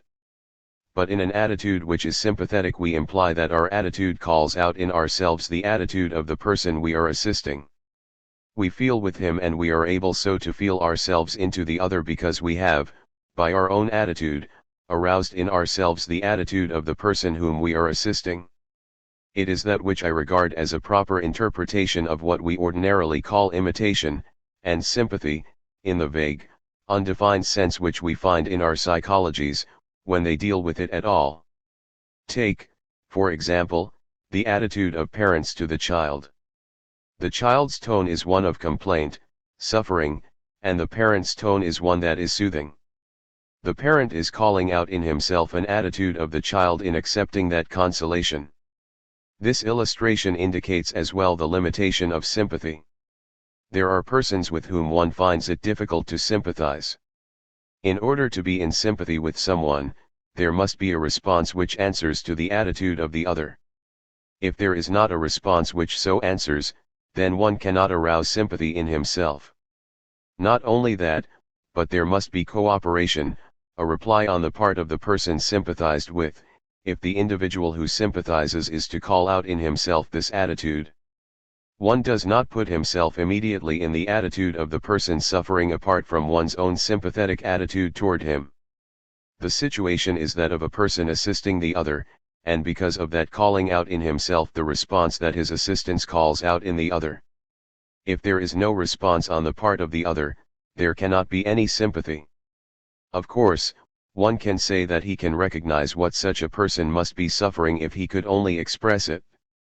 He thereby puts himself in the place of another who is not there but whom he has met in experience, and interprets this individual in view of the former experience. But active sympathy means that the individual does arouse in another the response called out by his assistance and arouses in himself the same response. If there is no response, one cannot sympathize with him. That presents the limitation of sympathy as such, it has to occur in a cooperative process. Nevertheless, it is in the foregoing sense that one person identifies himself with another. I am not referring to an identification in the Hegelian sense of an ego, but of an individual who perfectly naturally arouses a certain response in himself because his gesture operates on himself as it does on the other. To take a distinctively human, that is, self-conscious, social attitude toward another individual, or to become aware of him as such, is to identify yourself sympathetically with him, by taking his attitude toward, and his role in, the given social situation, and by thus responding to that situation implicitly as he does or is about to do explicitly, in essentially the same way you take his attitude toward yourself in gestural conversation with him, and are thus made self-conscious. Human social activities depend very largely upon social cooperation among the human individuals who carry them on, and such cooperation results from the taking by these individuals of social attitudes toward one another. Human society endows the human individual with a mind, and the very social nature of that mind requires him to put himself to some degree in the experiential places of, or to take the attitudes of, the other individuals belonging to that society and involved with him in the whole social process of experience and behavior which that society represents or carries on. I wish now to utilize this mechanism in dealing with religion and the economic process. In the economic field, the individual is taking the attitude of the other insofar as he is offering something to the other and calling out in reply a response of giving in the individual who has a surplus. There must be a situation in which the individual brings forward his own object as some thing that is valuable. Now, from his point of view it is not valuable, but he is putting himself in the attitude of the other individual who will give something in return because he can find some use for it. He is calling out in himself the attitude of the other in offering something in return for what he offers, and although the object has for the individual no direct value, it becomes valuable from the point of view of the other individual into whose place the first individual is able to put himself. What makes this process so universal is the fact that it is a dealing with surpluses, dealing with that which is, so to speak, from the point of view of the individual without value. Of course, it gets a value in the market and then one assesses it from the point of view of what one can get for it, but what makes it a universal thing is that it does not pass into the individual's own direct use. Even if he takes something that he can use and trades that, he has to regard it as something he is going to get rid of in order to get something still more valuable. It has to be something he is not going to use. The immediate value of our owning a thing directly is the use to which we put it, its consumption, but in the economic process we are dealing with something that is immediately without value. So we set up a universal sort of a process. The universality is dependent upon this fact that each person is bringing to the market the things he is not going to use. He states them in terms of the abstraction of money by means of which he can get anything else. It is this negative value that gives the universality, for then it can be turned over to anybody who can give something in return which can be used. In the primitive community where everybody is related to everybody else, a surplus as such has no meaning. The things are distributed in accordance with definite custom, everybody shares the surplus. Wealth does not exist under such conditions at all. There are certain returns given to the artisan, but they are not returns put into the form that can be expended for any goods which he wants to get in return for something he does not want. The setting up, then, of the media of exchange is some thing that is highly abstract. It depends upon the ability of the individual to put himself in the place of the other to see that the other needs what he does not himself need, and to see that what he himself does not need is something that another does need. The whole process depends on an identification of oneself with the other, and this cannot take place among living forms in which there is not a capacity for putting oneself in the place of the other through communicating in a system of gestures which constitute language. Here are then two phases in which universal societies, although highly abstract societies, do actually exist, and what I have been presenting is the import from the psychological standpoint of these universal societies and their tendencies to complete themselves. One cannot complete the process of bringing goods into a market except by developing means of communication. The language in which that is expressed is the language of money. The economic process goes right on tending to bring people closer together by setting up more and more economic techniques and the language mechanism necessary to these procedures. The same is true in a somewhat different sense from the point of view of the universal religions. They tend to define themselves in terms of communities, because they identify themselves with the cult in the community, but break out beyond this in the missionary movement, in the form of propagandists. The religion may be of a relatively primitive sort, as in Mohammedanism, or in the more complex forms of Buddhism and Christianity, but it inevitably undertakes to complete the relations involved in the attitude of saving other people's souls, of helping, assisting, other people. It develops the missionary who is a physician, those who are artisans, those who set up processes in the community which will lead to the attachment to the very things involved in the religious attitude. We see it first of all in the monasteries of Europe, where the monks undertook to set themselves up as the artisans. They illustrate the tendency of religion to complete itself, to complete the community which previously existed in an abstract form. Such is the picture that I wanted to present as one of the valuable interpretative contributions of such a view of the self as here developed. 39. Conflict and integration. I have been emphasizing the continued integration of the social process, and the psychology of the self which underlies and makes possible this process. A word now as to the factors of conflict and disintegration. In the baseball game there are competing individuals who want to get into the limelight, but this can only be attained by playing the game. Those conditions do make a certain sort of action necessary, but inside of them there can be all sorts of jealously competing individuals who may wreck the team. There seems to be abundant opportunity for disorganization in the organization essential to the team. This is so to a much larger degree in the economic process. There has to be distribution, markets, mediums of exchange, but within that field all kinds of competition and disorganizations are possible, since there is an I as well as a me in every case. Historical conflicts start, as a rule, with a community which is socially pretty highly organized. Such conflicts have to arise between different groups where there is an attitude of hostility to others involved. But even here a wider social organization is usually the result. There is, for instance, an appearance of the tribe over against the clan. It is a larger, vaguer organization, but still it is there. This is the sort of situation we have at the present time, over against the potential hostility of nations to each other. They recognize themselves as forming some sort of community, as in the League of Nations.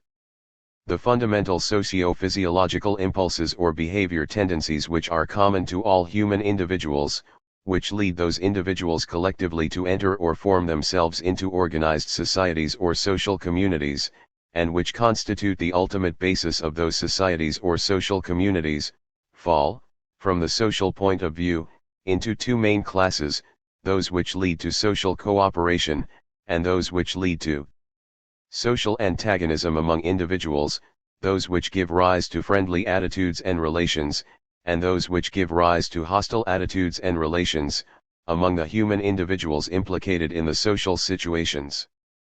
We have used the term social in its broadest and strictest sense, but in that quite common narrower sense, in which it bears an ethical connotation, only the fundamental physiological human impulses or behavior tendencies of the former class, those which are friendly, or which make for friendliness and cooperation among the individuals motivated by them, are social or lead to social conduct, whereas those impulses or behavior tendencies of the latter class, those which are hostile, or which make for hostility and antagonism among the individuals motivated by them, are antisocial or lead to antisocial conduct. Now it is true that the latter class of fundamental impulses or behavior tendencies in human beings are antisocial insofar as they would, by themselves, be destructive of all human social organization, or could not, alone, constitute the basis of any organized human society, yet in the broadest and strictest non-ethical sense they are obviously no less social than are the former class of such impulses or behavior tendencies. They are equally common to, or universal among, all human individuals, and, if anything, are more easily and immediately aroused by the appropriate social stimuli, and as combined or fused with, and in a sense controlled by, the former impulses or behavior tendencies. They are just as basic to all human social organization as are the former, and play a hardly less necessary and significant part in that social organization itself and in the determination of its general character. Consider, for example, from among these hostile human impulses or attitudes, the functioning, or expression or operation of those of self-protection and self-preservation in the organization and organized activities of any given human society or social community, let us say, of a modern state or nation. Human individuals realize or become aware of themselves as such, almost more easily and readily in terms of the social attitudes connected or associated with these two hostile impulses, or in terms of these two impulses as expressed in these attitudes, than they do in terms of any other social attitudes or behavior tendencies as expressed by those attitudes. Within the social organization of a state or nation, the antisocial effects of these two impulses are curbed and kept under control by the legal system, which is one aspect of that organization.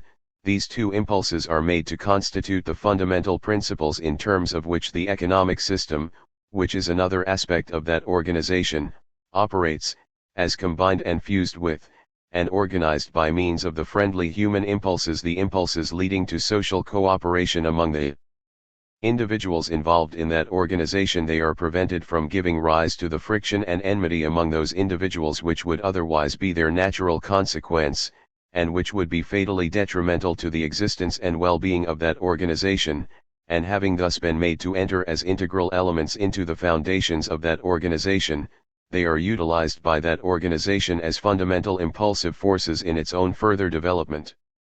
Or they serve as a basis for social progress within its relational framework. Ordinarily, their most obvious and concrete expression or manifestation in that organization lies in the attitudes of rivalry and competition which they generate inside the state or nation as a whole, among different socially functional subgroups of individual subgroups determined, and especially economically determined, by that organization, and these attitudes serve definite social ends or purposes presupposed by that organization, and constitute the motives of functionally necessary social activities within that organization. But self-protective and self-preservational human impulses also express or manifest themselves indirectly in that organization, by giving rise through their association in that organization with the friendly human impulses, to one of the primary constitutive ideals or principles or motives of that organization, namely, the affording of social protection, and the lending of social assistance, to the individual by the state in the conduct of his life, and by enhancing the efficacy, for the purposes of that organization, of the friendly human impulses with a sense or realization of the possibility and desirability of such organized social protection and assistance to the individual. Moreover, in any special circumstances in which the state or nation is, as a whole, confronted by some danger common to all its individual members, they become fused with the friendly human impulses in those individuals, in such a way as to strengthen and intensify in those individuals the sense of organized social union and cooperative social interrelationship among them in terms of the state. In such circumstances, so far from constituting forces of disintegration or destruction within the social organization of the state or nation, they become, indirectly, the principles of increased social unity, coherence, and coordination within that organization. In time of war, for example, the self-protective impulse in all the individual members of the state is unitedly directed against their common enemy and ceases, for the time being, to be directed among themselves. The attitudes of rivalry and competition which that impulse ordinarily generates between the different smaller, socially functional groups of those individuals within the state are temporarily broken down, the usual social barriers between these groups are likewise removed, and the state presents a united front to the given common danger, or is fused into a single unity in terms of the common end shared by, or reflected in, the respective consciousnesses of all its individual members. It is upon these wartime expressions of the self-protective impulse in all the individual members of the state or nation that the general efficacy of national appeals to patriotism is chiefly based.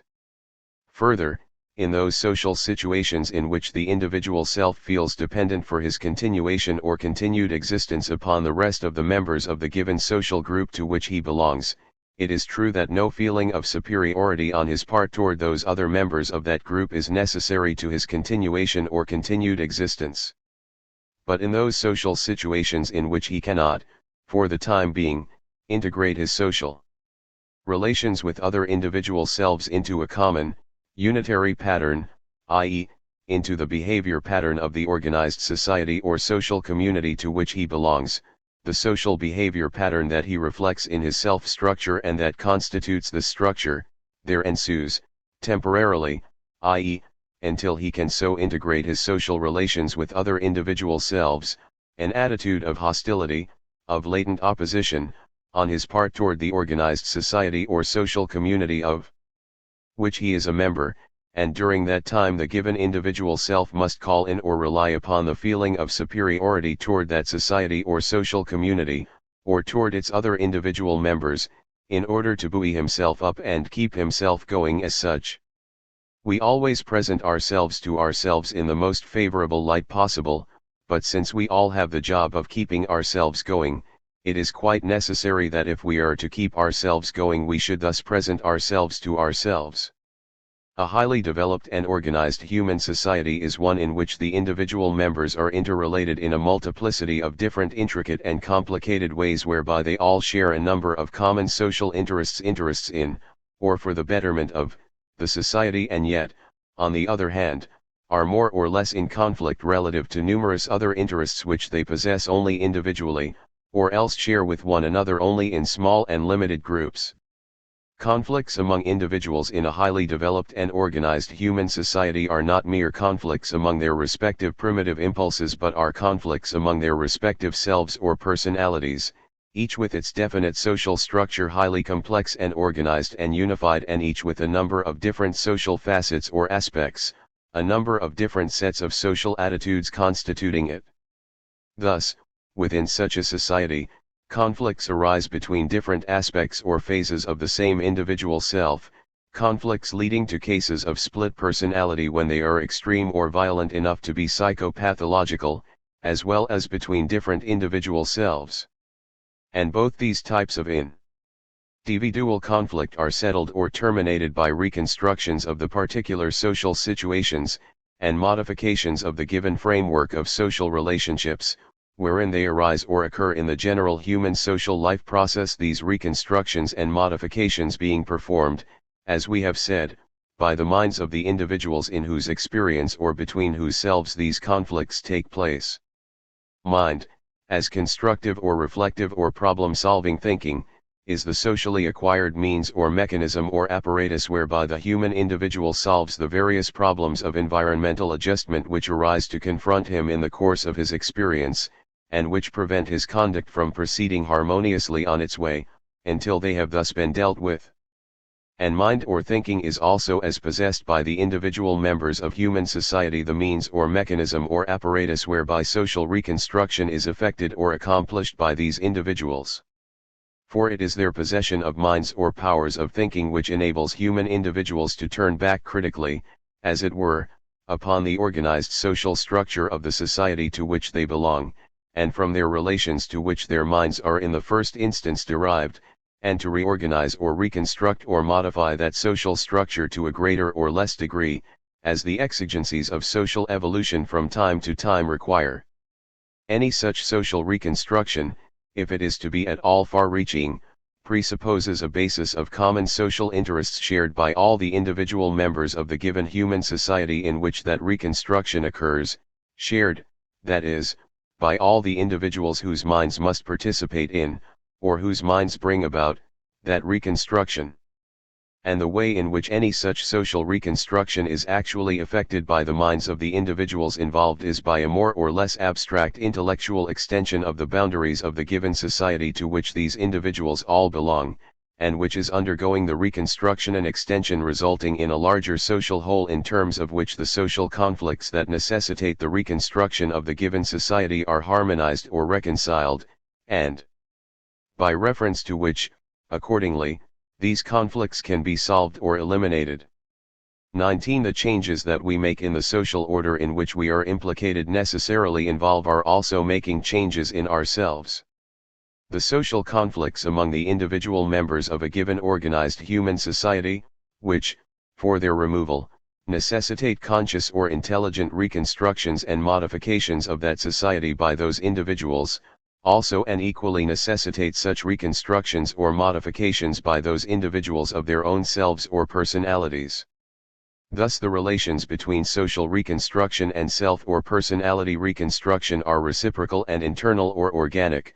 Social reconstruction by the individual members of any organized human society entails self or personality reconstruction in some degree or other by each of these individuals, and vice versa, for, since their selves or personalities are constituted by their organized social relations to one another, they cannot reconstruct those selves or personalities without also reconstructing, to some extent, the given social order, which is, of course, likewise constituted by their organized social relations to one another. In both types of reconstruction the same fundamental material of organized social relations among human individuals is involved, and is simply treated in different ways, or from different angles or points of view, in the two cases, respectively, or in short, social reconstruction and self or personality reconstruction are the two sides of a single process, the process of human social evolution. Human social progress involves the use by human individuals of their socially derived mechanism of self-consciousness, both in the effecting of such progressive social changes, and also in the development of their individual selves or personalities in such a way as adaptively to keep pace with such social reconstruction. Ultimately and fundamentally societies develop in complexity of organization only by means of the progressive achievement of greater and greater degrees of functional, behavioristic differentiation among the individuals who constitute them. These functional, behavioristic differentiations among the individual members implying or presupposing initial oppositions among them of individual needs and ends, oppositions which in terms of social organization, however, are or have been transformed into these differentiations or into mere specializations of socially functional individual behavior. The human social ideal, the ideal or ultimate goal of human social progress, is the attainment of a universal human society in which all human individuals would possess a perfected social intelligence, such that all social meanings would each be similarly reflected in their respective individual consciousnesses, such that the meanings of any one individual's acts or gestures, as realized by him and expressed in the structure of his self, through his ability to take the social attitudes of other individuals toward himself and toward their common social ends or purposes, would be the same for any other individual whatever who responded to them.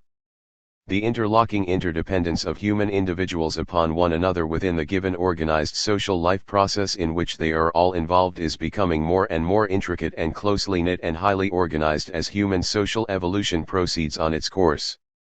The wide difference, for example, between the feudal civilization of medieval times, with its relatively loose and disintegrated social organization, and the national civilization of modern times, with its relatively tight and integrated social organization, together with its trend of development toward some form of international civilization, exhibits the constant evolution of human social organization in the direction of greater and greater relational unity and complexity, more and more closely knit interlocking and graded unifying of all the social relations of interdependence which constitute it and which hold among the individuals involved in it.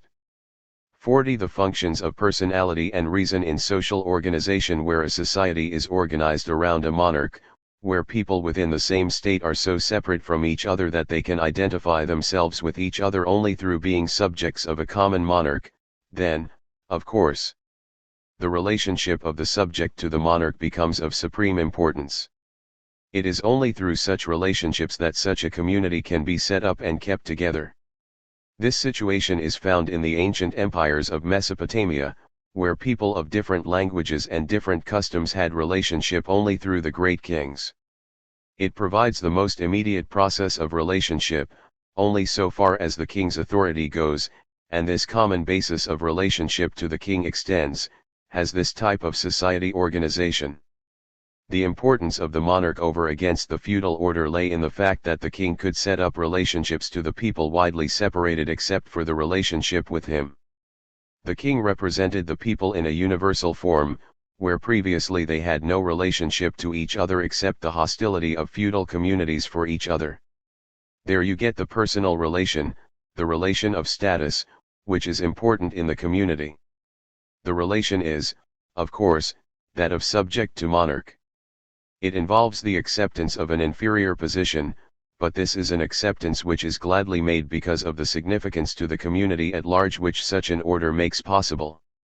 The community to which the individual belongs is typified in his relation to the king, and even under a constitutional monarchy the monarch acts to hold it together. Through the feeling of relation to the king one can get a feeling for the vast congeries of communities that do in some way hang together. In this way a situation of status makes possible that wider and larger community. It is possible through personal relationships between a sovereign and subject to constitute a community which could not otherwise be so constituted, and this fact has played a very important part in the development of states.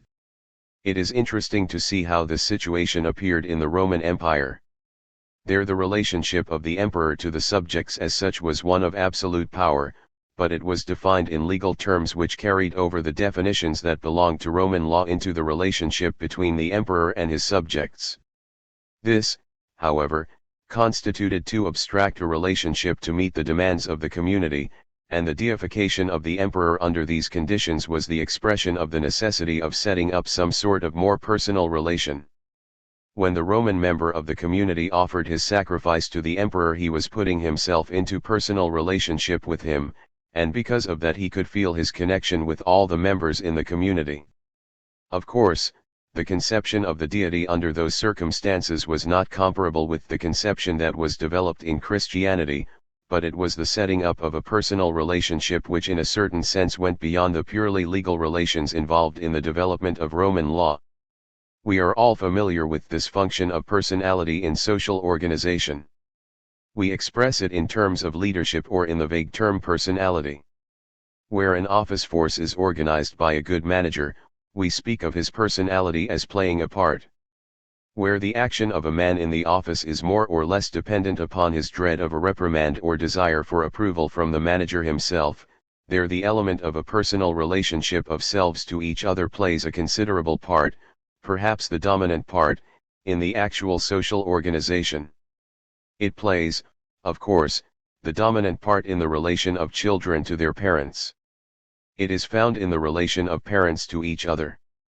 It frequently plays a part in political organization, where a leader is one whose personality awakens a warm response. It is not necessary to multiply the instances in which this sort of relationship of selves to each other in terms of personality is of importance in social organization. It is of importance, however, to recognize the difference between that organization and an organization which is founded, we will say, upon a rational basis. If people get together, form a business corporation, look for a competent manager, discuss the candidates from the point of view of their intelligence, of their training, their past experience, and finally settle upon a certain individual, and then while they get him to take technical control, the members of the corporation of directors appointed by the stockholders undertake to determine what the policy shall be, there arises a situation in which this sort of personal relationship is not essential for the organization of this particular community. The officers are depending upon the capacity of the chosen man, and the interests of all involved in the concern, to give the needed control. Just to the degree that people are intelligent in such a situation, they will organize in the recognition of functions which others have to perform, and in the realization of the necessity on the part of each of performing his own functions in order that the whole may succeed. They will look for an expert to carry out the managerial functions.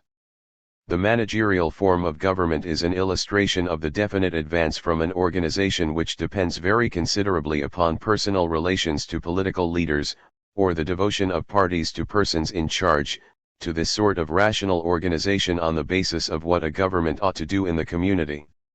If we can make the function of the government sufficiently clear, if a considerable portion of the community can be fairly aware of what they want the government to do, if we can get the public problems, public utilities, and so on, sufficiently before the community so that the members can say, we want just such a sort of government, we know what results are wanted, and we are looking for a man capable of giving us those results, then that would be a rational treatment eliminating all elements of personality which have no bearing upon the function of government. It would avoid the difficulty communities labor under in running their communities by means of parties. If government is by means of parties, it is necessary to organize those parties more or less on personal relations. When a man becomes a good organizer of his ward, what is looked for in such a man is one who gets hold of people, especially those who want to profit by power, awakens their personal relations, and calls forth what is known as loyalty. Such a situation is made necessary by party organization, and a government conducted on that basis cannot eliminate or rationalize such conditions, except under crises in which some particular issue comes before the country. I want to indicate this dividing line between an organization depending on what the community wants to accomplish through its government and the direction of the government from the point of view of personal relations. The dependence upon personal relations we have in some sense inherited from the past. They are still essential for our own democracy. We could not get interest enough at the present time to conduct the government without falling back on the personal relations involved in political parties. But it is of interest, I think, to distinguish between these two principles of organization.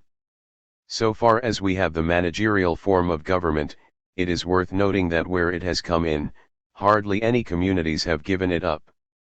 This illustrates a situation that has passed beyond personal relationships as the basis for the organization of the community. But as a rule it can be said that our various democratic organizations of society still are dependent upon personal relations for the operation of the community, and especially for the operation of the government. These personal relations are also of very great importance in the organization of the community itself. If looked at from the functional standpoint, they may seem rather ignoble, and we generally try to cover them up. We may regard them as a way of realizing oneself by some sort of superiority to somebody else. That phase is one which goes back to the situation in which a man plumes himself when he gets somebody else in a conflict and emerges victorious. We have very frequently that sense of superiority in what seems relatively unimportant matters. We are able to hold on to ourselves in little things, in the ways in which we feel ourselves to be a little superior.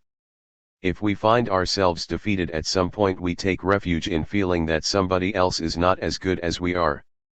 Any person can find those little supports for what is called his self-respect. The importance of this phenomenon comes out in the relation of groups to each other. The individual who identifies himself with the group has the sense of an enlarged personality. So the conditions under which the satisfaction can be obtained are the conditions sought for as the basis of all situations in which groups get together and feel themselves in their superiority over other groups. It is on this basis that warfare is carried on. Hate comes back to the sense of superiority of one community over another. It is interesting to see how trivial the basis of that superiority may be. The American may travel abroad and come back with simply a sense of the better hotels in America. A striking difference is found in the form in which values attached to the self appear in the two forms of social organization we are discussing. In the one case you realize yourself in these personal relations that come back to the superiority of yourself to others, or to the group superiority over other groups. In the other case you come back to the intelligent carrying out of certain social functions and the realization of yourself in what you do under those circumstances. There may be conceivably as great an enthusiasm in one as in the other case, but we can realize the difference between the actual felt values. In the first case your felt value depends directly or indirectly on the sense of yourself in terms of your superiority, which is in a certain sense sublimated, but you come back to a direct feeling of superiority through the identification of yourself with somebody else who is superior. The other sense of the importance of yourself is obtained, if you like, through the sense of performing a social function, through fulfilling your duty as commander of the community, finding out what is to be done and going about to do it. In this realization of yourself you do not have to have somebody else who is inferior to you to carry it out. You want other people to fulfill their functions as well. You may feel that you are better than your neighbor who did not do his job, but you regret the fact that he did not do it. You do not feel yourself in your superiority to somebody else but in the interrelation necessary in carrying out the more or less common function. It is the difference between these values that I wanted to call attention to, and, of course, the recognition of the superiority of the second over the first. We cannot ignore the importance of the community based on direct personal relationships, for it has been in a large degree responsible for the organization of large communities which could otherwise not have appeared. It gives a common ground to persons who have no other basis for union, it provides the basis for the ideal communities of great universal religions. We are continually falling back upon that sort of personal relation where it is through opposition that one realizes himself, where a relationship of superiority or inferiority enters directly into the emotional field. We are dependent upon it in many ways, even in highly rational organizations, where a man with push gets into a situation and just makes people keep at their jobs. But we always recognize that the sense of the self obtained through the realization of a function in the community is a more effective and for various reasons a higher form of the sense of the self than that which is dependent upon the immediate personal relations in which a relation of superiority and inferiority is involved. Consider the situation in Europe at the present time. There is an evident desire on the part of national communities to get together in a rational organization of the community in which all the nations exist, and yet there is no desire to dispense with the sense of hostility as a means of preserving national self-consciousness. Nations have to preserve the sense of self, they cannot just go to pieces and disappear. The getting of this national self-consciousness was a distinct step ahead, as was the earlier setting up of an empire. The communities at Geneva would rather go for one another's throats than give up the self-consciousness that makes their organizations possible. Geneva is a stage, or ought to be a stage, on which communities can get together in a functional relationship, realizing themselves without shaking their fists at one another. If the self cannot be realized in any other way, it is probably better to do it in the latter way. To realize the self is essential, and, if it has to be done by fighting, it may be better to keep at least the threat of a fight, but the realization of the self in the intelligent performance of a social function remains the higher stage in the case of nations as of individuals. 41 Obstacles and promises in the development of the ideal society. We have presented the self from the side of experience. It arises through cooperative activity, it is made possible through the identical reactions of the self and others. In so far as the individual can call out in his own nature these organized responses and so take the attitude of the other toward himself, he can develop self-consciousness, a reaction of the organism to itself.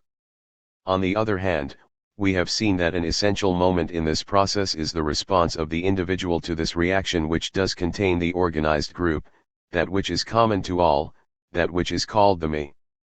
If individuals are so distinguished from each other that they cannot identify themselves with each other, if there is not a common basis, then there cannot be a whole self present on either side.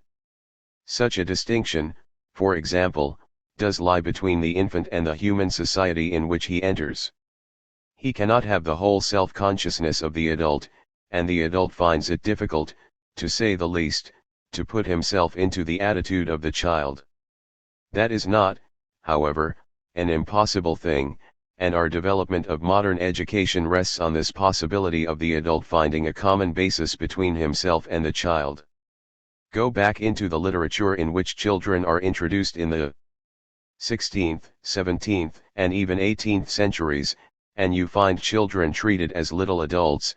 The whole attitude toward them from the point of view of morals, as well as training, was that they were adults who were somewhat deficient and needed to be disciplined in order to get them into the proper attitude. That which they were to learn was to be brought to them in the form in which an adult makes use of the knowledge. It was not until the last century that there was a definite undertaking on the part of those interested in the education of children to enter into the experience of the child and to regard it with any respect. Even in the society erected on the basis of castes there are some common attitudes, but they are very restricted in number, and as they are restricted they cut down the possibility of the full development of the self. What is necessary under those circumstances to get such a self is a withdrawal from that caste order. The medieval period in which there was a definite caste organization of society, with serfs, overlords, and ecclesiastical distinctions, presents a situation in which the attainment of membership in the spiritual community required the withdrawal of the individual from the society as ordered in the caste fashion. Such is at least a partial explanation of the cloistered life, and of asceticism. The same thing is revealed in the development of saints in other communities who withdraw from the social order, and get back to some sort of a society in which these castes as such are mediated or absent. The development of the democratic community implies the removal of castes as essential to the personality of the individual. The individual is not to be what he is in his specific caste or group set over against other groups, but his distinctions are to be distinctions of functional difference which put him in relationship with others instead of separating him. 20. The caste distinction of the early warrior class was one which separated its members from the community. Their characters as soldiers differentiated them from the other members of the community. They were what they were because they were essentially different from others. Their activity separated them from the community. They even preyed upon the community which they were supposed to be defending, and would do so inevitably because their activity was essentially a fighting activity. With the development of the national army which took place at the beginning of the 19th century, there was the possibility of everyone's being a warrior, so that the man who was a fighting man was still a person who could identify himself with the other members of the community. He had their attitudes and they had the attitude of the fighting man. Thus the normal relationship between the fighting man and the rest of the community was one which bound people together, integrated the army and the body of the state, instead of separating them. The same progression is found in the other castes, such as the governing as over against the governed, an essential difference which made it impossible for the individual of that particular group to identify himself with the others, or the others to identify themselves with him. The democratic order undertakes to wipe that difference out and to make everyone a sovereign and everyone a subject. One is to be a subject to the degree that he is a sovereign. He is to undertake to administer rights and maintain them only in so far as he recognizes those rights in others. And so one might go on through other caste divisions. Ethical ideas, 21 within any given human society, arise in the consciousness of the individual members of that society from the fact of the common social dependence of all these individuals upon one another, or from the fact of the common social dependence of each one of them upon that society as a whole or upon all the rest of them, and from their awareness or sensing or conscious realization of this fact. But ethical problems arise for individual members of any given human society whenever they are individually confronted with a social situation to which they cannot readily adjust and adapt themselves, or in which they cannot easily realize themselves, or with which they cannot immediately integrate their own behavior, and the feeling in them which is concomitant with their facing and solution of such problems, which are essentially problems of social adjustment and adaptation to the interests and conduct of other individuals, is that of self-superiority and temporary opposition to other individuals. In the case of ethical problems, our social relationships with other individual members of the given human society to which we belong depend upon our apposition to them, rather than, as in the case of the development or formulation of ethical ideals, upon our unity, cooperation, and identification with them.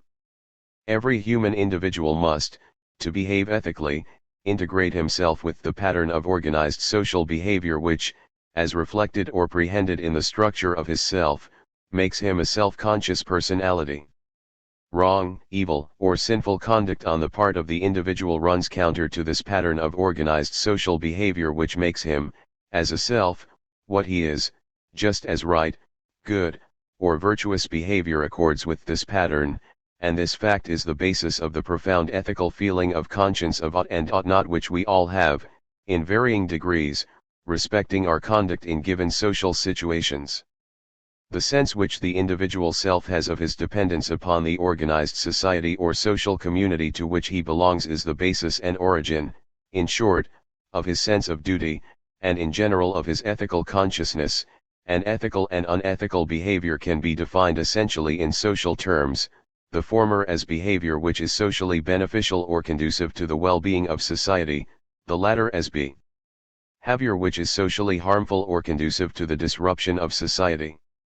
From another point of view, ethical ideals and ethical problems may be considered in terms of the conflict between the social and the asocial, the impersonal and the personal, sides or aspects of the individual self.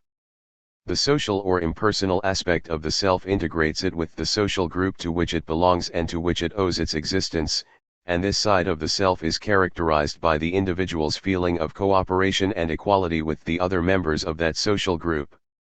The asocial or personal aspect of the self, which, nevertheless, is also and equally social, fundamentally in the sense of being socially derived or originated and of existentially involving social relations with other individuals, as much as the impersonal aspect of the self is and does, on the other hand, differentiates it from, or sets it in distinctive and unique opposition to, the other members of the social group to which it belongs, and this side of the self is characterized by the individual's feeling of superiority toward the other members of that group.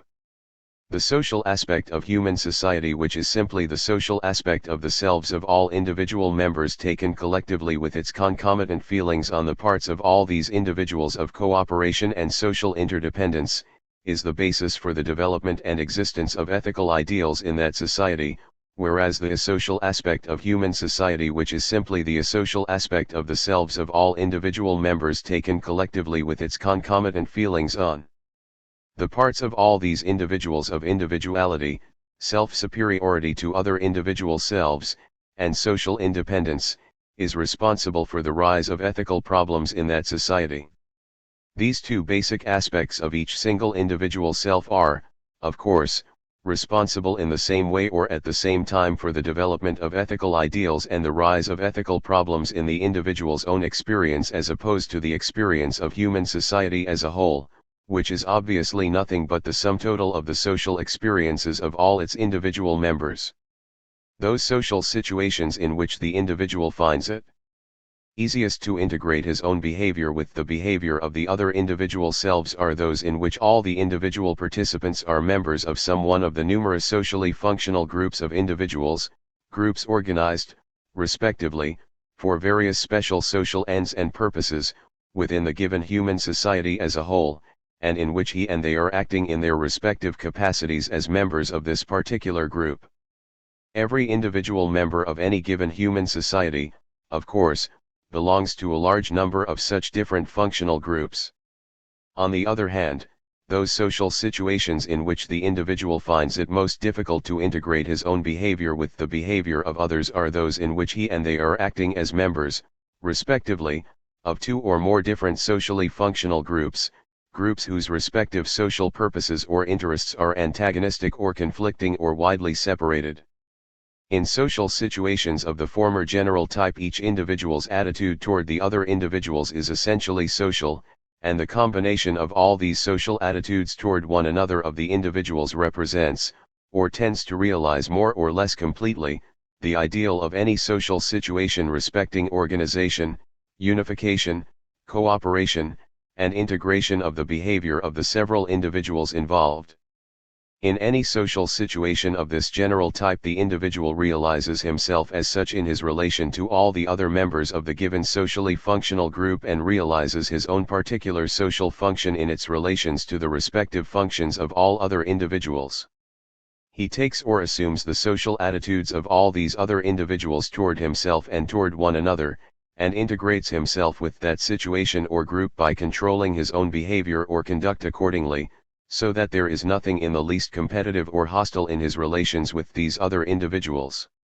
In social situations of the latter general type, on the other hand, each individual's attitude toward the other individuals is essentially asocial or hostile, though these attitudes are of course social in the fundamental non-ethical sense, and are socially derived. Such situations are so complex that the various individuals involved in any one of them either cannot be brought into common social relations with one another at all, or else can be brought into such relations only with great difficulty, after long and tortuous processes of mutual social adjustment, for any such situation lacks a common group or social interest shared by all the individuals. It has no one common social end or purpose characterizing it and serving to unite and coordinate and harmoniously interrelate the actions of all those individuals.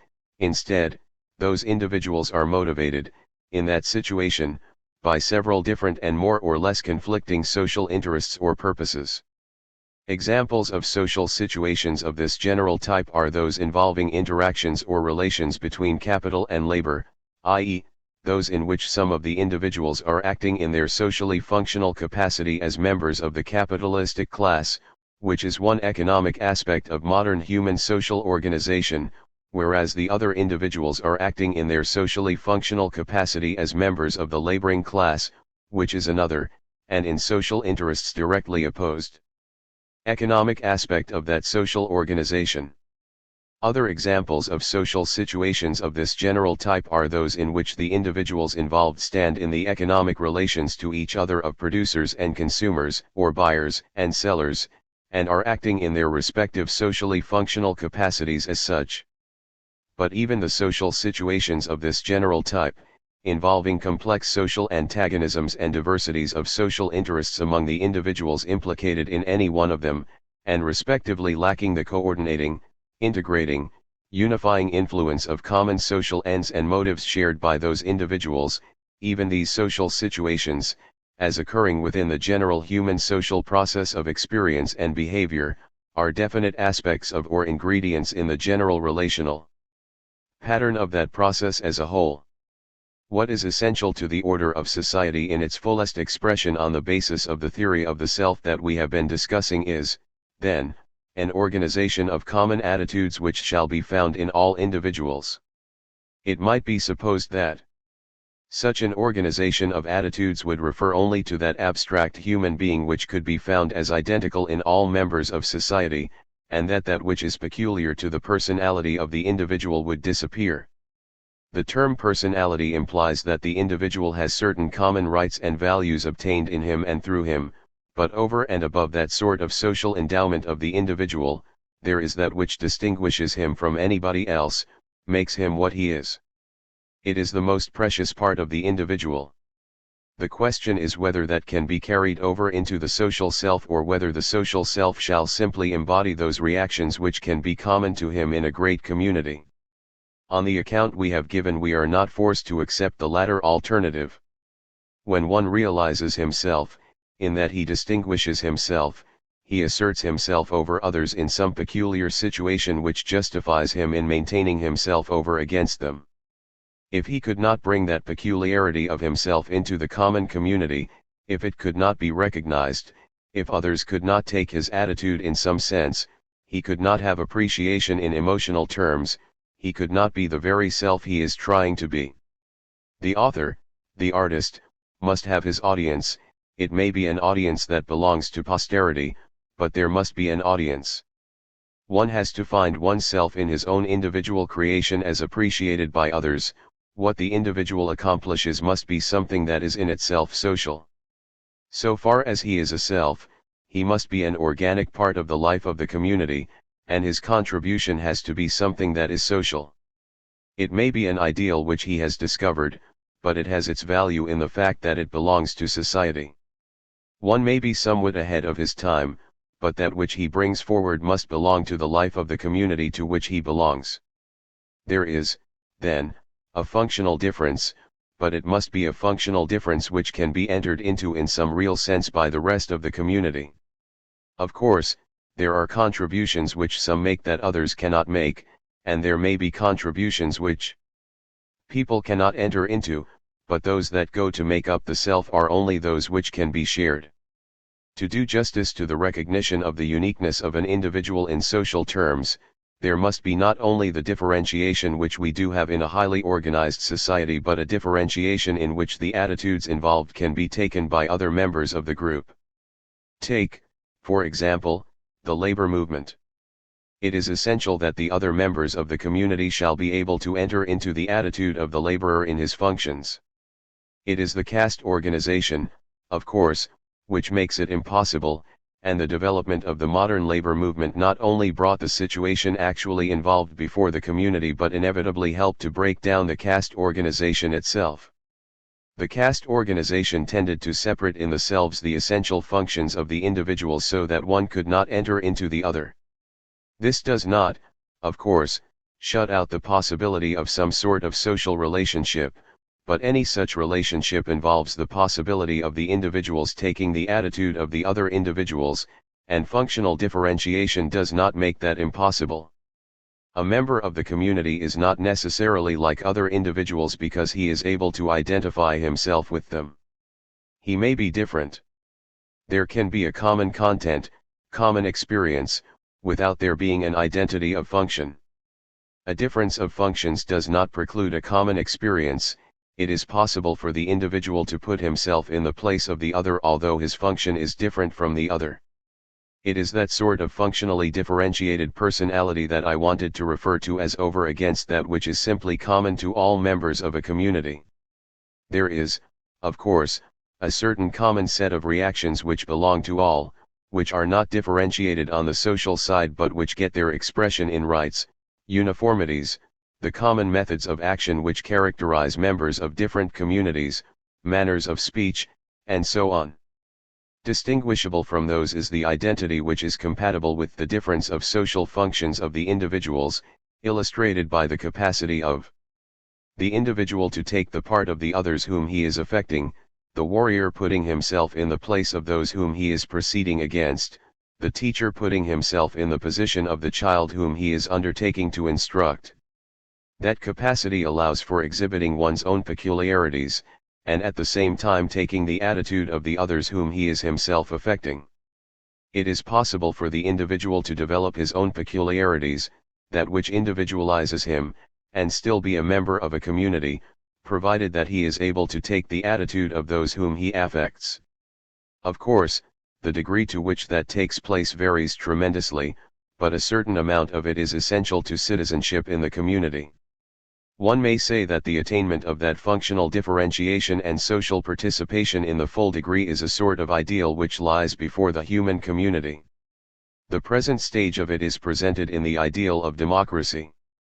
It is often assumed that democracy is an order of society in which those personalities which are sharply differentiated will be eliminated, that everything will be ironed down to a situation where everyone will be, as far as possible, like everyone else. But of course that is not the implication of democracy. The implication of democracy is rather that the individual can be as highly developed as lies within the possibilities of his own inheritance, and still can enter into the attitudes of the others whom he affects. There can still be leaders, and the community can rejoice in their attitudes just in so far as these superior individuals can themselves enter into the attitudes of the community which they undertake to lead. How far individuals can take the roles of other individuals in the community is dependent upon a number of factors. The community may in its size transcend the social organization, may go beyond the social organization which makes such identification possible. The most striking illustration of that is the economic community. This includes everybody with whom one can trade in any circumstances, but it represents a whole in which it would be next to impossible for all to enter into the attitudes of the others. The ideal communities of the universal religions are communities which to some extent may be said to exist, but they imply a degree of identification which the actual organization of the community cannot realize. We often find the existence of castes in a community which make it impossible for persons to enter into the attitude of other people, although they are actually affecting and are affected by these other people. The ideal of human society is one which does bring people so closely together in their interrelationships, so fully develops the necessary system of communication, that the individuals who exercise their own peculiar functions can take the attitude of those whom they affect. The development of communication is not simply a matter of abstract ideas, but is a process of putting oneself in the place of the other person's attitude, communicating through significant symbols. Remember that what is essential to a significant symbol is that the gesture which affects others should affect the individual himself in the same way. It is only when the stimulus which one gives another arouses in himself the same or like response that the symbol is a significant symbol. Human communication takes place through such significant symbols, and the problem is one of organizing a community which makes this possible. If that system of communication could be made theoretically perfect, the individual would affect himself as he affects others in every way. That would be the ideal of communication, an ideal attained in logical discourse wherever it is understood. The meaning of that which is said is here the same to one as it is to everybody else. Universal discourse is then the formal ideal of communication. If communication can be carried through and made perfect, then there would exist the kind of democracy to which we have referred, in which each individual would carry just the response in himself that he knows he calls out in the community. That is what makes communication in the significant sense the organizing process in the community. It is not simply a process of transferring abstract symbols, it is always a gesture in a social act which calls out in the individual himself the tendency to the same act that is called out in others. What we call the ideal of a human society is approached in some sense by the economic society on the one side and by the universal religions on the other side, but it is not by any means fully realized. Those abstractions can be put together in a single community of the democratic type. As democracy now exists, there is not this development of communication so that individuals can put themselves into the attitudes of those whom they affect. There is a consequent leveling down, and an undue recognition of that which is not only common but identical. The ideal of human society cannot exist as long as it is impossible for individuals to enter into the attitudes of those whom they are affecting in the performance of their own peculiar functions. 42 Summary and conclusion. We have approached psychology from the standpoint of behaviorism, that is, we have undertaken to consider the conduct of the organism and to locate what is termed intelligence, and in particular, self-conscious intelligence, within this conduct. This position implies organisms which are in relationship to environments, and environments that are in some sense determined by the selection of the sensitivity of the form of the organism. It is the sensitivity of the organism that determines what its environment shall be, and in that sense we can speak of a form as determining its environment. The stimulus as such as found in the environment is that which sets free an impulse, a tendency to act in a certain fashion. We speak of this conduct as intelligent just in so far as it maintains or advances the interests of the form or the species to which it belongs. Intelligence is, then, a function of the relation of the form and its environment. The conduct that we study is always the action of the form in its commerce with the environment. Such intelligence we may find in plants or animals when the form in its reaction to the environment sets free its impulses through the stimuli that come from the environment. Earlier psychologists and many psychologists of the present time, for that matter, assume that at a certain point in the development of the organism consciousness as such arises. It is supposed to appear first of all in affective states, those of pleasure and pain, and it is assumed that through pleasure and pain the form controls its conduct. It is assumed that later consciousness finds its expression in the sensation of the antecedent stimulus process in the environment itself. But these sensations, from the point of view of our study, involve the statement of the environment itself, that is, we cannot state the environment in any other way than in terms of our sensations, if we accept such a definition of sensation as a consciousness that simply arises. If we try to define the environment within which sensation does arise, it is in terms of that which we see and feel and that which our observation assumes to be present. The suggestion I have made is that consciousness, as such, does not represent a separate substance or a separate something that is superinduced upon a form, but rather that the term consciousness, in one of its basic usages, represents a certain sort of an environment in its relation to sensitive organisms. Such a statement brings together two philosophic concepts, one of emergence and one of relativity. We may assume that certain types of characters arise at certain stages in the course of development. This may extend, of course, far below the range to which we are referring. Water, for example, arises out of a combination of hydrogen and oxygen. It is something over and above the atoms that make it up. When we speak, then, of such characters as sensations arising, emerging, we are really asking no more than when we ask the character of any organic compound. Anything that as a whole is more than the mere form of its parts has a nature that belongs to it that is not to be found in the elements out of which it is made. Consciousness, in the widest sense, is not simply an emergent at a certain point, but a set of characters that is dependent upon the relationship of a thing to an organism. Color, for instance, may be conceived of as arising in relationship to an organism that has an organ of vision. In that case, there is a certain environment that belongs to a certain form and arises in relationship to that form. If we accept those two concepts of emergence and relativity, all I want to point out is that they do answer to what we term consciousness, namely, a certain environment that exists in its relationship to the organism, and in which new characters can arise in virtue of the organism. I have not undertaken here 22 to defend this as a philosophic view, but simply to point out that it does answer to certain conscious characteristics which have been given to forms at certain points in evolution. On this view, the characters do not belong to organisms as such but only in the relationship of the organism to its environment. They are characteristics of objects in the environment of the form. The objects are colored, odorous, pleasant, or painful, hideous or beautiful, in their relationship to the organism.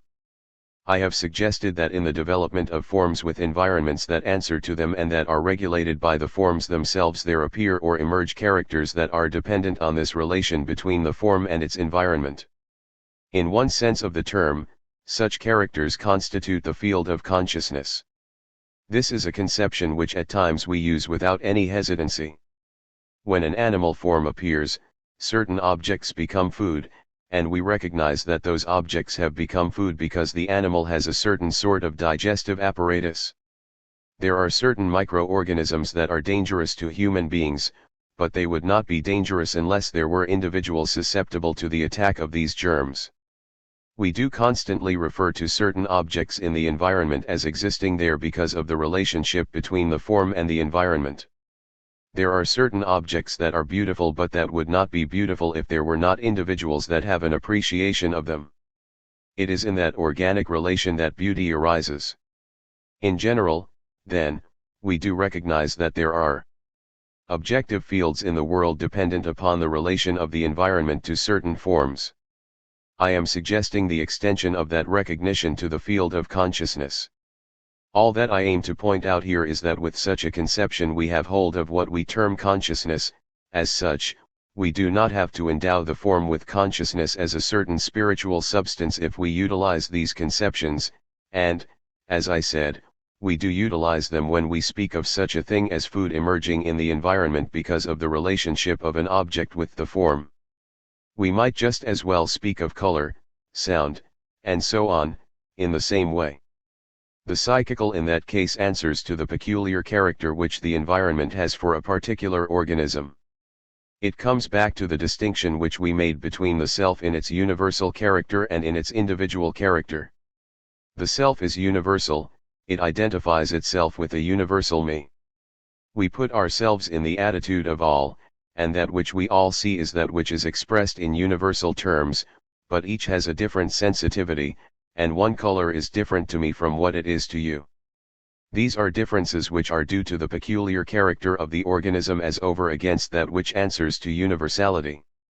I want to keep in the field of psychological analysis, but it does seem to me that it is important to recognize the possibility of such a treatment of consciousness, because it takes us into a field where the psychologists have been working. It is important to determine whether experienced characters are states of consciousness or whether they belong to the surrounding world. If they are states of consciousness, a different orientation results than if so-called conscious states are recognized as the characters of the world in its relation to the individual. All I am asking is that we should make use of that conception as we do use it in other connections. It opens the door to a treatment of the conscious self in terms of a behaviorism which has been regarded as inadequate at that point. It avoids, for example, the criticism made by the configuration psychologists, that psychologists have to come back to certain conscious states which people have. The I is of importance, and I have treated it in so far as it has relation to the definite field of psychology, without undertaking to consider or defend what metaphysical assumptions may be involved. That limitation is justified, for the psychologist does not undertake to maintain a metaphysics as such. When he deals with the world about him, he just accepts it as it is. Of course, this attitude is shot through and through with metaphysical problems, but the approach is scientifically legitimate. Further, what we term mental images, the last resort of consciousness as a substance, can exist in their relation to the organism without being lodged in a substantial consciousness. The mental image is a memory image. Such images which, as symbols, play so large a part in thinking, belong to the environment. 23. The passage we read is made up from memory images, and the people we see about us we see very largely by the help of memory images. Very frequently we find that the thing we see and that we suppose answers to the character of an object is not really there, it was an image. The image is there in its relation to the individual who not only has sense organs but who also has certain past experiences. It is the organism that has had such experiences that has such imagery. In saying this we are taking an attitude which we are constantly using when we say, we have read a certain thing, the memory image is there in its relationship to a certain organism with certain past experiences, with certain values also definitely there in relation to that particular environment as remembered. Consciousness as such refers to both the organism and its environment and cannot be located simply in either. If we free the field in this sense, then we can proceed with a behavioristic treatment without having the difficulties in which Watson found himself in dealing with mental images. He denied there was any such thing, and then had to admit it, and then tried to minimize it. Of course, the same difficulty lies in dealing with experience regarded as states of consciousness. If we recognize that these characters of things do exist in relation to the organism, then we are free to approach the organism from the standpoint of behaviorism. I do not regard consciousness as having selective power, in one current sense of selection. What we term consciousness is just that relation of organism and environment in which selection takes place. Consciousness arises from the interrelation of the form and the environment, and it involves both of them. Hunger does not create food, nor is an object a food object without relation to hunger. When there is that relation between form and environment, then objects can appear which would not have been there otherwise, but the animal does not create the food in the sense that he makes an object out of nothing. Rather, when the form is put into such relation with the environment, then there emerges such a thing as food. Wheat becomes food, just as water arises in the relation of hydrogen and oxygen. It is not simply cutting something out and holding it by itself, as the term selection seems to suggest, but in this process there appears or emerges something that was not there before. There is not, I say, anything about this view that impresses us as involving any sort of magic when we take it in the form of the evolution of certain other characters, and I want to insist that this conception does cover just that field which is referred to as consciousness. Of course, when one goes back to such a conception of consciousness as early psychologists used, and everything experienced is lodged in consciousness, then one has to create another world outside and say that there is something out there answering to these experiences. I want to insist that it is possible to take the behavioristic view of the world without being troubled or tripped up by the conception of consciousness, there are certainly no more serious difficulties involved in such a view as has been proposed than there are in a conception of consciousness as a something that arises at a certain point in the history of physical forms and runs parallel in some way with specific nervous states. Try to state that conception in a form applicable to the work of the psychologist and you find yourself in all sorts of difficulties that are far greater than those in the conceptions of emergence and relativity. If you are willing to approach the world from the standpoint of these conceptions, then you can approach psychology from the behaviorist's point of view. The other conception that I have brought out concerns the particular sort of intelligence that we ascribe to the human animal, so-called rational intelligence, or consciousness in another sense of the term. If consciousness is a substance, it can be said that this consciousness is rational per se, and just by definition the problem of the appearance of what we call rationality is avoided. What I have attempted to do is to bring rationality back to a certain type of conduct, the type of conduct in which the individual puts himself in the attitude of the whole group to which he belongs. This implies that the whole group is involved in some organized activity and that in this organized activity the action of one calls for the action of all the others. What we term reason arises when one of the organisms takes into its own response the attitude of the other organisms involved.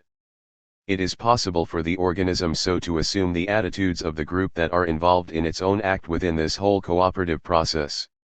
When it does so, it is what we term a rational being.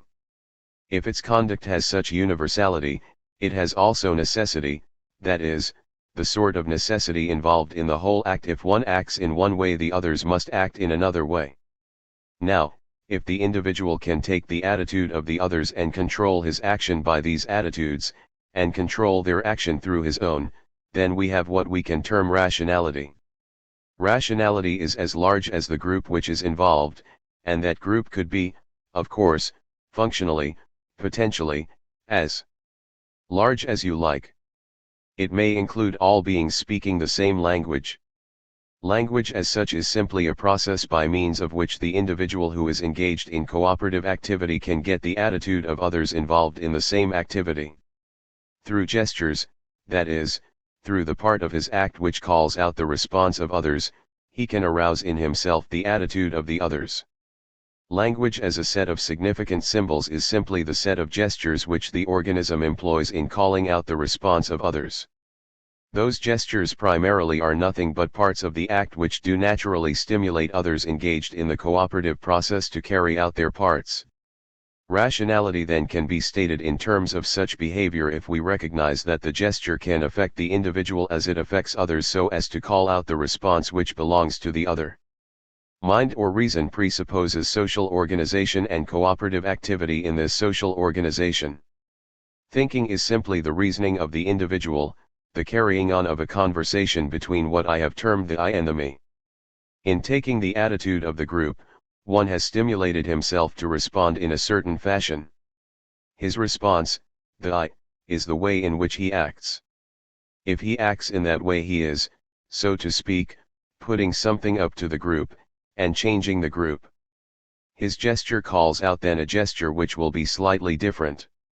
The self thus arises in the development of the behavior of the social form that is capable of taking the attitude of others involved in the same cooperative activity.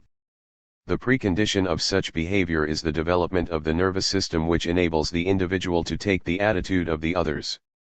He could not, of course, take the indefinite number of attitudes of others, even if all the nerve paths were present, if there were not an organized social activity going on such that the action of one may reproduce the action of an indefinite number of others doing the same thing. Given, however, such an organized activity, one can take the attitude of anyone in the group. Such are the two conceptions of consciousness that I wanted to bring out, since they seem to me to make possible a development of behaviorism beyond the limits to which it has been carried, and to make it a very suitable approach to the objects of social psychology. With those key concepts, one does not have to come back to certain conscious fields lodged inside the individual, one is dealing throughout with the relation of the conduct of the individual to the environment. Supplementary essays. I. The function of imagery. In Conduct 1, human behavior, or conduct, like the behavior of lower animal forms, Springs from impulses. An impulse is a congenital tendency to react in a specific manner to a certain sort of stimulus, under certain organic conditions. Hunger and anger are illustrations of such impulses. They are best termed impulses, and not instincts, because they are subject to extensive modifications in the life history of individuals, and these modifications are so much more extensive than those to which the instincts of lower animal forms are subject that the use of the term instinct in describing the behavior of normal adult human individuals is seriously inexact. It is of importance to emphasize the sensitivity to the appropriate stimuli which call out the impulses. This sensitivity is otherwise referred to as the selective character of attention, and attention on its active motor side connotes hardly anything beyond this relationship of a preformed tendency to act to the stimulus which sets the impulse free. It is questionable whether there is such a thing as passive attention. Even the dependence of sensory attention upon the intensity of stimuli implies general attitudes of escape or protection which are mediated through such stimuli or through the pain stimuli which attend intense stimulation. Where through the modification arising out of experience, e.g., the indifference to loud noises which workmen attain in factories, the response of the individual to these intense stimuli lapses, it is at least not unreasonable to assume that the absence of power to hold so-called passive attention is due to the dissociation of these stimuli from the attitudes of reflexive avoidance and flight.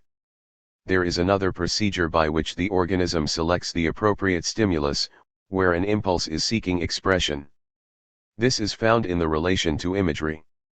It is most frequently the image which enables the individual to pick out the appropriate stimulus for the impulse which is seeking expression. This imagery is dependent on past experience. It can be studied only in man, since the image as a stimulus or a part of the stimulus can only be identified by the individual, or through his account of it given in social conduct. But in this experience of the individual or of a group of individuals, the object to which the image refers, in the same sense in which a sensory process refers to an object, can be identified, either as existing beyond the immediate range of sensory experience or as having existed in what is called the past.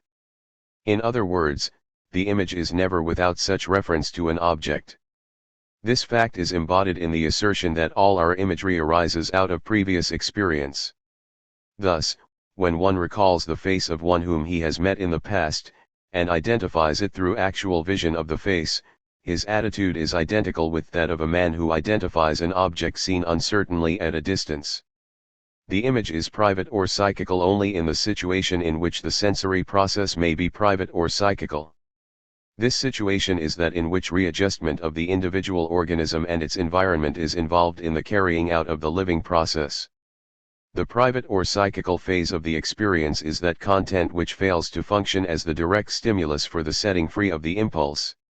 In so far as the contents from past experience enter into the stimulus, filling it out and fitting it to the demands of the act, they become a part of the object, though the result of the reaction may lead us to recognize that it failed, when our judgment is that what looked hard or soft or near or far proves to be quite otherwise. In this case we describe the content so estimated as private or psychical. Thus contents which refer to objects not present in the field of stimulation and which do not enter into the object, i.e., images of distant objects in time and space which are not integral parts of the physical surroundings as they extend beyond the range of immediate perception, nor of the memory field which constitutes the background of the self in its social structure, are psychical. This definition of the private and psychical stands, therefore, on an entirely different basis from that which identifies the private or psychical with the experience of the individual, as his own, for in so far as the individual is an object to himself in the same sense as that in which others are objects to him, his experiences do not become private and psychical. On the contrary, he recognizes the common characters in them all, and even that which attaches to the experience of one individual as distinguished from others is felt to represent a contribution which he makes to a common experience of all. Thus what one man alone, through keener vision, detects would not be regarded as psychical in its character. It is that experience which falls short of the objective value which it claims that is private and psychical. There are, of course, experiences which are necessarily confined to a particular individual, and which cannot in their individual character be shared by others, example those which arise from one's own organism, and affective experiences feelings which are vague and incapable of reference to an object, and which cannot be made common property of the community to which one belongs. Such mystical experiences are in part responsible for the assumption of a spiritual being, a God who can enter into and comprehend these emotional states. But these states either have, or are assumed to have, objective reference. The toothache from which a man suffers is no less objective because it is something that cannot be shared, coming as it does from his own organism. One's moods may helplessly reach out towards something that cannot be attained, leaving him merely with the feelings and a reference which is not achieved, but there is still an implication of something that has objective reality.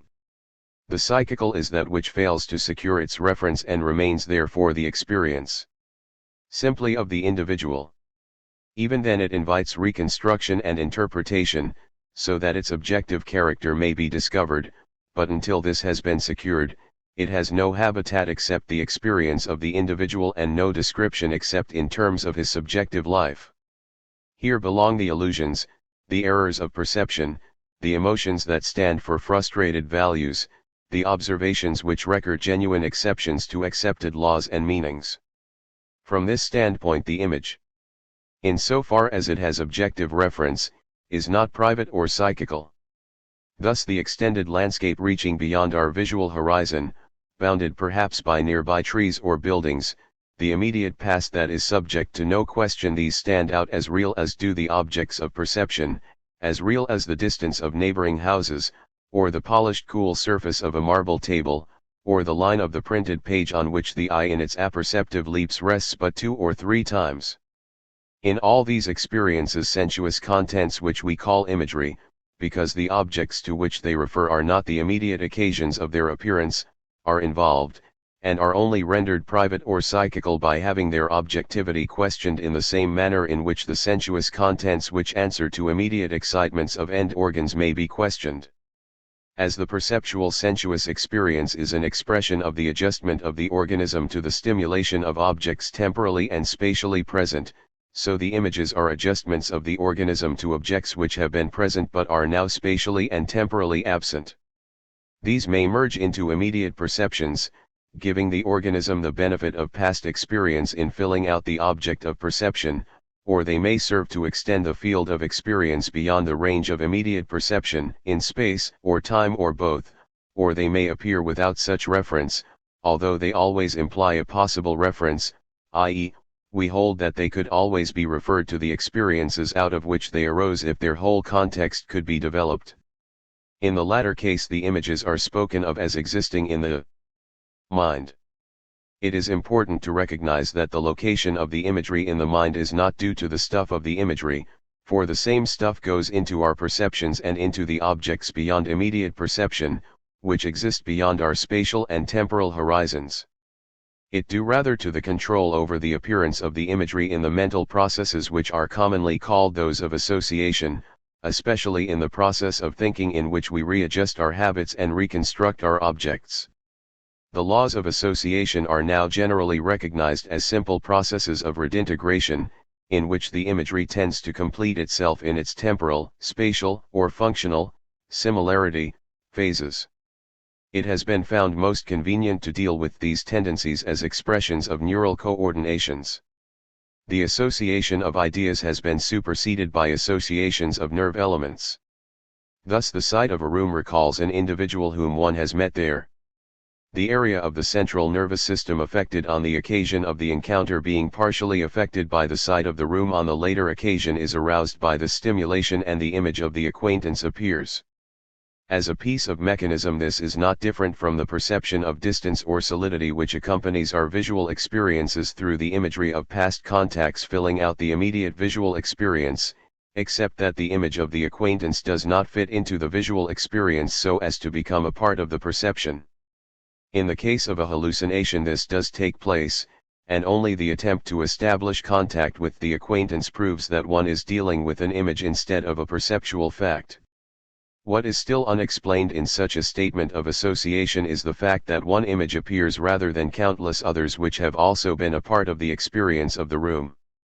The customary explanation derived from frequency and vividness and contrast proves inadequate, and we must fall back upon the impulses seeking expression, in other words, upon interest, or in still other terms, upon attention.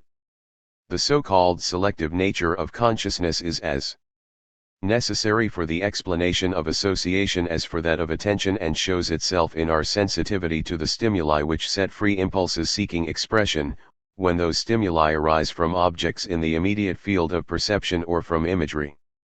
The former answer to adjustment of the organism to objects present in space and time, the latter to those which are no longer so present but which are still reflected in the nervous structure of the organism. The sensitizing of the organism holds for both classes of stimulation. Imagery thus far considered no more exists in a mind than do the objects of external sense perception. It constitutes a part of the field of stimulation to which our attitudes or impulses seeking expression sensitize us.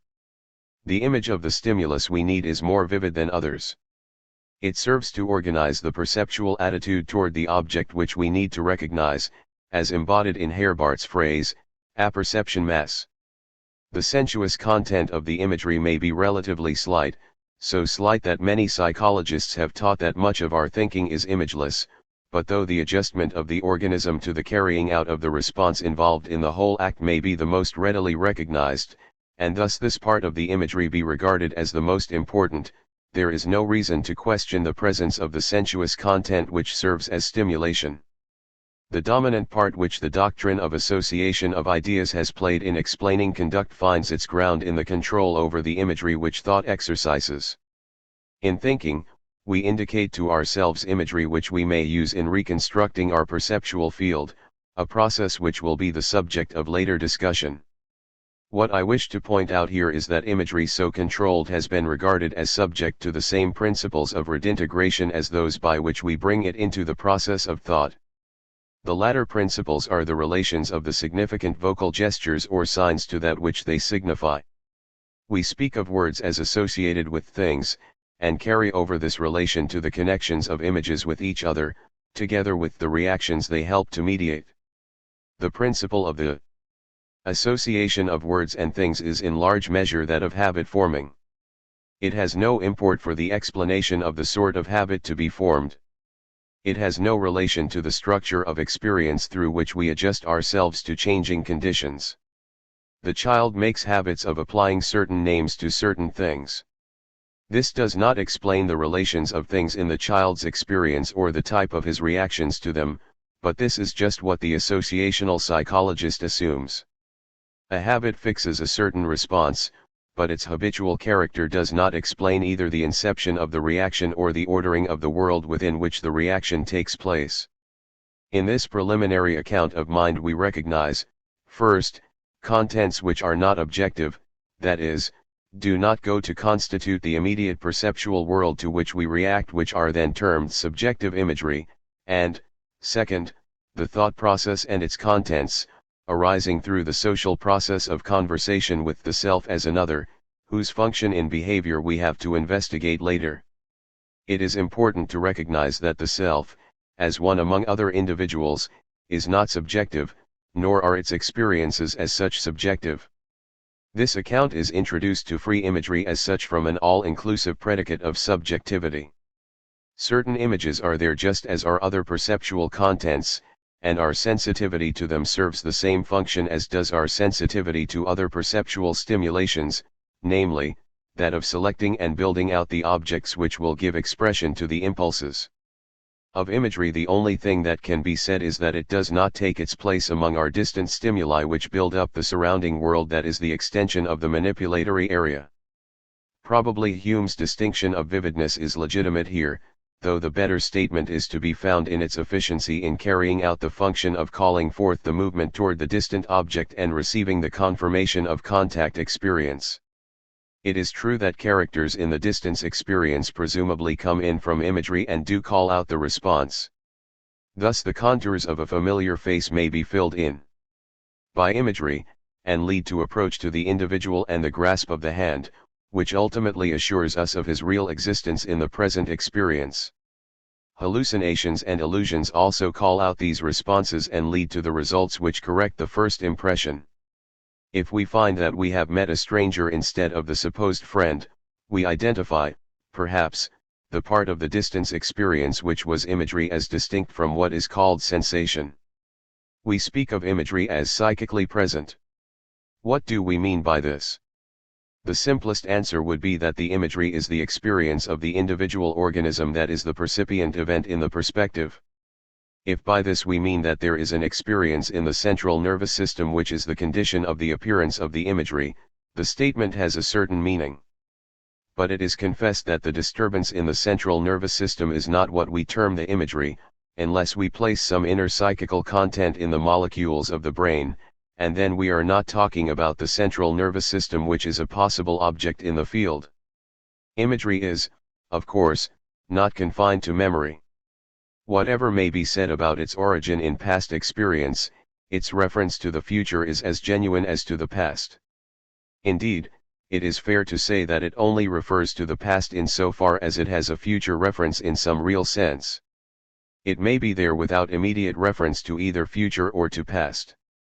We may be quite unable to place the image. The location of imagery in a psychical field implies the self as existent and cannot be made the account of its locus in a theory which undertakes to show how the self arises in an experience within which imagery must be assumed as antecedent to the self.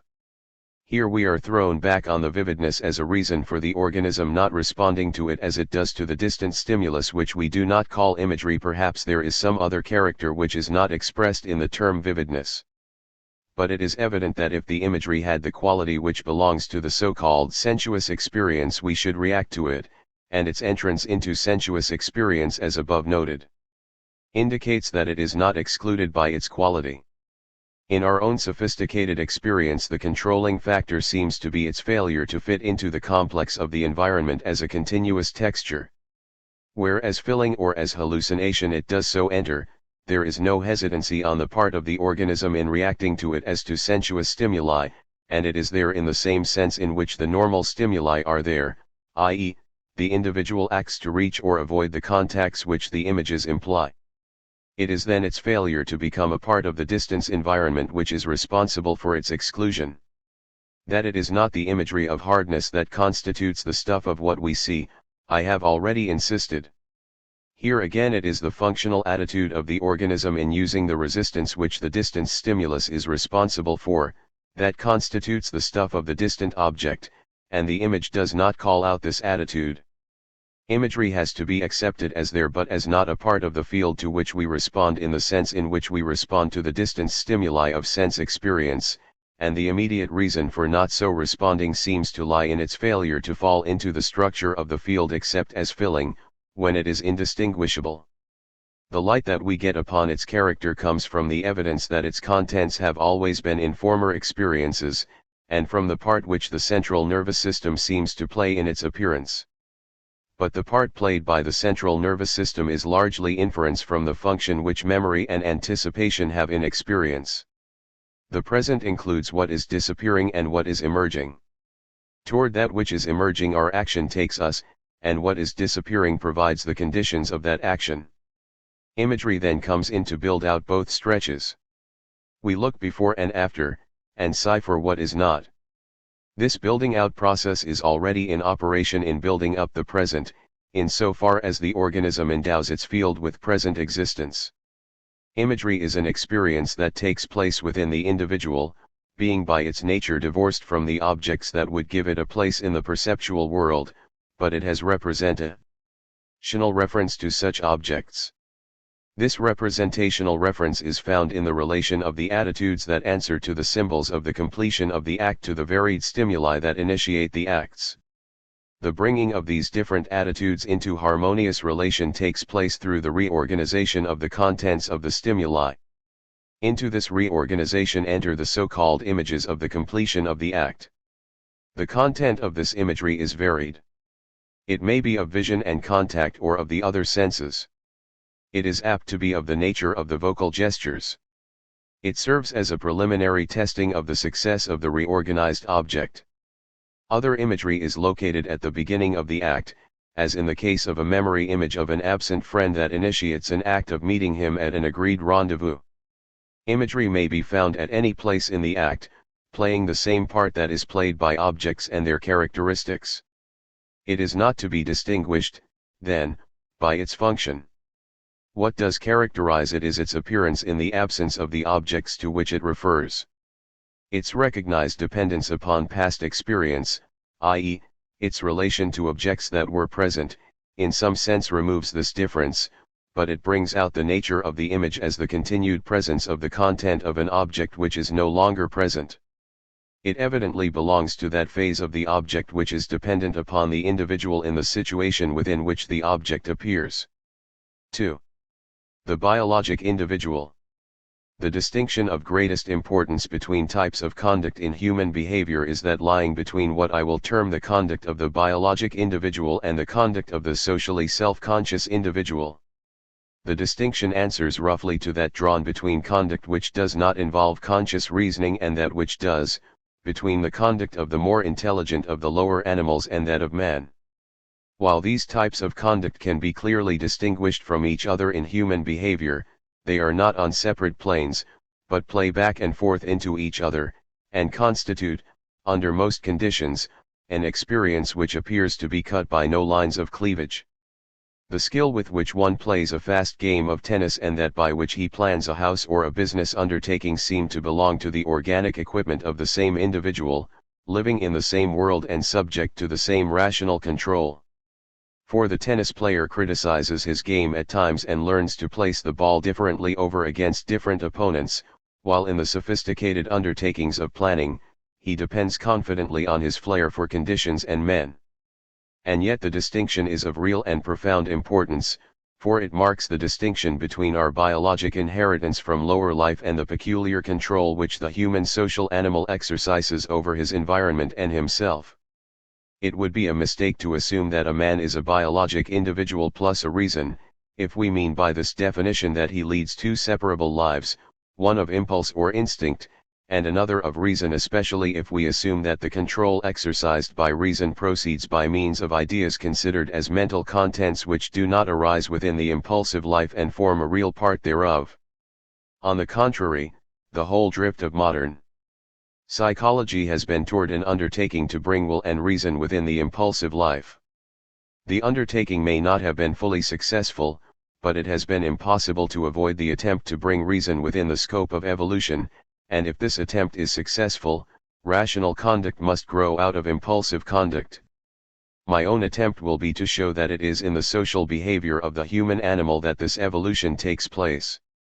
On the other hand, it is true that reasoning conduct appears where impulsive conduct breaks down. Where the act fails to realize its function, when the impulsive effort to get food does not bring the food and, more especially, where conflicting impulses thwart and inhibit each other, here reasoning may come in with a new procedure that is not at the disposal of the biologic individual. The characteristic result of the reasoning procedure is that the individual secures a different set of objects to which to respond, a different field of stimulation. There has been discrimination, analysis, and a rebuilding of the things that called out the conflicting impulses and that now call out a response in which the conflicting impulses have been adjusted to each other. The individual who was divided within himself is unified again in his reaction. So far, however, as we react directly toward things about us without the necessity of finding different objects from those which meet our immediate vision and hearing and contact, so far are we acting impulsively, and we act accordingly as biologic individuals, individuals made up of impulses sensitizing us to stimuli, and answering directly to the stimulation. What are the great groups of impulses making up this biologic individual? The answer for the purposes of this discussion need only be a rough answer. There are, first of all, the adjustments by which the individual maintains his position and balance in motion or at rest. 2. The organization of responses toward distant objects, leading to movement toward or from them. 3. The adjustment of the surfaces of the body to contacts with objects which we have reached by movement, and especially the manipulations of these objects by the hand. 4. Attack on. and defense from hostile forms of prey, involving specialized organization of the general impulses just noted.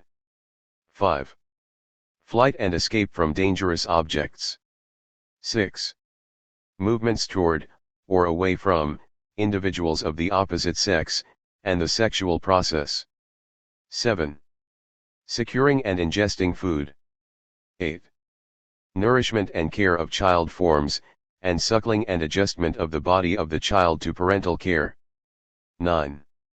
Withdrawals from heat, cold, and danger, and the relaxations of rest and sleep, and 10.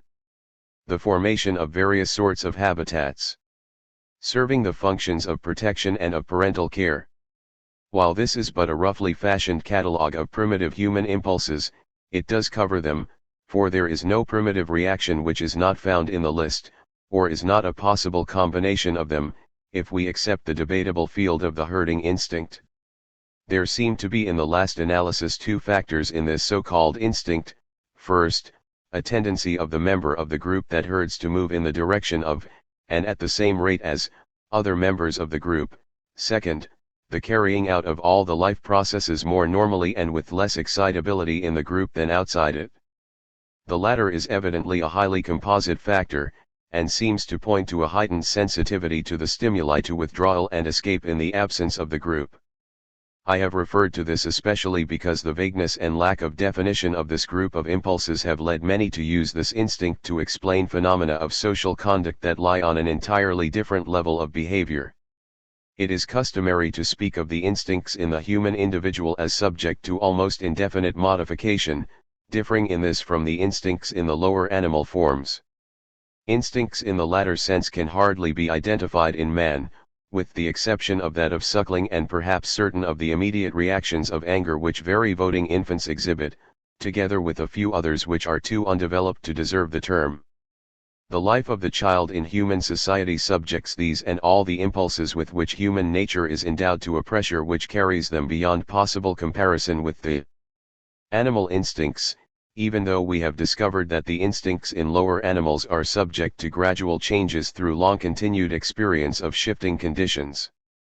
This pressure is, of course, only possible through the rational character that finds its explanation, if I am correct, in the social behavior into which the child is able to enter. This material of instinct or impulse in the lower animals is highly organized. It represents the adjustment of the animal to a very definite and restricted world. The stimuli to which the animal is sensitive and which lie in its habitat constitute that world and answer to the possible reactions of the animal. The two fit into each other and mutually determine each other, for it is the instinct-seeking expression that determines the sensitivity of the animal to the stimulus, and it is the presence of the stimulus which sets the instinct free.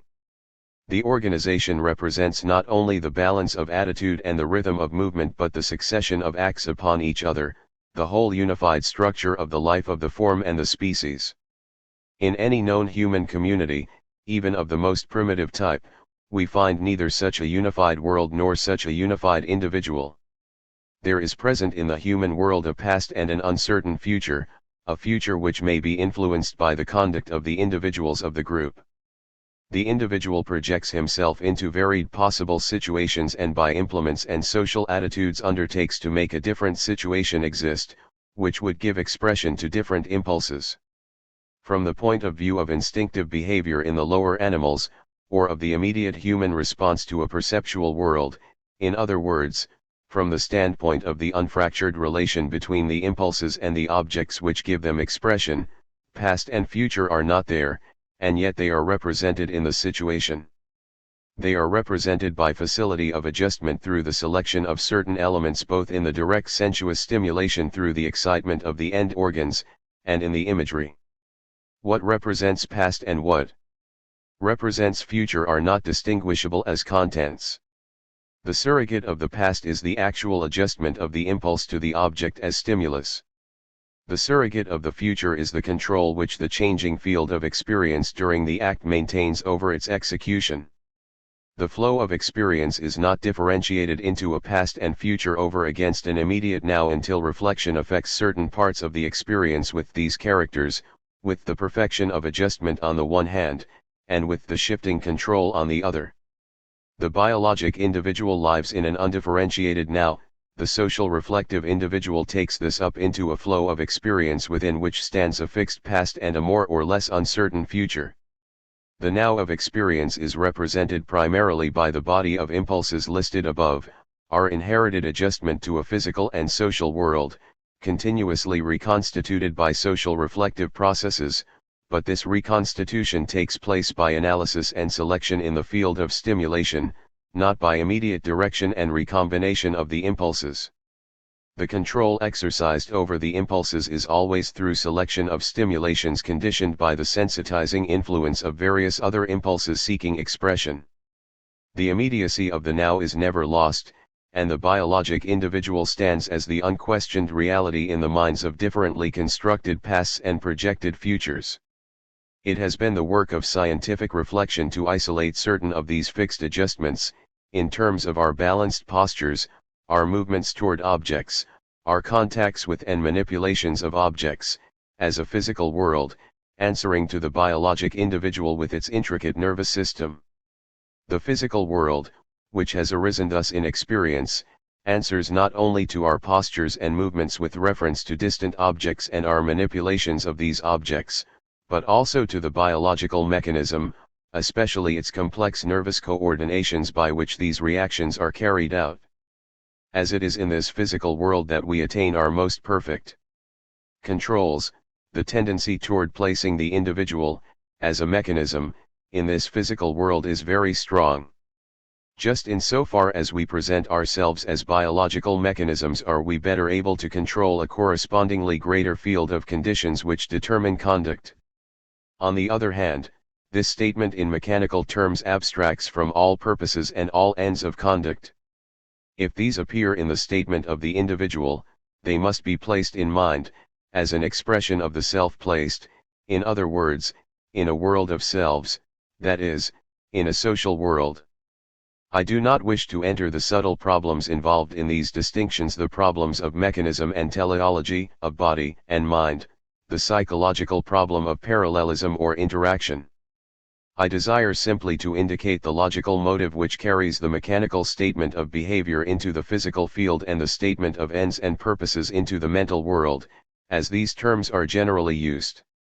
While these two emphases which have been recognized above in the distinction between the past and the future are of capital importance, it is necessary to underscore the return which modern scientific method, and this is but an elaborate form of reflection, inevitably makes to unsophisticated immediate experience in the use of experiment as the test of reality. Modern science brings its most abstract and subtle hypotheses ultimately into the field of the now to evidence their reliability and their truth. This immediate experience, which is reality, and which is the final test of the reality of scientific hypotheses as well as the test of the truth of all our ideas and suppositions, is the experience of what I have called the biologic individual. The term refers to the individual in an attitude and at a moment in which the impulses sustain an unfractured relation with the objects around him. The final registering of the pointer on a pair of scales, of the coincidence of the star with the hairline of a telescope, of the presence of an individual in a room, of the actual consummation of a business deal, these occurrences which may confirm any hypothesis or supposition are not themselves subject to analysis. What is sought is a coincidence of an anticipated result with the actual event. I have termed it biologic because the term lays emphasis on the living reality which may be distinguished from reflection. A later reflection turns back upon it and endeavors to present the complete interrelationship between the world and the individual in terms of physical stimuli and biological mechanism. The actual experience did not take place in this form but in the form of unsophisticated reality. 3. The self and the process of reflection. It is in social behavior that the process of reflection itself arises. This process should first of all be stated in its simplest appearance. It implies, as I have already stated, some defeat of the act, especially one due to mutually inhibiting impulses. The impulse to advance toward food or water is checked by an impulse to hold back or withdraw through the evidence of danger or a sign forbidding trespass. The attitude of the animal lower than man under these conditions is that of advancing and retreating, a process which may of itself lead to some solution without reflection. Thus the cats in the trick box by continuous erratic movements find at last the spring that sets them free, but the solution thus found is not a reflective solution, though continuous repetition may at last stamp this reaction in, so that the experienced cat will at once release the spring when placed again in the puzzle box. A very large part of human skill gained in playing games, or musical instruments, or in attaining in general muscular adjustments to new situations, is acquired by this trial and error procedure. In this procedure one of the opposing impulses after the other is dominant, gaining expression up to the point at which it is definitively checked by the opposing impulse or impulses. Thus a dog approaching a stranger who offers it meat may almost reach him, and then under the summation of the stimuli of the strangeness of the man suddenly dart away barking and snarling. Such a seesaw between opposing impulses may continue for some time, until, after exhausting each other, they leave the door open to other impulses and their stimuli entirely outside the present field. Or this approach and retreat many bring into play still other characters in the objects, arousing other impulses which may thus solve the problem. A closer approach to the stranger may reveal a familiar odor from the man and banish the stimulus which has set free the impulse of flight and hostility. In the other instance cited, that of the cats in the box, one impulsive act after another finally leads by chalice to the setting off of the spring. The bungling, awkward, hesitating play of the beginner at tennis or on the violin is an instance of the same thing in human conduct, and here we are able to record the player himself as saying that he learns without knowing how he learns. He finds that a new situation appears to him that he has not recognized in the past. The position of his opponent and the angle of the approaching ball suddenly become important to him. These objective situations had not existed for him in the past. He has not built them up on any theory.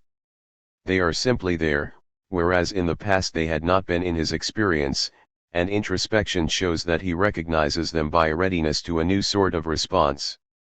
His attention is called to them by his own motor attitudes. He is getting what he calls form.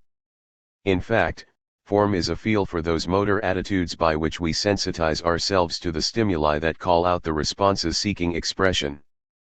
The whole is an unreflective process in which the impulses and their corresponding objects are there or are not there. The reorganization of the objective field and of conflicting impulses does take place in experience. When it has taken place it is registered in new objects and new attitudes, and for the time being we may postpone the manner in which the reorganization takes place. Current explanations in terms of trial and error, stamping in of successful reactions and elimination of unsuccessful reactions, and the selective power of the pleasure attending success and the pain attending upon failure have not proved satisfying, but the processes lie outside the field of reflection and need not detain us at present. As an example of simple reflection we may take the opening of a drawer that refuses to give way to repeated pulls of ever-increasing energy. Instead of surrendering oneself to the effort to expend all his strength until he may have pulled off the handles themselves, the individual exercises his intelligence by locating, if possible, the resistance, identifying a little give on this side or that, and using his strength at the point where the resistance is greatest, or attending to the imagery of the contents of the drawer and removing the drawer above so that he may take out the obstacle that has defeated his efforts. In this procedure the striking difference from that unreflective method which we have just been considering is found in the analysis of the object. The drawer has ceased for the time being to be a mere something to be pulled. It is a wooden thing of different parts, some of which may have swollen more than others. It is also a crowded receptacle of objects which may have projected themselves against the containing frame. This analysis, however, does not take us out of the field of the impulses. The man is operating with two hands. A sense of greater resistance on one side rather than on the other leads to added effort where the resistance is the greatest.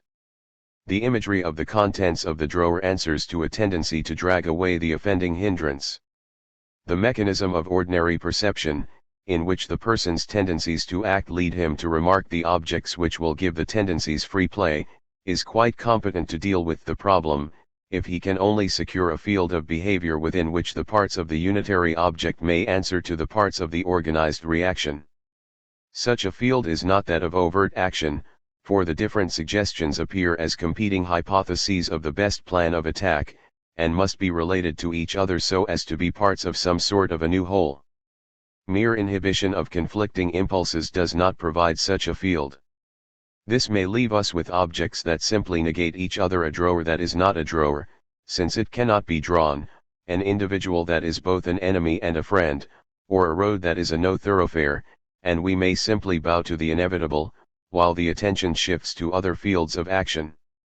Nor are we at liberty to predicate a mind, as a locus for reflection, a mind that at a certain stage in evolution is there, a heaven-given inner endowment ready to equip man with a new technique of life. Our undertaking is to discover the development of mind within behavior that took no thought to itself, and belonged entirely to a world of immediate things and immediate reactions to things. If it is to be an evolution within behavior, it must be statable in the way we have conceived behavior to take place in living forms, i.e., every step of the process must be an act in which an impulse finds expression through an object in a perceptual field. It may be necessary again to utter a warning against the easy assumption that experiences originating from under the skin provide an inner world within which in some obscure manner reflection may arise, and against the assumption that the body of the individual as a perceptual object provides a center to which experiences may be attached, thus creating a private and psychical field that has in it the germ of representation and so of reflection. Neither a colic nor a stubbed toe can give birth to reflection, nor do pleasures or pains, emotions, or moods, constitute inner psychical contents, inevitably referred to a self, thus forming an inner world within which autochthonous thought can spring up. Reflection as it appears in the instance cited above involves two attitudes at least, one of indicating a novel feature of the object which gives rise to conflicting impulses, analysis, and the other of so organizing the reaction toward the object, thus perceived, that one indicates the reaction to himself as he might to another, representation. The direct activities out of which thought grows are social acts, and presumably find their earliest expression in primitive social responses. It will be well, then, to consider first the simplest forms of social conduct and return to reflection when we learn whether such conduct provides a field and method for reflection. The social conduct of any individual may be defined as that conduct arising out of impulses whose specific stimuli are found in other individuals belonging to the same biologic group. These stimuli may appeal to any of the sense organs, but there is a class of such stimuli which needs to be especially noted and emphasized. These are the motor attitudes and early stages in the movements of other individuals which govern the reactions of the individual in question. They have been largely overlooked by comparative psychologists, or when discussed, as they have been, by Darwin, Piedret, and Wundt, they have been treated as affecting other individuals not directly but through their expression of emotion, of intention, or idea, that is, they have not been recognized as specific stimuli but as secondary and derived stimuli. But anyone who studies what may be called the conversation of attitudes of dogs preparing for a fight, or the adjustments of infants and their mothers, or the mutual movements of herding animals will recognize that the beginnings of social acts call out instinctive or impulsive responses as immediately as do the animal forms, odors, contacts, or cries. Wundt has done a great service in bringing these stimuli under the general term of gestures, thus placing the uttered sounds which develop into articulate significant speech in man in this class, as vocal gestures. Another comment should be made upon the conception of social conduct. It must not be confined to mutual reactions of individuals whose conduct accepts, conserves, and serves the others. It must include the animal enemies as well. For the purposes of social conduct, the tiger is as much a part of the jungle society as the buffalo or the deer. In the development of the group more narrowly conceived, the instincts or impulses of hostility and flight, together with the gestures that represent their early stages, play most important roles, not only in the protection of the mutually supporting forms, but in the conduct of these forms toward each other. Nor is it amiss to point out that in the evolution of animal forms within the life process, the hunter and the hunted, the eater and the eaten, are as closely interwoven as are the mother and the child or the individuals of the two sexes.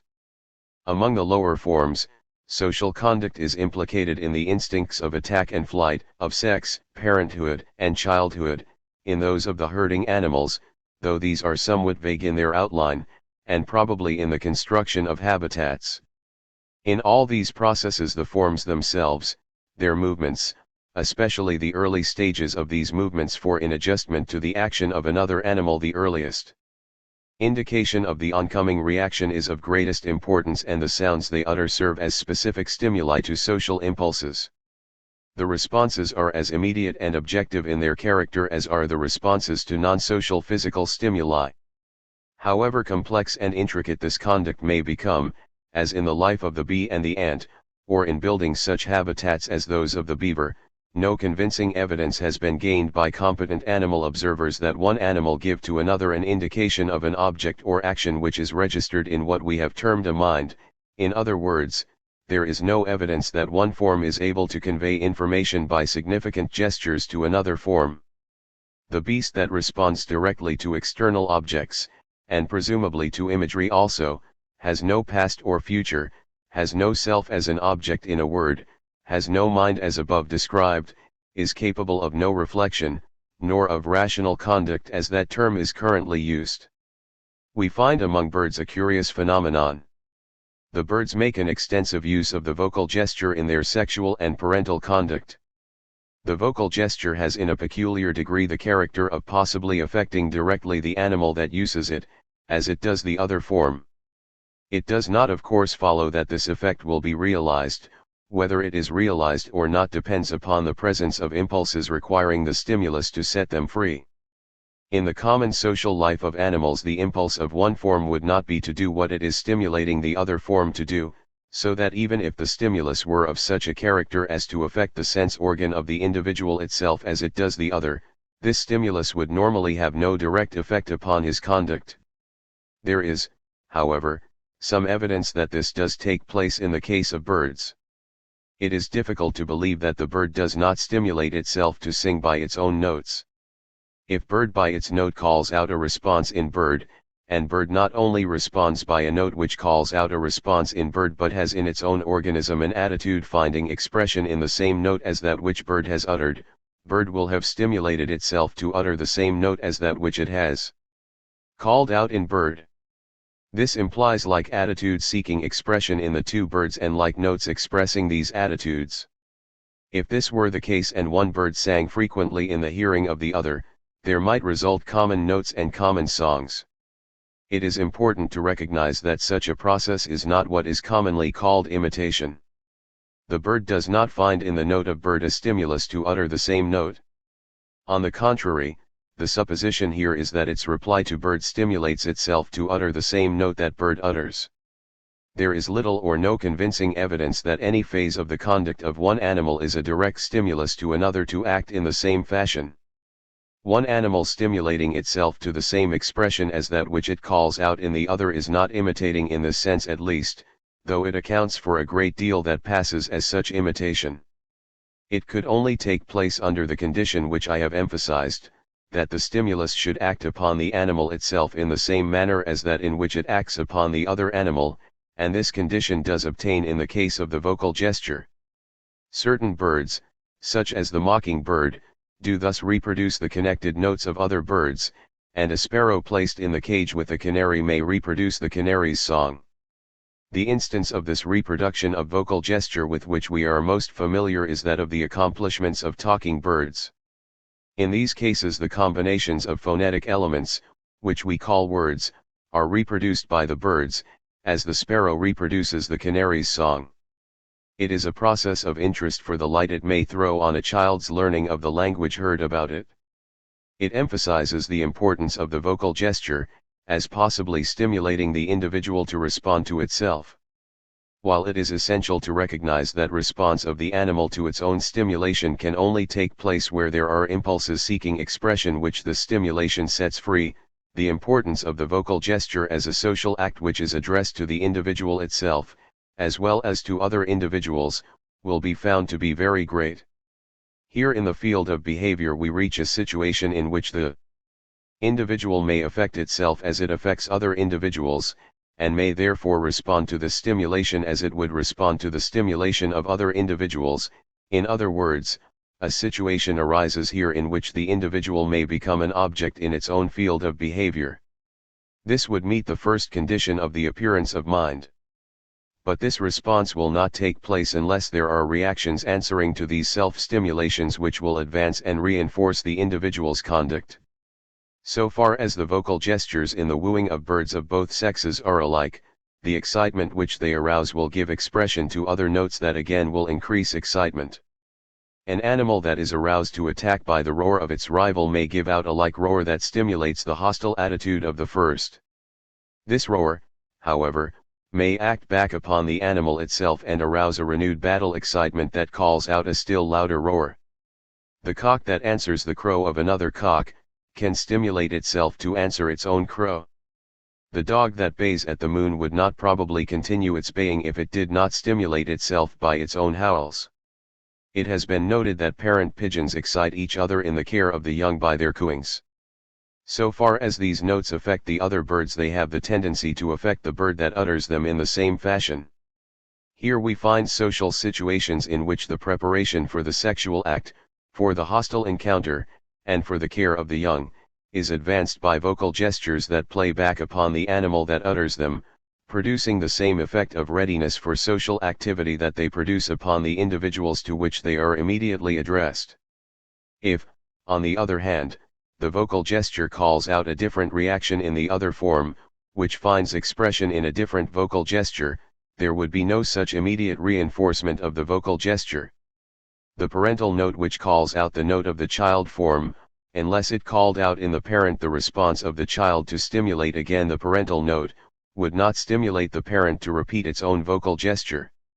This complication does arise in the case of human parents, but presumably not in the relations of parent and offspring in forms lower than man.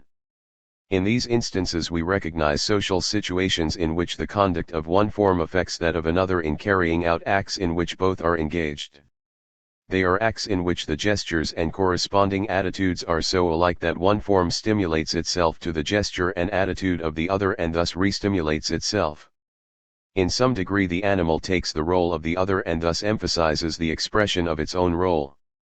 In the forms we have cited, this is possible only where the roles are, up to a certain stage of preparation for the social act, more or less identical.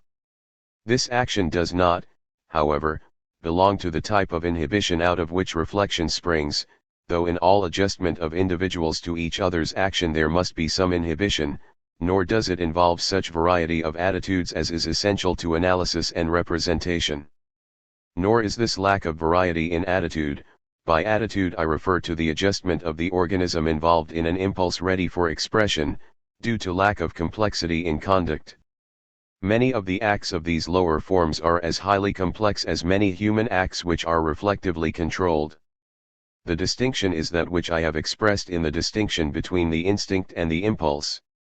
The instinct may be highly complex, example the preparation of the wasp for the larval life that will come from the egg which is laid in its fabricated cell, but the different elements of the whole complex process are so firmly organized together that a check at any point frustrates the whole undertaking.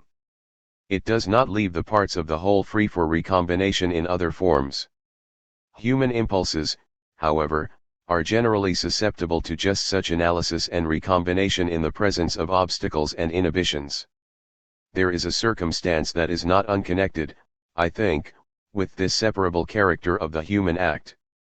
I refer to the contact experiences which come to man through his hands.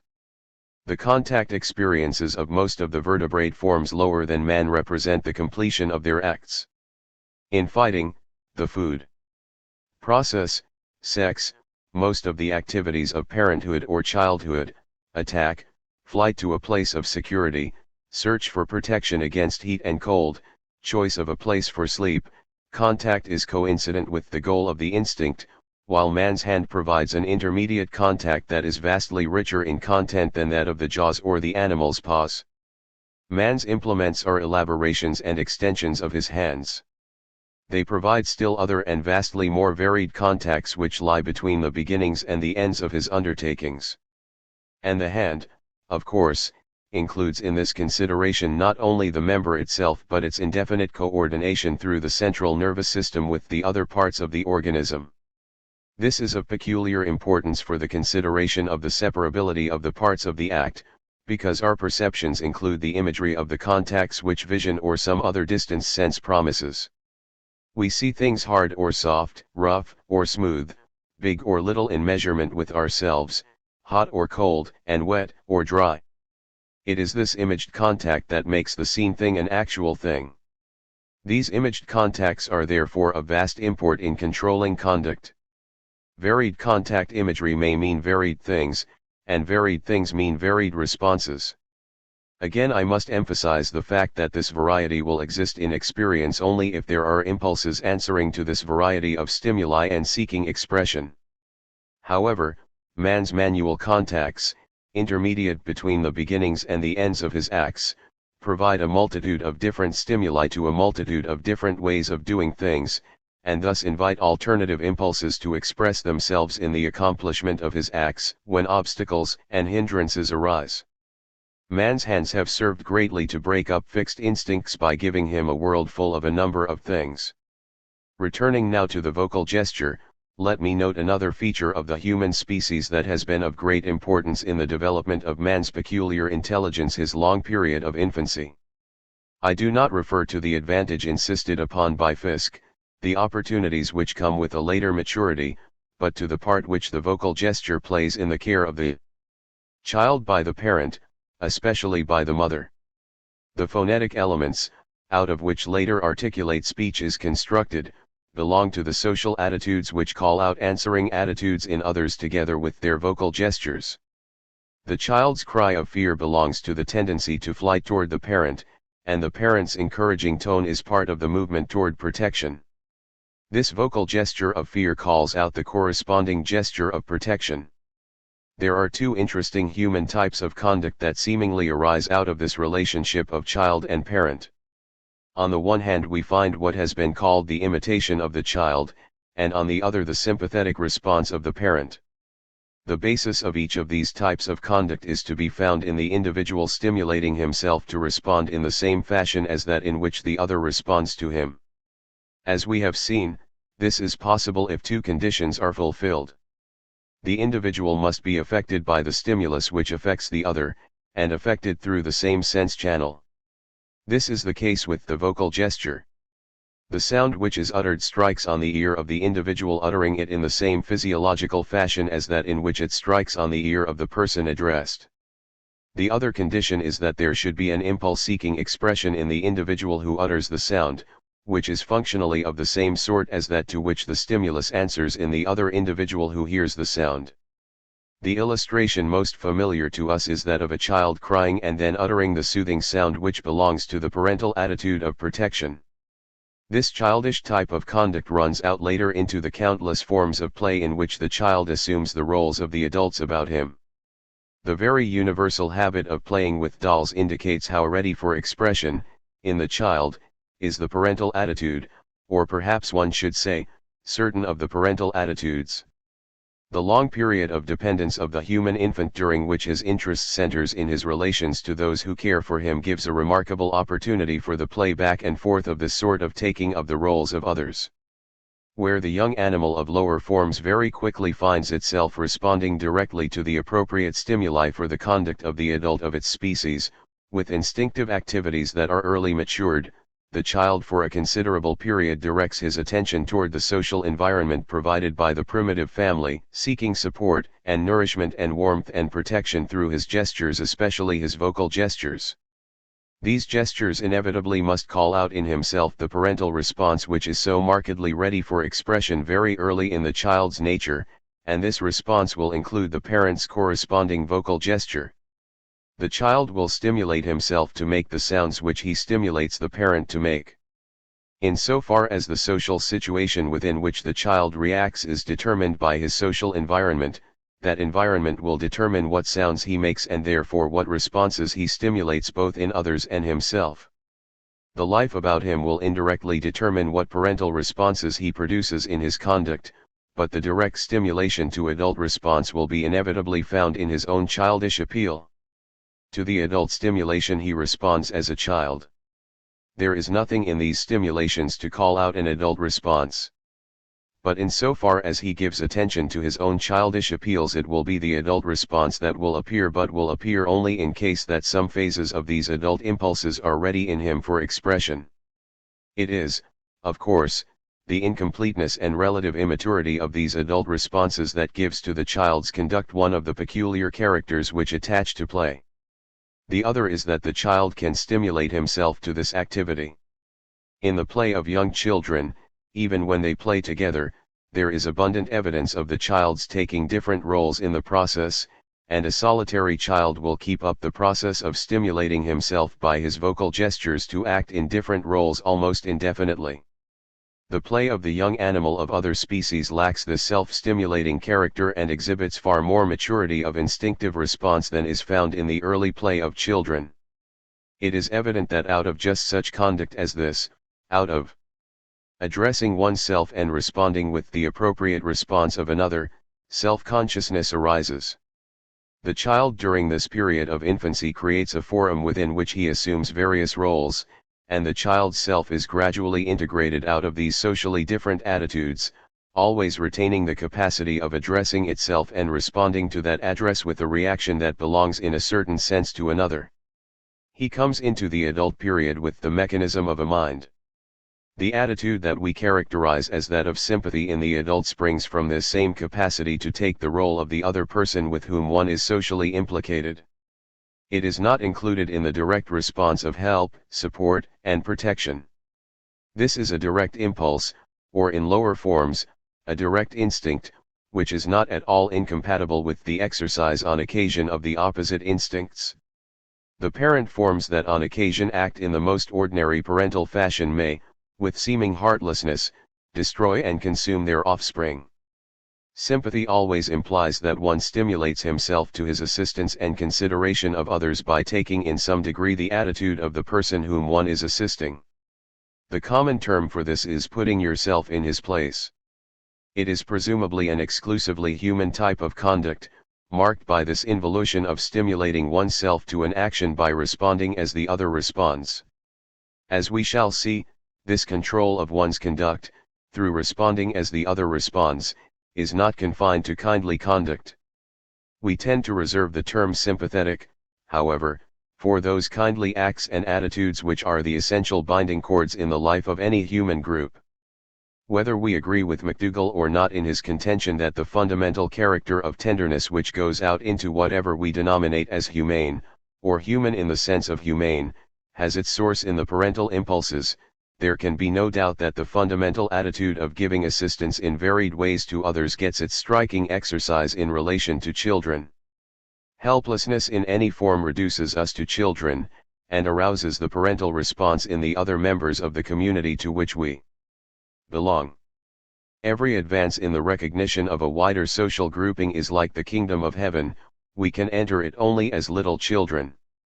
The human adult has already come into society through the door of childhood with a self of some sort, a self that has arisen through assuming various roles. He turns to his or her own children therefore with what we term sympathy, but the mother and the father exercise this attitude most constantly in their parental responses. More than in any other sense, psychologically society has developed out of the family.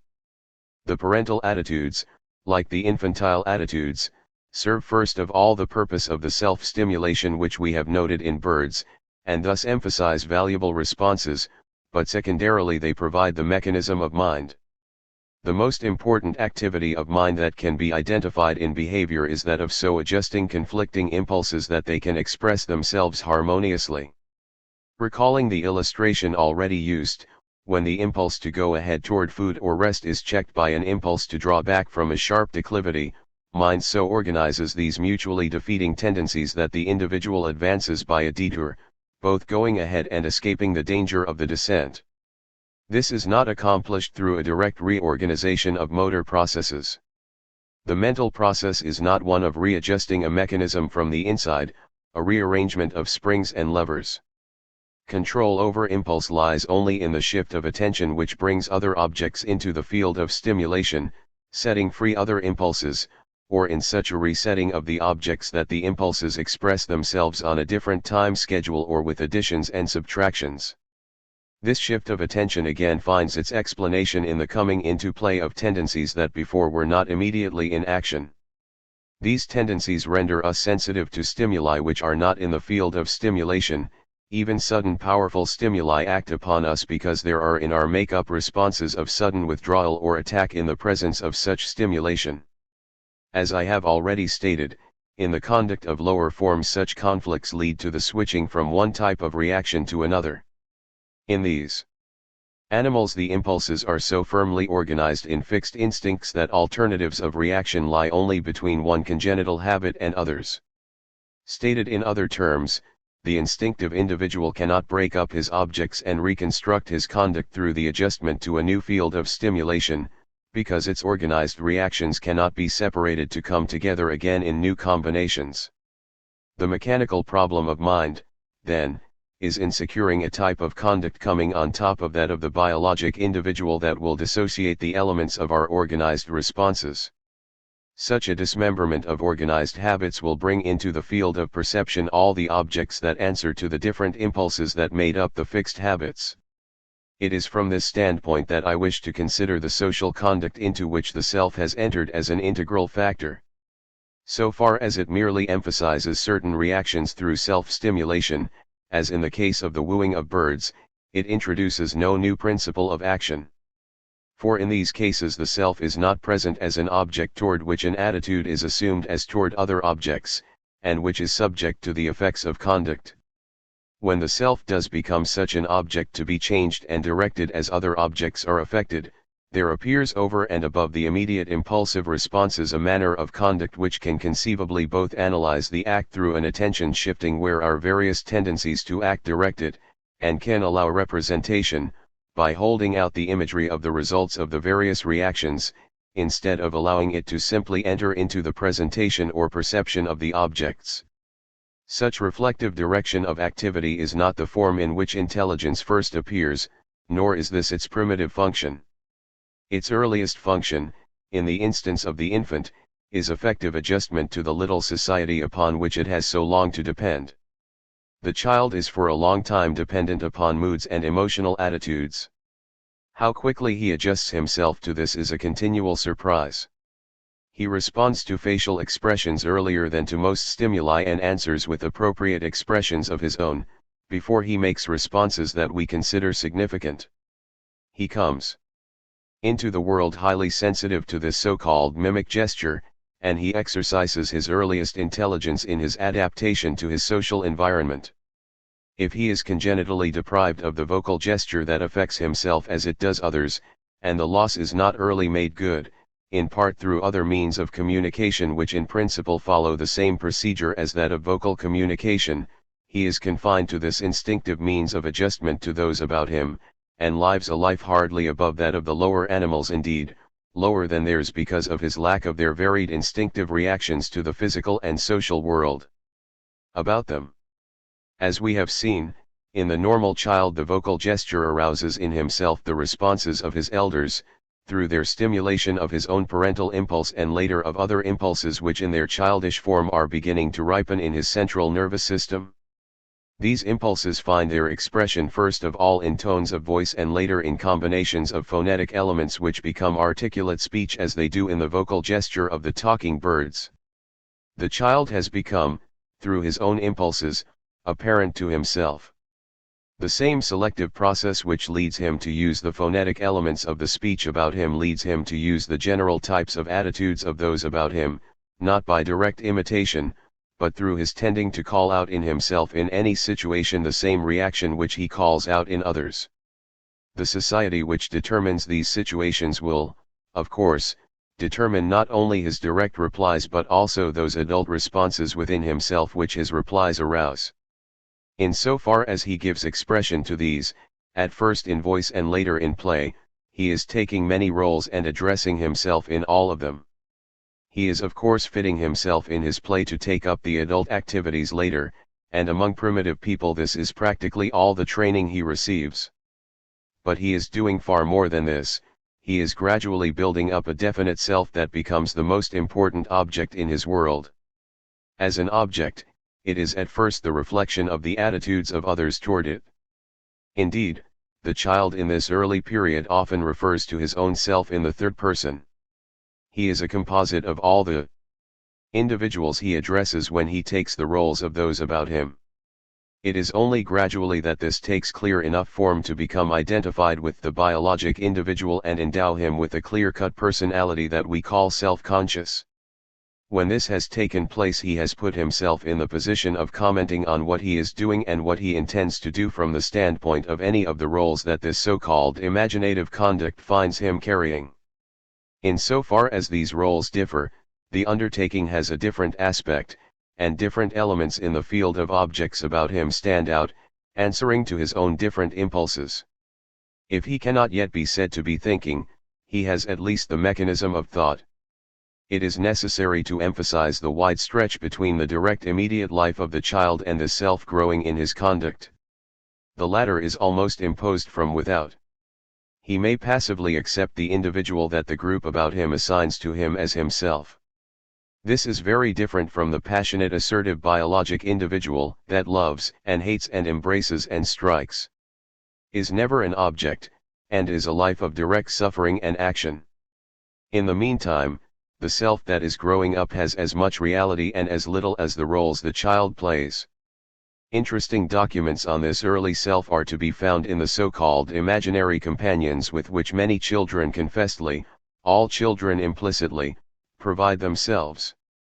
They are, of course, the imperfectly personified responses in the child to his own social stimulation, but which have more intimate and lasting import in his play life than others of the shadowy clan. As the child completes the circle of the social world to which he responds and whose actions he stimulates himself to produce, he has completed in some fashion his own self toward which all these play activities can be directed. It is an accomplishment that announces itself in the passage from the earlier form of play into that of games, either the competitive or the more or less dramatic games, in which the child enters as a definite personality that maintains itself throughout. His interest passes from the story, the fairy tale, the folk tale, to the connected AC counts in which he can sustain a sympathetic identity with the hero or the heroine in the rush of events.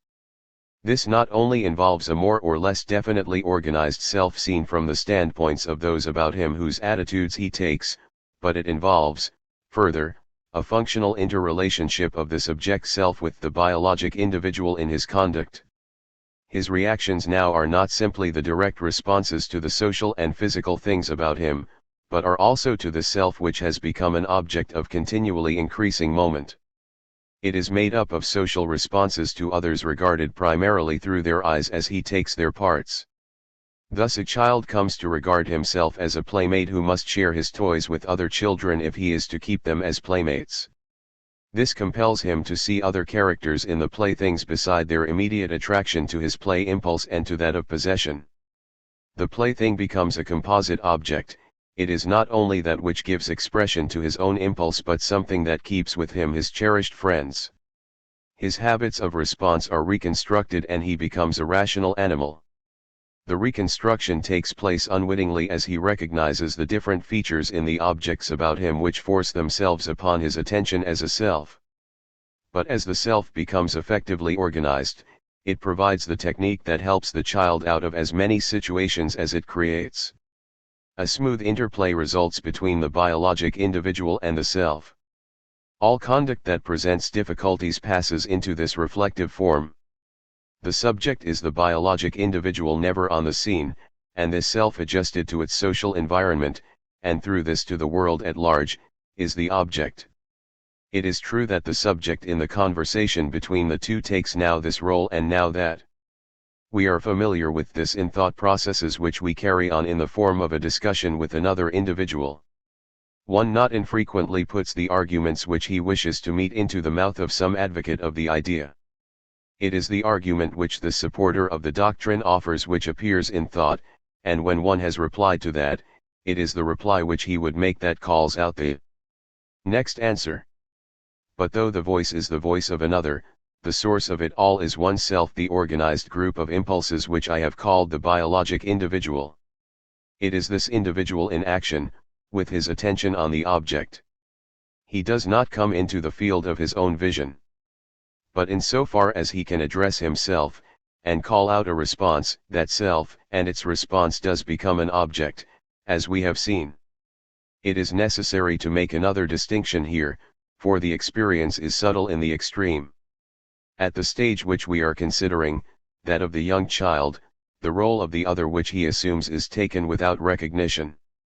The child is aware of his response to the role, not of the role he is taking. It is only the later sophisticated inner experience that is aware of the character under which the invisible I enters the scene, and then only through a setting which must be later presented. The medium of interaction between the subject and object is the vocal gesture with the imagery which gathers about it, but this vocal gesture is but part of a social act. It represents the adjustment to an environment, in the attitude of some overt action. The action is, however, indicated to the self by the gesture, and the self as another social being through its gestures takes the attitude of varying responses, the conversation of gestures which I have already described in the conduct of animals. To this attitude and its gesture the biologic individual, the subject, again replies, but his reply is to the self, while the responses of the self are not directed toward the subject but toward the social situation involved in the attitude which has called it out. Expressed in our adult thought, this is the distinction between the idea that comes into our heads, the idea that occurs to us, and its relation to the world, of which as objects we are a part. It is what the child is preparing to do and the attitudes which he will take in consequence.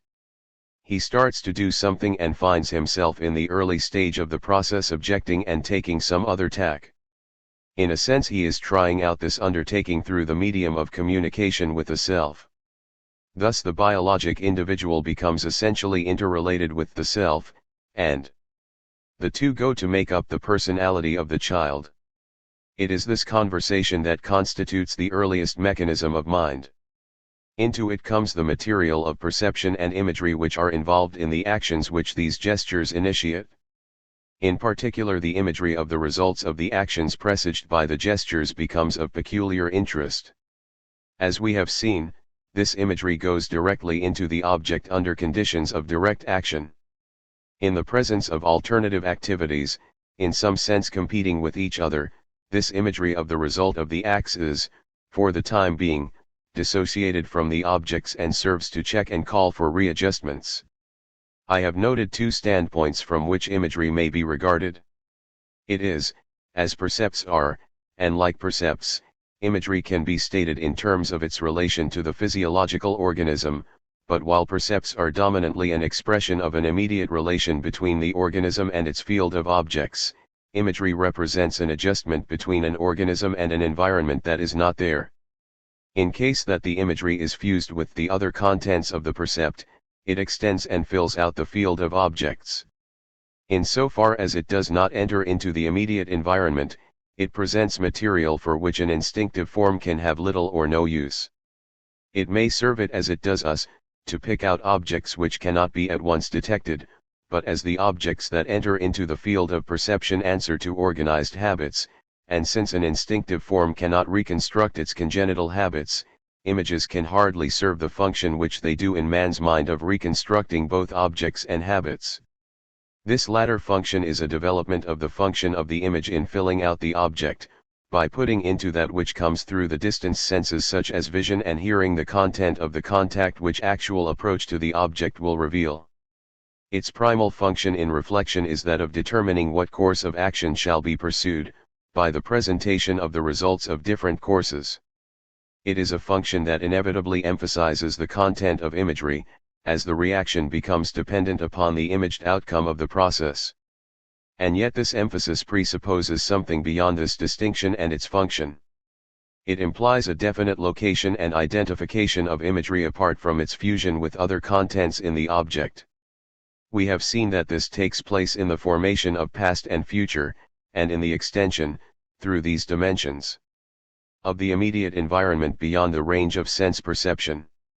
However, before this location can take place, the imagery hangs unoriented, and especially as past and future take on more definiteness, the imagery, which does not at once fall into place, needs a local habitation and is placed in the mind. In terms of a behavioristic psychology, the problem of stating reflection is that of showing how in immediate conduct, shifting attention, springing from varied impulses, may lead to reorganization of objects so that conflicts between organized impulses may be overcome. We have just seen that imagery which goes into the structure of objects, and which represents the adjustment of the organism to environments which are not there, may serve toward the reconstruction of the objective field.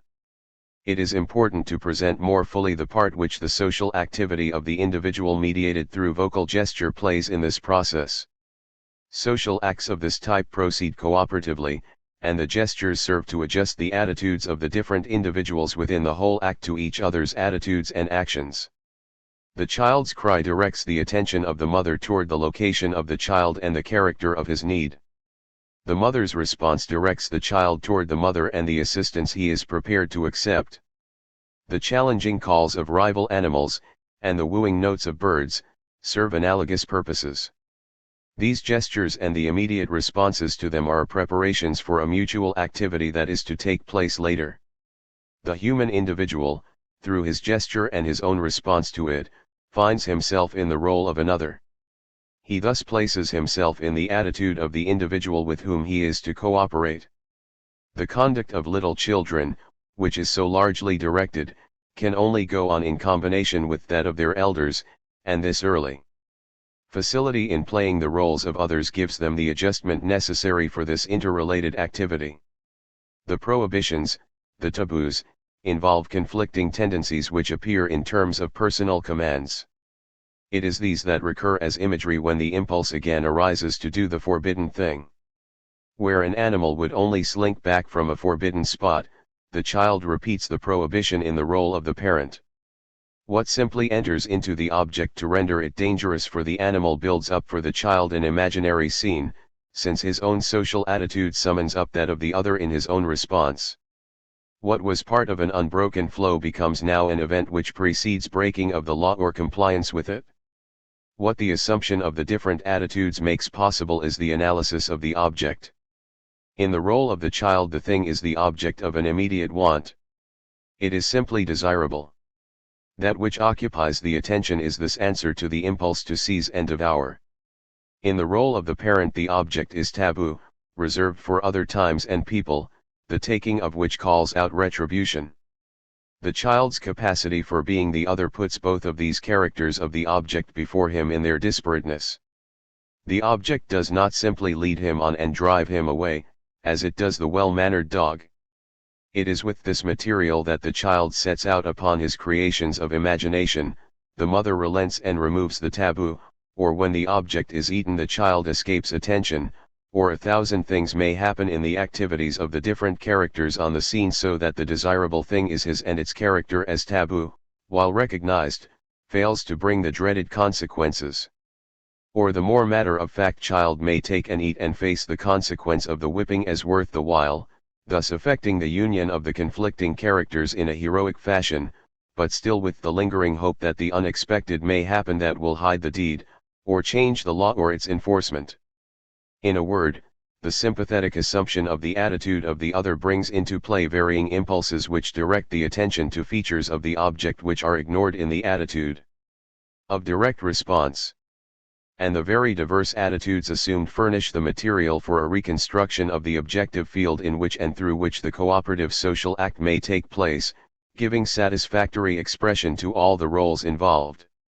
It is this analysis and reconstruction which is rendered possible by the apparatus of the vocal gesture, with its related organic equipment. It is in this field that the continuous flow breaks up in ordered series, in the relation of alternative steps leading up to some event. Time with its distinguishable moments enters, so to speak, with the intervals necessary to shift the scene and change the costumes. One cannot be another and yet himself except from the standpoint of a time which is composed of entirely independent elements.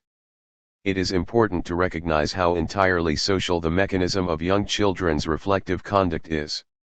The explanation lies both in the long period of infancy, necessitating dependency upon the social conduct of the family group, and in the vocal gesture, stimulating the child to act toward himself as others act toward him, and thus putting him in the position of facing his problems from the standpoints, as far as he can assume them, of all who are involved therein. One should not, however, assume that these social attitudes of the child imply the existence in his conduct of the full personalities of those whose attitudes he is taking. On the contrary, the full personality with which he finds himself ultimately endowed and which he finds in others is the combination of the self and the others. As social objects, the others with whom the child plays are uncertain in their outlines and shadowy in their structure. What is clear and definite in the child's attitude is the reaction in either role, that of the self or the other. The child's earliest life is that of social activities, including this reflexive stimulation and response, in a field in which neither social nor merely physical objects have arisen with definiteness. It is a great mistake to overlook the social character of these processes, for in the human animal this social factor carries with it the complication of possible self-stimulation as well. The reaction of the human animal toward another, in which a gesture plays a part that can affect the first individual as it does the other, has a value which cannot attach to the direct instinctive or impulsive responses to objects, whether they be other living forms or mere physical things. Such a reaction, even with its self-reflection only implicitly there, must be still more sharply distinguished from our reactions to physical things in terms of our modern scientific attitude. Such a physical world did not exist in the earlier and less sophisticated experience of man. It is a product of modern scientific method. It is not found in the unsophisticated child or in the unsophisticated man, and yet most psychologies treat the experience of the child's reactions to the so-called physical objects about him as if these objects were for him what they are for the adult. There is most interesting evidence of this difference in the attitude of primitive man toward his environment. The primitive man has the mind of the child, indeed, of the young child. He approaches his problems in terms of social conduct, the social conduct in which there is the self-reflection which has just been the subject of discussion. The child gets his solutions of what from our standpoint are entirely physical problems, such as those of transportation, movement of things, and the like, through his social reaction to those about him. This is not simply because he is dependent, and must look to those about him for assistance during the early period of infancy, but, more important still, because his primitive process of reflection is one of mediation through vocal gestures of a cooperative social process. The human individual thinks first of all entirely in social terms. This means, as I have emphasized above, not that nature and natural objects are personalized, but that the child's reactions to nature and its objects are social reactions, and that his responses imply that the actions of natural objects are social reactions. In other words, insofar as the young child acts reflectively toward his physical environment, he acts as if it were helping or hindering him, and his responses are accompanied with friendliness or anger. It is an attitude of which there are more than vestiges in our sophisticated experience. It is perhaps most evident in the irritations against the total depravity of inanimate things, in our affection for familiar objects of constant employment, and in the aesthetic attitude toward nature which is the source of all nature poetry. The distinction between this attitude and that of personification is that between the primitive cult attitude and the later attitude of the myth, between the period of the mana, of magic in its primitive form, and the period of the gods. The essence of the reflective process at this stage is that through friendly or hostile attitudes difficulties are overcome. 4. Fragments on Ethics 1. 1.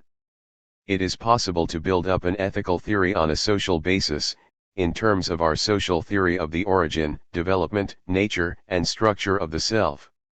Thus, for example, Kant's categorical imperative may be socially stated or formulated or interpreted in these terms, that is, given its social equivalent.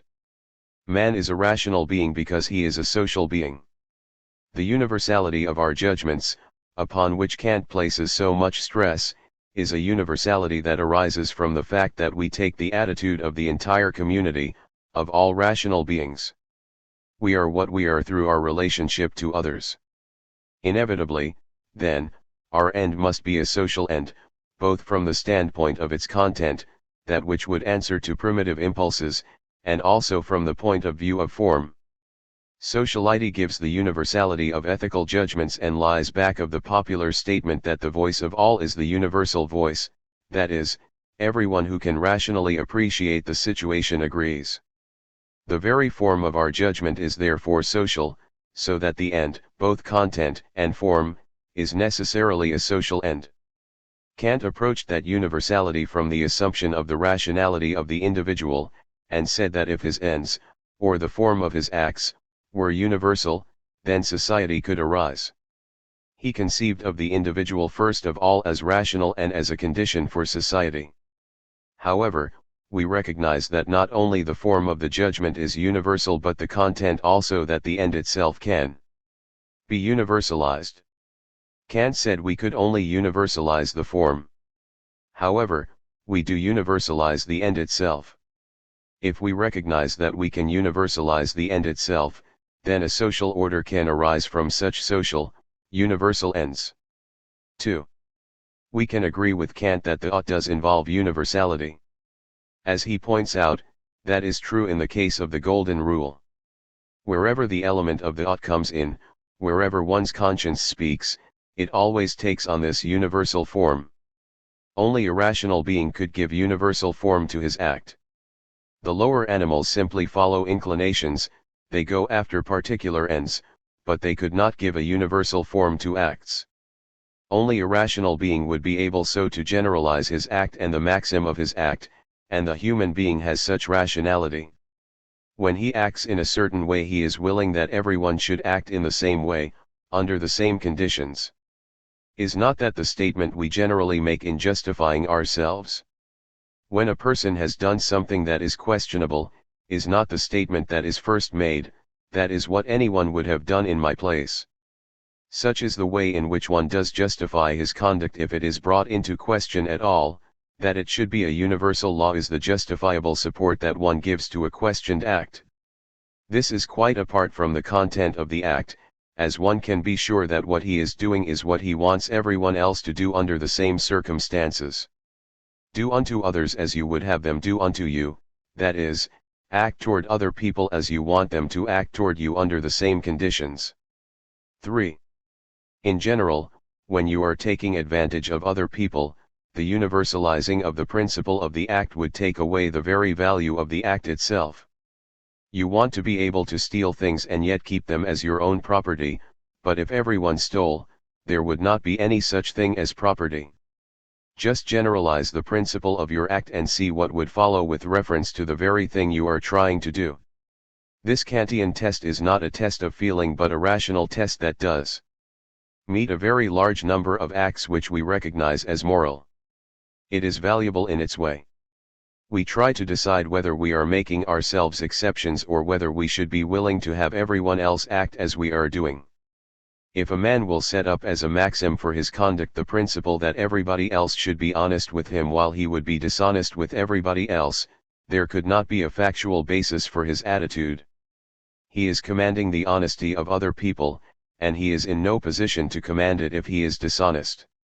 The rights one recognizes in others one can demand in others, but we cannot demand from others what we refuse to respect. It is a practical impossibility. Any constructive act is, however, something that lies outside of the scope of Kant's principle. From Kant's standpoint you assume that the standard is there, and then if you slip around it yourself while expecting other people to live up to it, Kant's principle will find you out. But where you have no standard, it does not help you to decide. Where you have to get a restatement, a readjustment, you get a new situation in which to act, the simple generalizing of the principle of your act does not help. It is at that point that Kant's principle breaks down. What Kant's principle does is to tell you that an act is immoral under certain conditions, but it does not tell you what is the moral act. Kant's categorical imperative assumes that there is just one way of acting. If that is the case, then there is only one course that can be universalized, then the respect for law would be the motive for acting in that fashion. But if you assume that there are alternative ways of acting, then you cannot utilize Kant's motive as a means of determining what is right. 4. Both Kant and the utilitarians wish to universalize, to make universal that in which morality lies. The utilitarian says it must be the greatest good of the greatest number. Kant says that the attitude of the act must be one which takes on the form of a universal law. I want to point out this common attitude of these two schools, which are so opposed to each other in other ways. They both feel that an act which is moral must have in some way a universal character. If you state morality in terms of the result of the act, then you state the results in terms of the whole community. If in the attitude of the act, it must be in the respect for law, and the attitude must take on the form of a universal law, a universal rule. Both recognize that morality involves universality, that the moral act is not simply a private affair. A thing that is good from a moral standpoint must be a good for everyone under the same conditions. This demand for universality is found in both the utilitarian and Kantian doctrines. 5. If the categorical imperative is obeyed as Kant wishes, everyone will make a universal law of his act, and then a combination of such individuals will be one that is harmonious, so that a society made up out of beings who recognize the moral law would be a moral society. In that way Kant gets a content in his act. His statement is that there is no content, but by setting the human being up as an end in himself, and so society as a higher end, he introduces content. This picture of a kingdom of ends is hardly to be distinguished from Mill's doctrine, since both set up society as an end. Each of them has to get to some sort of an end that can be universal. The utilitarian reaches that in the general good, the general happiness of the whole community. Kant finds it in an organization of rational human beings, who apply rationality to the form of their acts. Neither of them is able to state the end in terms of the object of desire of the individual. Actually, what you have to universalize is the object toward which desire is directed, that upon which your attention must be centered if you are going to succeed. You have to universalize not the mere form of the act but the content of the act. If you assume that what you want is just pleasure, you have a particular event, a feeling which you experience under certain conditions. But if you desire the object itself, you desire that which can be given a universal form. If you desire such an object, the motive itself can be as moral as the end. The break which the act puts between the motive and the intended end then disappears. 6. There is the question of the relation of endeavor and achievement to will, the question as to whether the result is something that can have anything to do with the morality of the act. You do have to bring the end into your intention, into your attitude. You can, at every stage of the act, be acting with reference to the end, and you can embody the end in the steps that you are immediately taking. That is the difference between meaning well and having the right intention.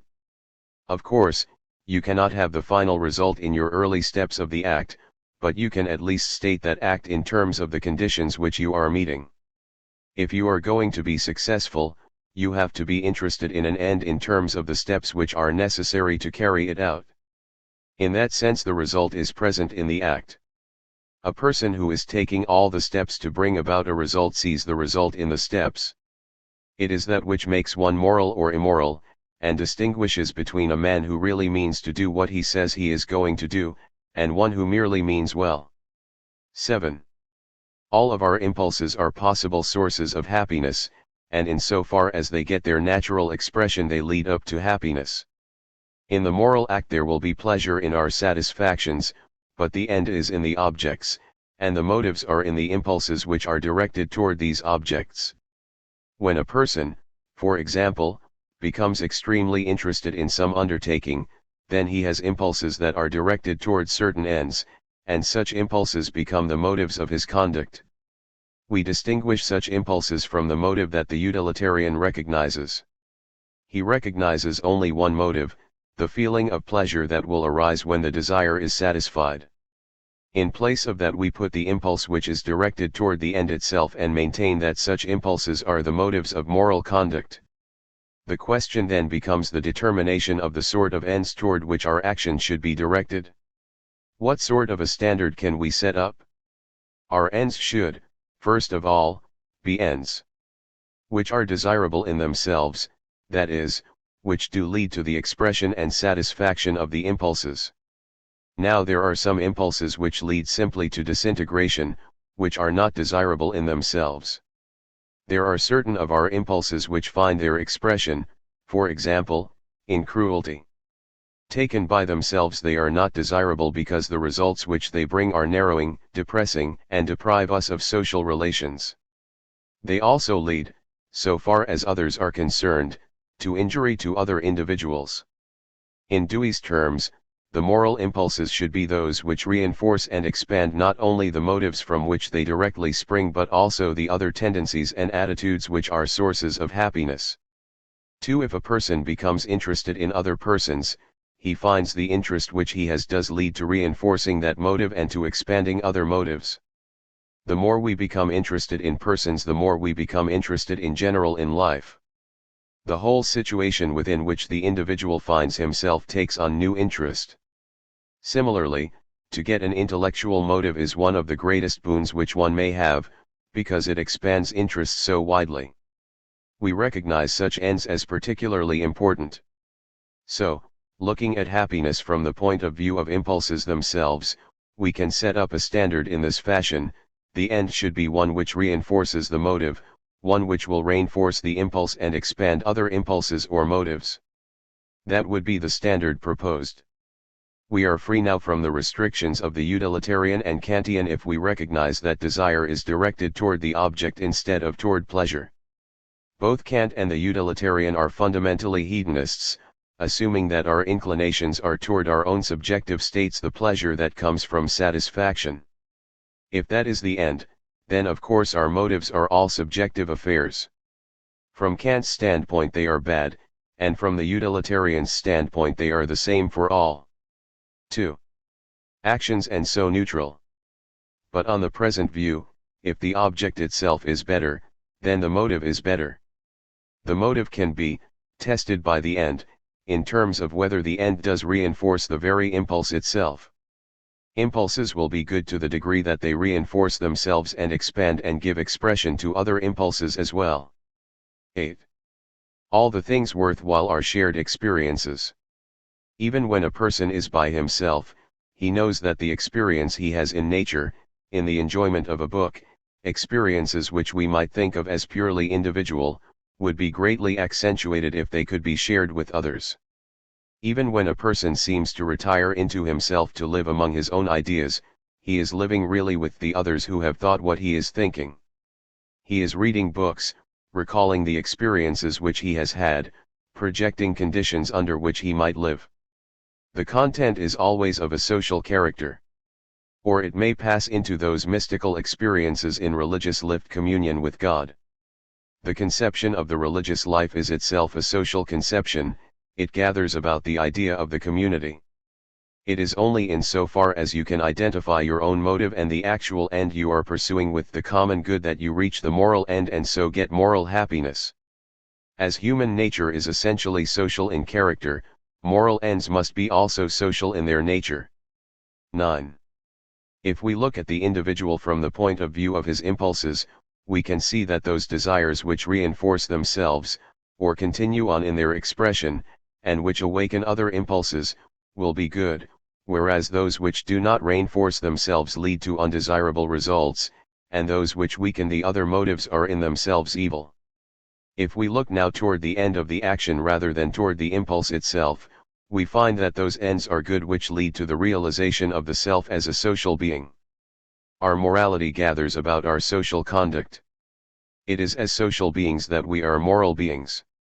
On the one side stands the society which makes the self possible, and on the other side stands the self that makes a highly organized society possible. The two answer to each other in moral conduct.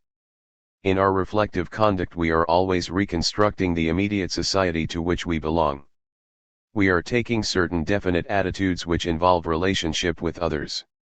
In so far as those relationships are changed, the society itself is changed. We are continually reconstructing. When it comes to the problem of reconstruction, there is one essential demand: that all of the interests that are involved should be taken into account. One should act with reference to all of the interests that are involved. That is what we could call a categorical imperative. We are definitely identified with our own interests. One is constituted out of his own interests, and when those interests are frustrated, what is called for then is in some sense a sacrifice of this narrow self. This should lead to the development of a larger self which can be identified with the interests of others. I think all of us feel that one must be ready to recognize the interests of others even when they run counter to our own, but that the person who does that does not really sacrifice himself, but becomes a larger self. 10. The group advances from old standards toward another standard, and what is important from the standpoint of morality is that this advance takes place through the individual, through a new type of individual, one who conceives himself as individuals have not conceived themselves in the past. The illustrations are those of the prophets among the Hebrews and the sophists among the Greeks. The point that I want to emphasize is that this new individual appears as the representative of a different social order. He does not appear simply as a particular individual, he conceives of himself as belonging to another social order which ought to take the place of the old one. He is a member of a new, a higher, order. Of course, there have been evolutionary changes that took place without individual reaction. But moral changes are those that take place through the action of the individual as such. He becomes the instrument, the means, of changing the old into a new order. What is right arises in the experience of the individual, he comes to change the social order, he is the instrument by which custom itself may be changed. The prophet becomes highly important for this reason, since he represents the sort of consciousness in which one decides to change the conception of what is right. By asking what is right, we are in that same situation, and we are helping in this way toward the development of the moral consciousness of the community. Values come into conflict with each other in the experiences of the individual. It is his function to give expression to the different values and help to formulate more satisfactory standards than have existed. 11. When we reach the question of what is right, I have said that the only test we can set up is whether we have taken into account every interest involved. What is essential is that every interest in a man's nature which is involved should be considered. He can consider only the interests which come into his problem. The scientist has to consider all of the facts, but he considers only those facts involved in the immediate problem. A scientist trying to find out whether acquired characteristics can be inherited does not have to take into account the facts of relativity, but only those facts which apply to his problem. The moral problem is one which involves certain conflicting interests. All of those interests which are involved in conflict must be considered. In moral judgments we have to work out a social hypothesis, and one never can do it simply from his own point of view. We have to look at it from the point of view of a social situation. The hypothesis is one that we present, just as the prophets presented the conception of a community in which all men were brothers.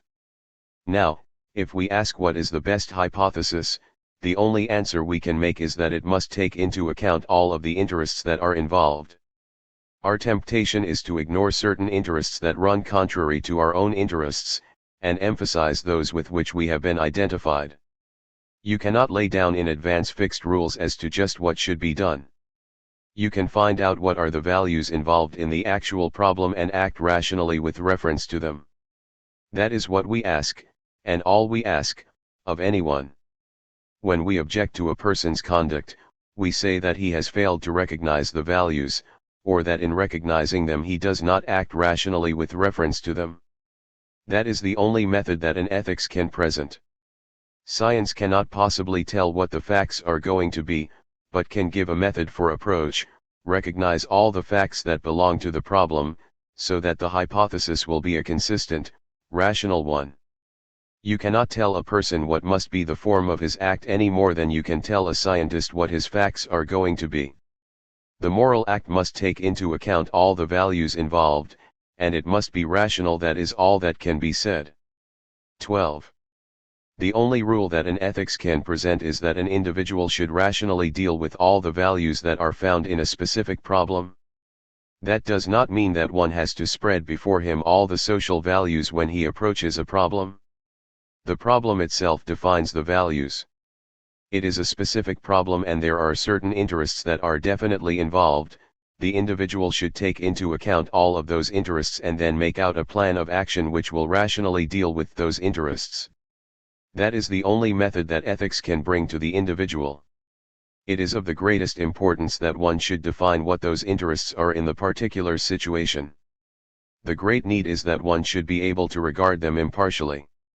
We feel that persons are apt to take what we call a selfish attitude with reference to them.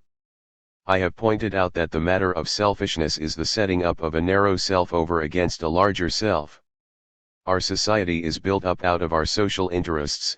Our social relations go to constitute the self.